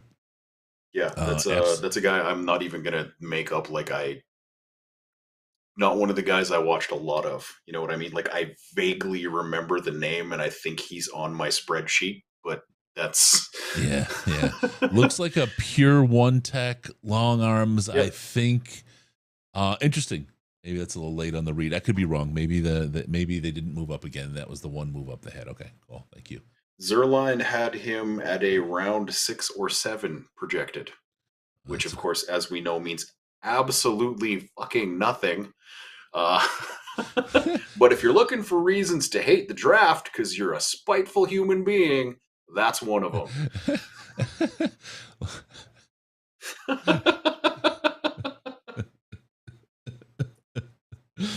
Oh man. All right. I could get something here. Where we go? I don't think he was a combine invite either. Broderick Martin. He was 163 on PFF. He's a poor man's Jordan Davis in that he's towering 6'5", 337-pound nose tackle with uber long arms. Showed improvement as a bull rusher, pass fall with 23 pressures after only 17 in his career prior. His season grade in 22 was 71.9 from PFF. It's not bad. 330 pounds, 6'5", 23 years, 9 months. He gets pressure up the middle. Quick to the Raz, Ryan. Get that open, Williams. Come on, help us out in the chat. We gave up 122, 139, and 196 for 96. Give me a moment, everybody, and I'll get you the draft chart. I'll take a look at that. Where do I have it here? There we go. Oh, it's really small. Okay, so we gave up 122, which is 23 points. 139, which is, someone need to add this, 16. So 23 plus 16 is 39. 39 points and 8 more. So it's 47 points we gave up to get 47 points gets us 39. We gave up 47 for 39. There you go. That's the value chart from the old school Jimmy Johnson chart.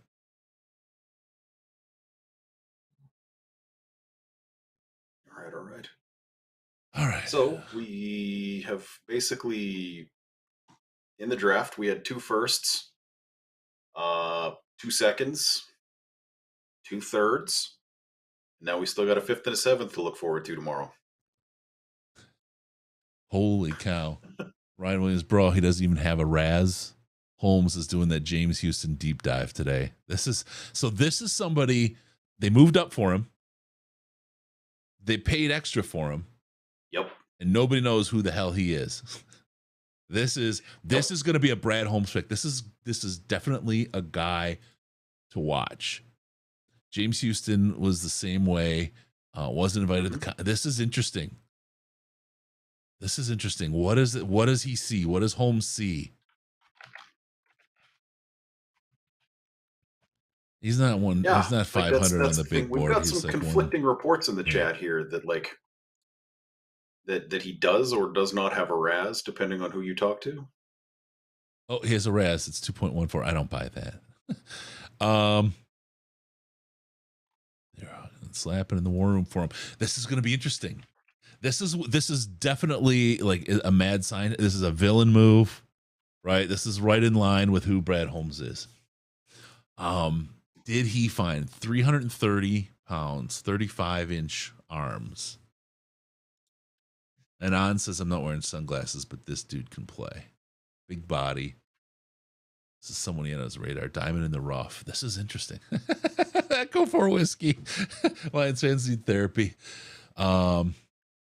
No stats. He wasn't invited to the combine. Can't formulate a Raz. Steve-O's packing shit again. Has the highest run support grade amongst nose tackles per Emery Hunt. That's where I got to go, is to get to Emery's. I should have had his book open. Darn it. That's really something. Man, 35-inch arms. That's madness. Like not like historically long or anything, but it's like I look out there and I'm like, it's 3 foot arms, dude. His arms. It's crazy. But yeah, apparently he did a pro day and the numbers were not good. But a guy coming out of Western Kentucky, nose tackle coming out of Western Kentucky, you got to ask whether he was even at like a combine training thing. With that said, he ran a 4.36 40, but do you care what your defensive tackle ran in the 40? I generally don't. 10-yard split, sadly, was also not great. Not a huge bench, but again, small school like Western Kentucky. He's 163. You don't expect the track meet numbers. He's 163 on PFF's big board, just so you folks know. 163. Yeah, and like I said, Zerline had him as his round 6-7 pick. So Brad Holmes thinks he knows more than the people who get paid less than him to make decisions like this. That's weird. On Twitter. That's weird. I don't know why. He should just do Twitter polls for who should we pick. I think that would be good. I think that would be good. I think he would probably get... The fan base would be a lot happier. Oh, until the season started. Yeah, I mean, like we would have probably taken... Let's see, the guy we got in the second round, we probably would have taken him at 18. Like the guy we got at 45. Yep. Or we would have taken the guy we got at 68.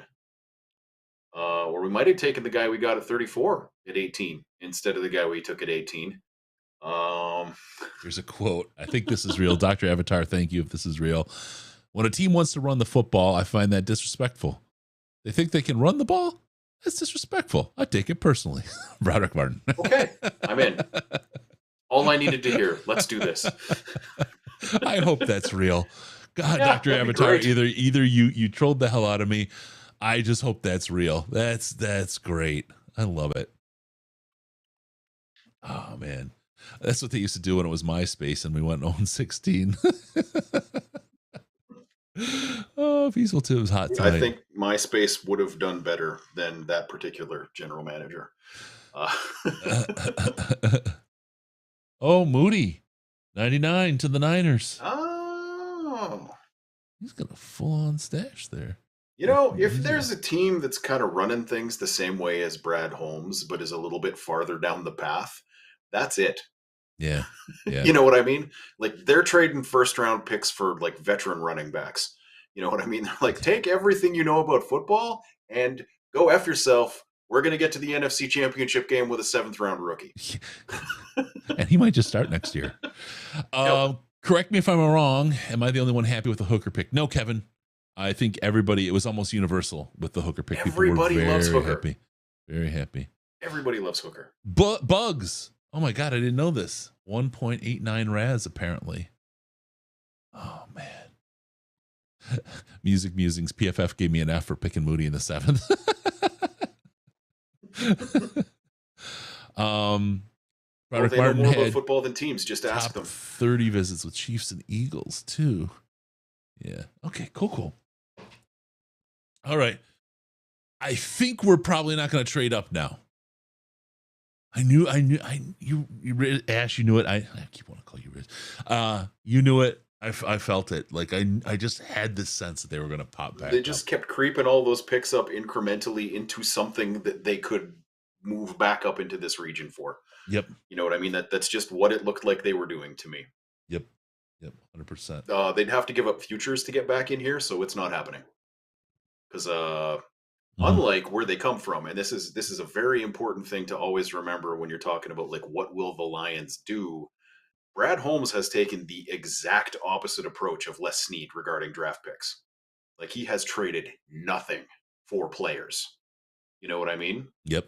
Like he's trading players for more draft picks because this is what he is good at. he wants more of these. You know what I mean? Like, if we get rid of Swift for a pick tomorrow, it'll be because there's a guy he wanted on the team more than Swift. Yeah. You know what I mean? Yep. That's Yep. that's the thing. Like, you can't look at where guys have been and always use that as an indicator of what they do, because how many of you guys are perfectly 100% happy with everything your boss does? Well, my almost employees are. nobody. My staff is really. Of course they are, because you're the greatest human being alive and the most wonderful boss in the world, Chris. And there's nobody better to work for than you, even when you're working for no money. You can't say that. You know better. So that's one thing, and that's one thing actually, and I don't say that to give you a hard time, but I'm probably the one person that pays everybody. Yep, absolutely. The rest the are all reason I'm running not getting paid a whole bunch of money to do content for you is because I don't want to get paid a whole bunch of money to do content for you. Yeah. I'm. Everybody gets paid. Dun dun dun dun dun. I don't run the slave labor operations like so many of these other places, man. It's I pay people because they deserve to get paid for the work. Literary equivalent of a puppy mill. You're not doing that either. You know what I mean? Like, it's not, like, from experience, something that actually like engages people and doesn't suck is a significantly better thing to do with this group than something that's like the top 5 reasons that we're gonna slideshow. The top 5 reasons we're going to view a slideshow. 1, more clicks. 2, ad revenue. 3. Oh, I played that game real well. You know how my brain worked on that game and ruined content creation for the rest of my life for me. Because I'm like, no, I gamified it. I figured out how to win that game, and I won the hell out of that game. Yep. We got Vegas, San Fran, and Minnesota left.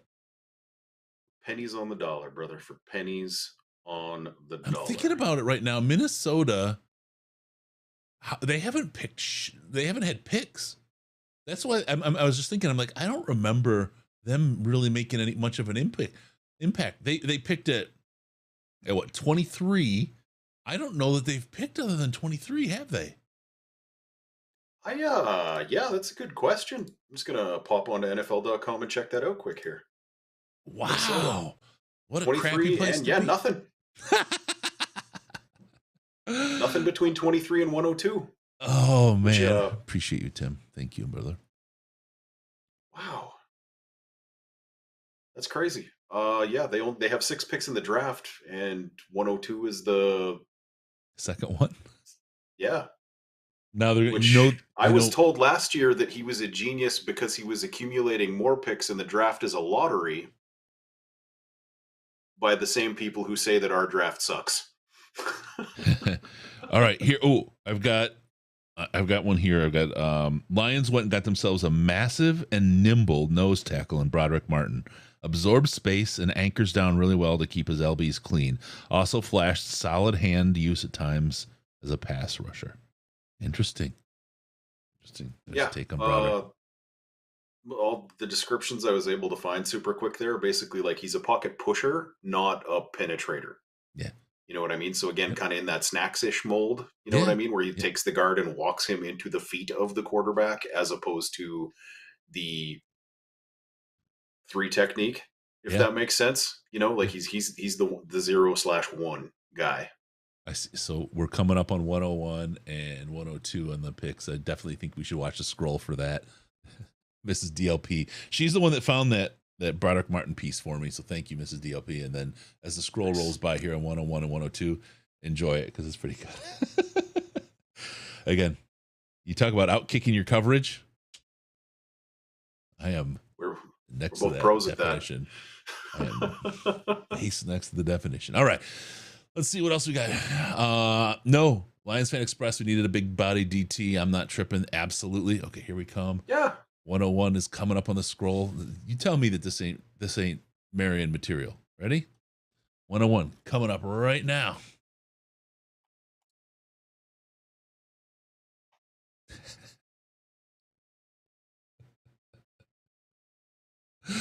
Oh, that's my girl.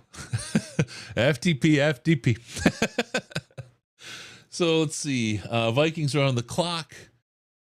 That's awesome. Pick is in. The pick is in. Should we? We'll throw the audio up on the pick for the Vikings.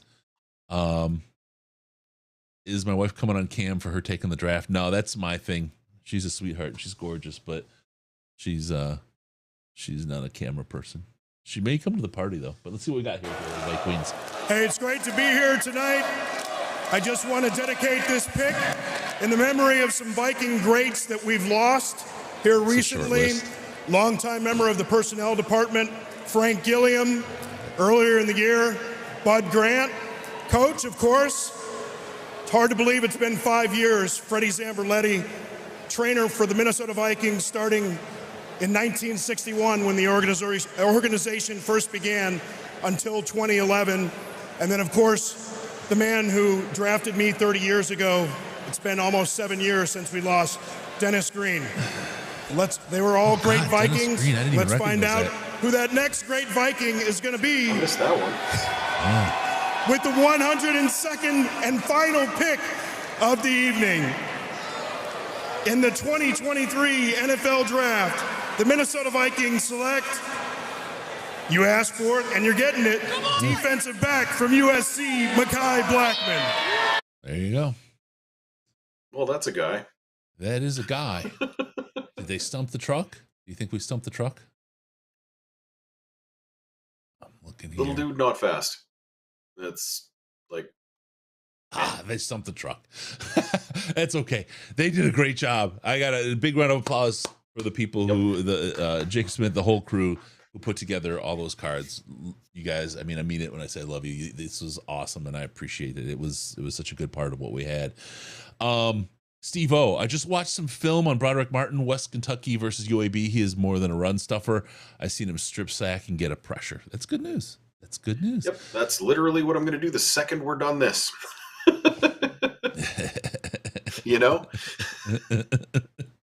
Because there's something wrong with me. There's a lot of isms, my friend.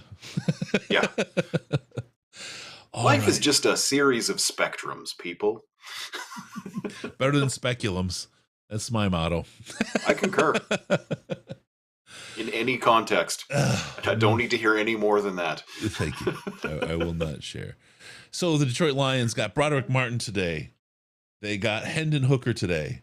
Brian Branch today. And Sam LaPorta today. 4 picks in day 2.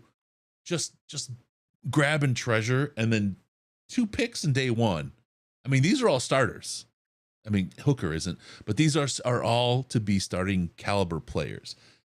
I think that Brad Holmes probably has some high hopes for Broderick Martin. Yeah, and whoever tells you that they could have got him in round 7, stop following them. They're stupid. Martin, you know what? He's on. We may have a press conference from him real quick. Let me see what's going. That'd be great. Yeah, can you hang for just a few minutes, brother? I got nothing to do tonight. What? Why not? Okay. Well, because my wife lives in a different country and I'm not an asshole. Oh wow. Well, let's not get too okay. I'm not. Your wife lives in a different country. Yeah. You can't look like this and say with any level of credibility. All right, let's get you're always a delightful human being to talk to. Let's get Broderick Martin's presser on here because that's, I think, a great way to end for folks who are looking for it. Broderick Martin, ladies and gentlemen, and his presser with the Detroit Lions. Hey, everybody, we are here with Broderick, and we'll get started with your questions. What a broadcast we have. Hello? Y'all hear me? You got you, Broderick. We're just passing around the microphone here. Okay. Congratulations on the selection. How surprised were you to hear your name on day 2? And first of all, I just want to thank God, man. None of this right here would be even possible if it went here, if it went for him. And I'm not. I don't say I'm surprised because I feel like, you know, my talent show, but it's like it's a blessing, man. I'm glad to be part of this organization. it's a blessing. That's all I can say, man. I'm not surprised, but I'm blessed. I was just watching your pro day interview, and you rifled off like, I don't know, 10 teams you talked to or you met with. Did you at any point meet with the Lions before the selection? Yes, sir. I had the top 30 visit with them. It was my second to last one. They called me when I was up on another 30 visit, matter of fact, and they told me they wanted to see me at the end of the week, and I hopped on the first plane, available plane there. What visit were you on when they had called? I was with the Chargers at that time. So tell us about your interactions with Dan Campbell, with John Scott, whoever else you met with up here, and just how that went, the vibe that you got leaving here. Man, really, like, talking to him, man, it was, first of all, he kind of tall. He real tall head. Oh, man. Oh, they lost. Sorry, my phone was good. It's really good talking to him. Like, he's a good person. He's a good person, man. Like when he was talking to me, he was telling me, of course he did his background check on me.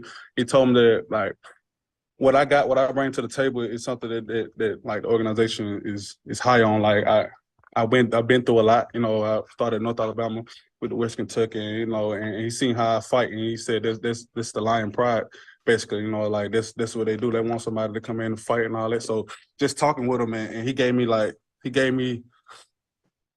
a sense of confidence. I love talking to him. I was with talked to D-line coaches. They were the type of coaches that I want to be coached by, honestly. Just talking to him, he was telling about my family, telling about what I can do for the team. It was a good experience there. You mentioned fighting a little bit. Tell us a little bit about your struggle. We don't get to see much Western Kentucky football up here, and kind of just finding out about you. So tell us a little bit about your background and the struggle to get to where you are. So I out of high school, I went to North Alabama. I got redshirted there. I played 3 seasons there. Then I transferred over to West Kentucky, and I coming in, I had a lot to learn. I had to be patient. When I first came in, I wasn't no starter, nothing like that. Then in the middle of that season, my brother passed away. So it was just that fight, man. Like coming from where I came from.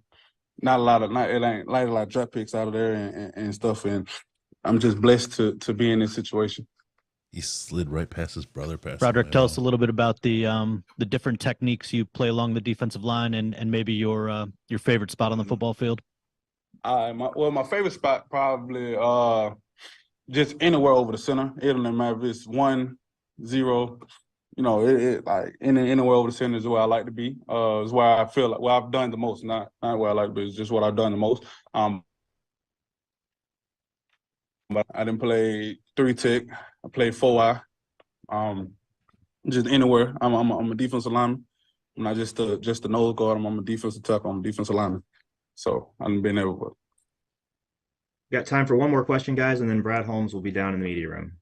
Well, Broderick, I'm sorry. You mentioned your brother had passed away. Can you tell us his name, what happened exactly, and maybe just your relationship with him, how that impacted you? His name was Brandon Martin.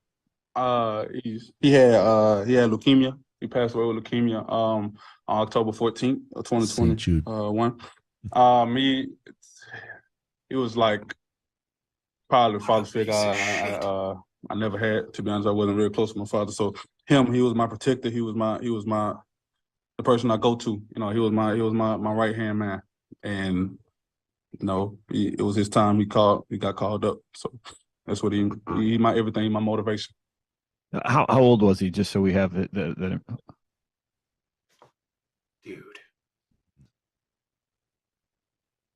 Broderick, how old was he when he passed? He was 27. You didn't hear me? Okay. Yeah, I got you now. And can you spell his name for us, please? Brandon Martin, Brandon. Martin, Martin. Thank you. Yeah. Hey, can I ruin the best? All right, guys. Thank you, Broderick. Thank you. Congratulations, man. All right, thank y'all, man. Man, what a dick. And I look. I have a lot of respect for him, but I will absolutely echo what you said. Burkett is an ambulance chaser. That was that is disgusting. Like all day today. Like I don't know any of these people. I've never met them. I don't have to be nice because I probably never will. That guy's an asshole. Yeah. Like, what are you doing? Yeah. That guy, when he hears that voice next, is going to tell you to get bent in the locker room and go the hell away. You know, the thing is, like I said, wow, he rolled right past his brother's death, right? Yeah. People who have any sense of empathy or understanding know. Ask the team Don't later. Ask the question. Yeah. We got Brad Holmes. I'm going to bring Brad Holmes up. We got to change the mood on that. But fucking Please. Burkett, what the fuck was that, man? I don't want to end this angry. Christ. All right, here we go. Brad Holmes on his wrap up of the day. There is a theme like an Iowa player.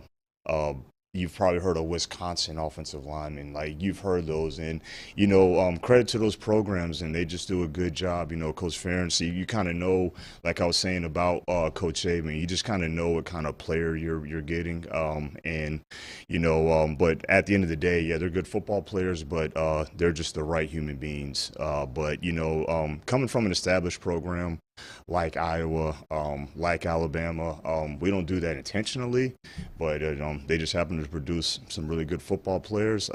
Historically, they've had success in the NFL, and usually because of the head coaches and their background in terms of the NFL and pro style, you kind of know that you're getting probably a kid that's got a little bit higher floor coming in. Man, his voice is wrecked. Picking up the third quarterback potentially before training camp. Probably been screaming a lot. I mean, you talked about your background a little bit, as well. Like, how comfortable did you feel, just knowing him as well and his talent and his ability to rehab as well? Like, just take me through the process of draft. Yeah, I mean, Hendon, very, very talented player. I first saw Hendon when they played Florida, and I believe that was in Knoxville. But it was a way about they run a very fast tempo offense. Now you guys have all heard that. You guys have heard spread offense fast. They go high tempo, all that stuff. The way he was running it, those things that I saw in that live game that you can't see on tape. And it was his urgency and his tempo throughout the game.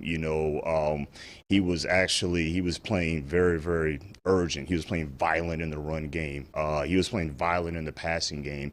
And I just kind of liked the nature of the way he was playing. And there was little things that kind of stood out to me in terms of, he'd score a touchdown, and instead of him being on the bench, with the headset on or talking to the coach in the box, he's standing on the sideline waiting to congratulate his extra point team. So it's little things like that that show kind of what kind of person he was. But regardless of background and all that, he's just a good football player. And and if he wasn't, then we wouldn't have acquired him. But he's a good person. He's smart. He's very talented. He's had a unique journey, and he's overcame. So he just has to get healthy. I believe that we have the right situation for him where he can just sit back, develop, get healthy. But we're excited about his upside.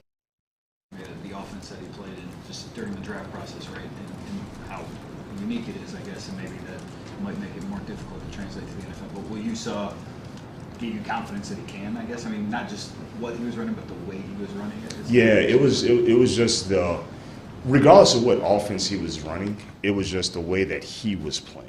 It was just how fast he was playing, how aggressive he was playing, how aggressive he was in the passing, and how aggressive he was as a runner, the way that he was finishing plays in both phases. And obviously he has all the physical traits with, size, athletic ability, throwing and all that stuff, but that's only, a fraction of it in terms of the physical traits. He's got the intangible qualities for the position. And, you know, we did a lot of work and we did a lot of research about what they were asking him to do and what they were asking him from a read. It's a different offense, and it's a lot different than what, you know, was being ran in the NFL. And when it comes to splits and all that. So that was a real big deep dive that we did for a long time, starting way back when, you know, from during the season. So we felt comfortable with it. And, you know, we spoke with all his coaches and all that, brought him in, and that's why we went ahead and pulled the trigger on him. How much did you meeting with him that day, sort of tip the scale? Were you already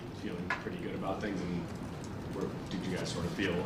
Did that put it over the top? Yeah, I would say that's fair because, you know, again, it's the only question was just, you know, kind of what were they asking him to do? And so being able to kind of spend time with him and kind of talk us through it. And so it was good to have that cleared up, but really was just a human being and just getting to know him and just making sure that he was the right fit, which, you know, all the research that we've done, we were already convicted about that, but, you know, seeing it firsthand was easy to put over the top. He has some healing to do, but outside of that, how NFL ready can you tell he is? Yeah, I mean, obviously, you know, he'll be a rookie, and you know he's going to have to transition into playing in a different type of scheme, but we're really excited about his upside. So, you know. How NFL ready, you know, are a lot of quarterbacks that, you know, that you acquire, you know, and that's just part of the normal development process. And again, it's just a testament of, I think we have the right situation for him, just to come and sit back, you know, see how Jared and Nate do things and just develop. I know a lot of versatile pieces in free agency in your secondary, guys that can play multiple roles. C.J. Gardner-Johnson, a great example of that. Was that the attractive thing about Brian when you saw him and just how many things he can do, how many different positions he can play, just how versatile he is? Yeah, you know, it was, but really what's standing out about Brian is just that, I mean, if you want to, like, if you just had football players and he's a football player in caps and just black and white, that's what he is. Just the way that he plays the game, whether he is playing nickel and that's what he played majority of his career there. So he's been more of a nickel than a safety, but you know, his nickel stuff is really good, and you know, he's one of the better tacklers that I saw on film this year from a defensive standpoint, especially for a DB. But he just plays the game like how we play it, and like the style, like how we want to play. He's very instinctive. He's very physical. Like I said, he's one of the better tacklers. He's very athletic. The guy can bend, change directions. He's got good size, and he was another one that when he came in on his visit, you know, just kind of looking him in his eye, and you can just feel him. And you can just feel him, and you can just feel that he wants to be great, and that put it over the top for me. I didn't think that he was going to be there, but you know, we were jacked that he was. Recognize the Hendon Hooker family connection to North Carolina AT&T tonight, but younger brother, dad. How well did you know Alan? Like just through the connections there? Yeah, you know, his dad was obviously he was alumni, and so you know, I was playing football then, so we didn't have like a close relationship, but you know, he would be around the program quite a bit. He's very, very supportive. I would just kind of see him in the barbershop every now and then. That's back when I had hair, obviously, but yeah, no, his dad was, you know, he's a Hall of Famer at my alma mater, and it's really cool to have that connection, and you know, but again, that's not the reason why we acquired him, but it is cool, and it may give him a little bit of comfort. We chat about it a little bit on the visit, but you know, he comes from a really good family. He comes from a really good family, and Alan's a good guy. If all goes well with his rehab, like when do you think he can practice? Yeah, you know, you don't put a timeline on it. You know, again, you know, the same thing, you know, we talked about with JMO. You know, you just kind of just let it just play itself out. We're very, very happy with what the medicals were when we went over with our medical staff in our meeting. So that made us feel even more confident about kind of where he's at, and we'll just see where it goes. But we feel confident about him. First time you've taken a quarterback, obviously. So I can stop getting on you with that. But was that high? I know, right? For one at least. But I'm just curious about like the merits of it, right? Like, when you like the Brock Purdy thing, right? Some teams kind of believe in take one every year, every other year. Like, just how much value is there in, even though you like Jerry, you like what you have there, just making sure that you have someone that can either develop into something or become a trade chip for you or whatever it may be.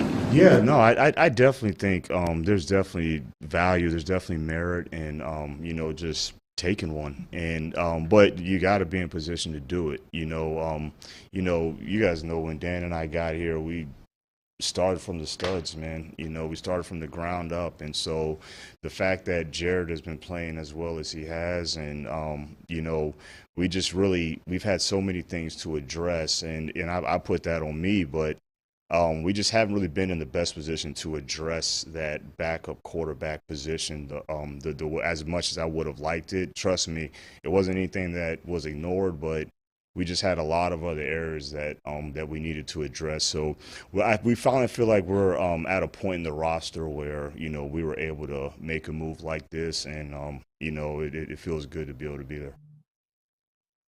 You used a fourth and two fists to move back in to get Broderick. Just what you like about him, and you have a smile on your face. So maybe one of those guys that is a Detroit guy.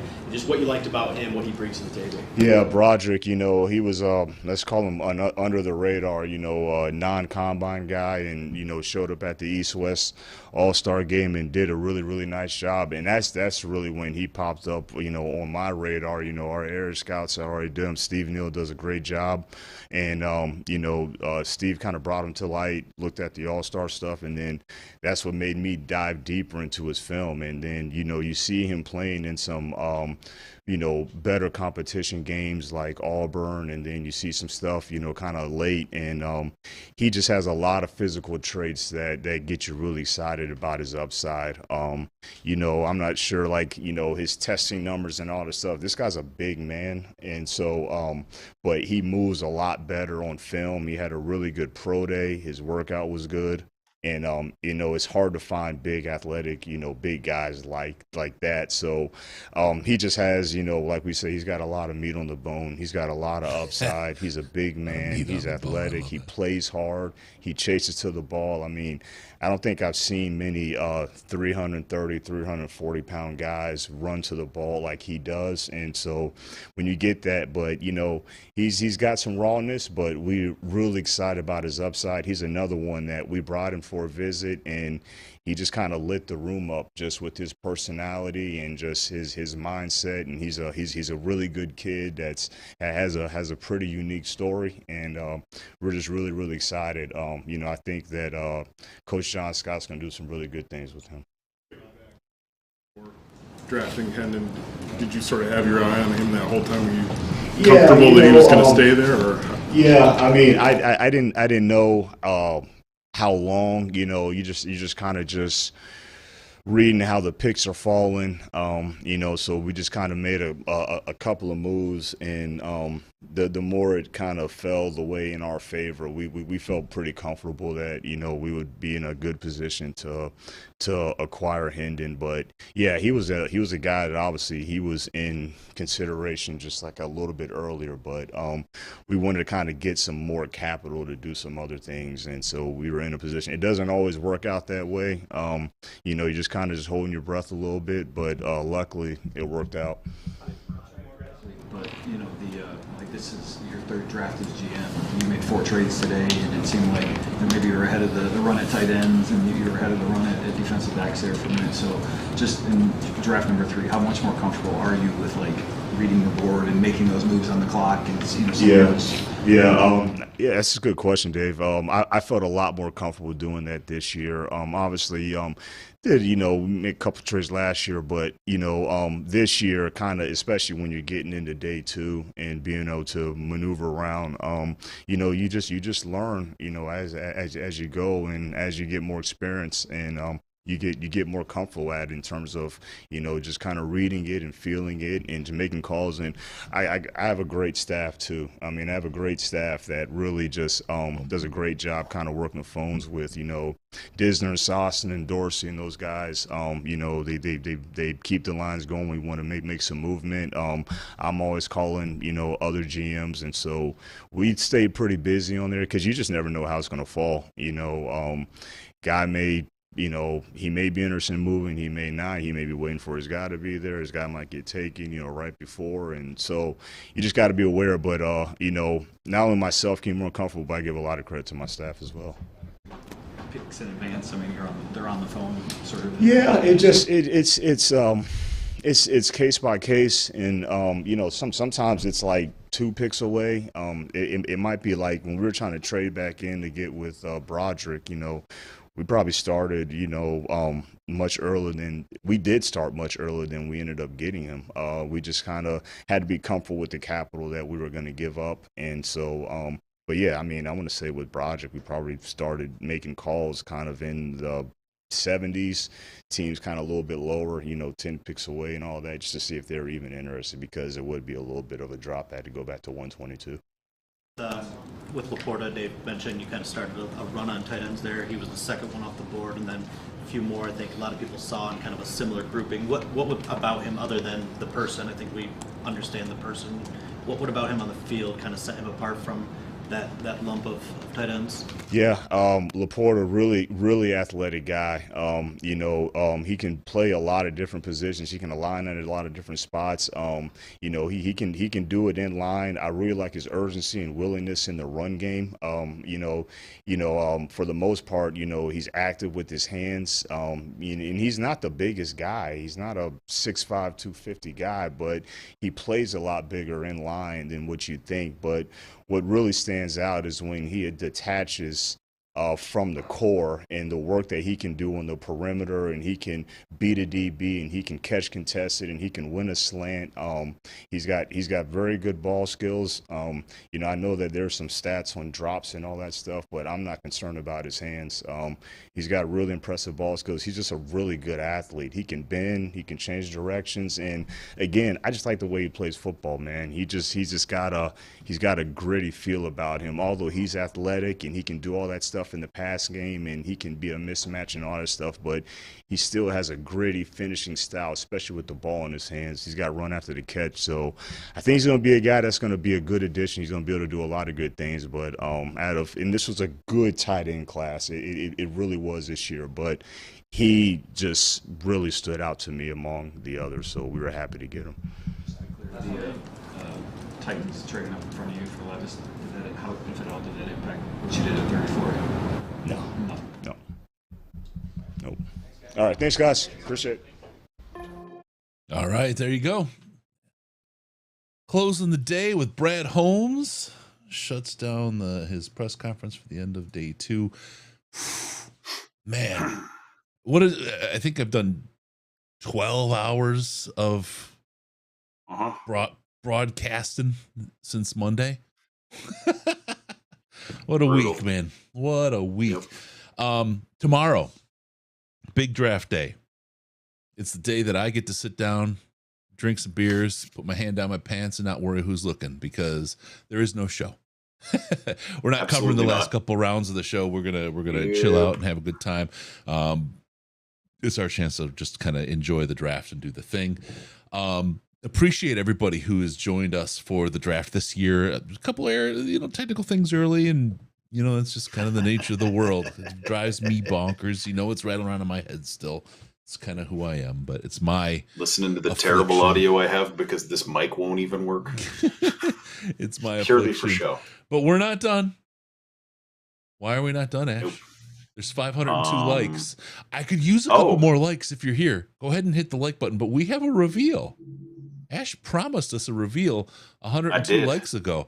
So please hit the like, hit the subscribe, join, the whole thing. We appreciate you when you do that. It helps other people find us and helps us, continue to grow and do our thing. And it helps us be able to pay all these great talents like Michael Gray and Ash and Scott and everybody that we have on helps us to grow and create more content and bring more people to you to give you the Lions stuff that you really, really enjoy. We're not funded by some wealthy individual. We're not funded by some giant corporation. It is the Us Show. You know what I mean? It's a, support small business. We'll just put it that way. So, all right, Ash, my friend. Oh man, Pete, thank you. I liked from 5 accounts. Let's see that tattoo, Ash. All right. I'm even going to try to put some like lighting on this so that it'll actually like show reasonably well. There you go. I think that's going to do it. Just got to make sure I'm covering all the jiggly bits here. The jiggly bits. Uh-oh. Prepare for the show, folks. Oh, there's going to be jiggly bits. I hope there's some serious pants going on right now. Wait, really quick, Ash. Sorry, I want to talk about why you got this tattoo. This was the St. Let's Jude talk about why I got the tattoo. Yeah, this is a St. Jude thing. It was a fundraiser. Talk about what you did and why you promised it, and that, because I think you deserve credit for what you put on the line here to help raise money for. Broderick Martin talked about his brother who died of leukemia. St. Jude does a ton of work with cancer and research. It's not just for kids. They help kids and their families, and that's why we care so much about them. But their research that they do is across more than just the kids. It's more than just the people that stay at St. Jude. The research and the work they do is super big to help people with cancer around the world and try to find that elusive cure. And Ash, talk about what you did on the St. Jude podcast to telethon to help raise some money here. Okay. When we're doing one of these telecasts, like, I'm not going to tell you not to watch the rest of the telecast when it's 24 hours, but like, that's a really long time. So if you only have 1 hour that you're going to dedicate to something like this, that is the approximate amount of time that I am willing to ever give to charity in my entire life. So in that hour, you're going to get some entertaining stuff. Because like, I just come in and I'm not going to say blow my load because that would be crass. Well, you blow your load. Yeah, like it's not that kind of show. Like we're Patreon, not OnlyFans at the DetroitLionsPodcast.com. But basically, the hour that I'm on the show, some shenanigans tend to occur. And this year, basically, what I did is I have been known in this podcast as the guy with the sweaters. Historically, like those of you where this is your first experience with me, this has never been on the show and may never be on the show again. It just sunglasses inside is not really my style. You can check out any other podcast I've been on, and like there's sometimes where I'm wearing like t-shirt, baseball cap, or whatever. But dirtbag McSkeezy guy here is not what I usually do. There's a lot more where I'm rocking, like button down / cardigan kind of thing. So for every certain amount of dollars donated while I was on the show, I put on another cardigan, and I think it was it $500? Yeah. And I said like every 500, or was it every 3? I don't remember the exact dollar value, but everybody really stepped up, and basically like it was huge. Like I just kept saying like, okay, I'll do this, I'll do this, I'll do this, and then finally I was like, you know what? At the end, if y'all get us to, I think it was 35,000 is what I said, or some like ridiculous seeming number that I thought there was like literally no way in hell we were going to get to, that I would get a Lions related tattoo, just because of the generosity of the, like, I've been standing here calling you guys all idiots for 2 days, but like you really are the most amazing group of people. Just for things like this, you had the opportunity to make me go do something painful for a couple hours, and you gave a lot of money to help a lot of kids, and also to make me sit on a chair while a small Mexican man did terrible things to my body. But then, no. Let's talk about the tattoo. Yeah. Well. Yeah. Is that what we were talking about? I thought it was the donkey show. Okay. All right. Let's get to it. All right. Oh, that was a lot of fun. That was absolutely a lot of fun. And Ash, when he comes out the St. Jude show, he rolls in. We're usually about 12 hours in and blows it all up. These guys are a mess. It's a burst of They need energy. somebody to literally do anything so that they can stop talking for It's an like getting hour. hit with And the I'll just AED. come in and ramble. Like, you guys need bathroom breaks, you need meals. Cool. I've done nothing all day except talk to children. Let's go. All right, let's get a look at that tattoo you did. That St. Jude special. And thank everybody who helped make this a reality and help support St. Jude by donating to get Ash inked for good. Pete, you about being concerned about the sweaters. He almost didn't get out. He almost was stuck and he couldn't call 911. I was wearing 16 sweaters and I tried to take them all off at once. And it turned into this like, oh man, I literally was like flailing around thinking, this is not how I die. I cannot have this be how I die. Legit. Imagine 100% factually correct. Story on the podcast, man dies. On YouTube. Literal corpse on YouTube for charity. Nope. Nuh-uh. Not how I'm going. I will choke on a sandwich like a respectable human being. Come on, Mama Cass. Let's see that. Let's see that tattoo. Right. Yep, let's do this.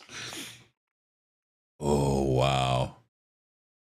That is a nice looking one, though. Yeah, it's got the lightning coming out of the eyes. I'm trying to get it so that my pasty white skin is not reflecting it terribly. So next year, if we get to 45,000, will you have a penis tattooed on this line? No, absolutely not.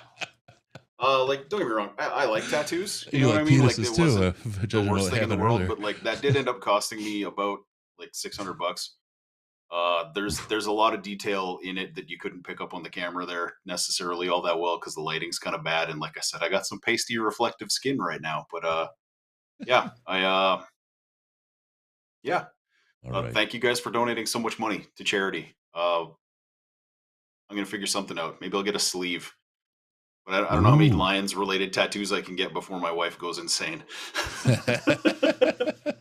Not that she'd mind the tattoos. She has like 7, but yeah, no, she's gonna go insane with hotness over this new inked man she's got. That's what you're talking about.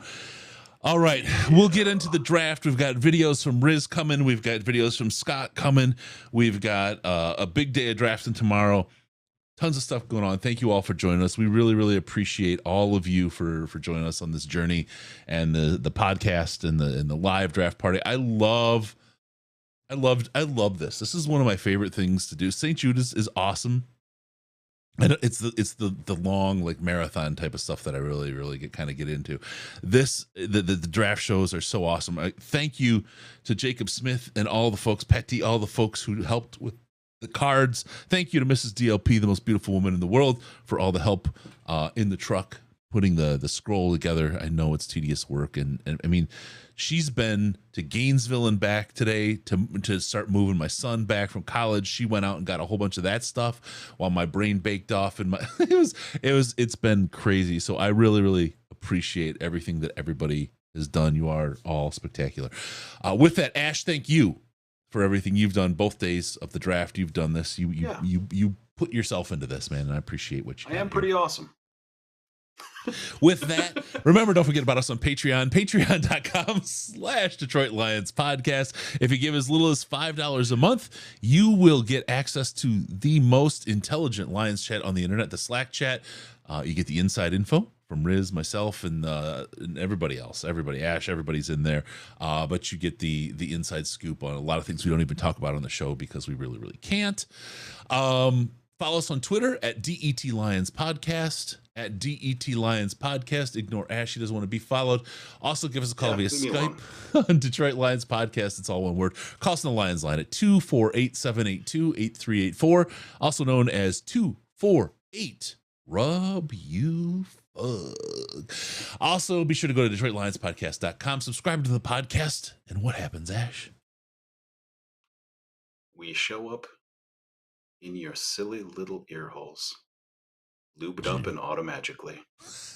Thank you for tuning in. We're going to see you next time on the Detroit Lions podcast. Remember, no pants, no toasters, no hot tubs, no problems, because we draft like villains. And we're your Detroit Lions and Reddit connection. Thank you.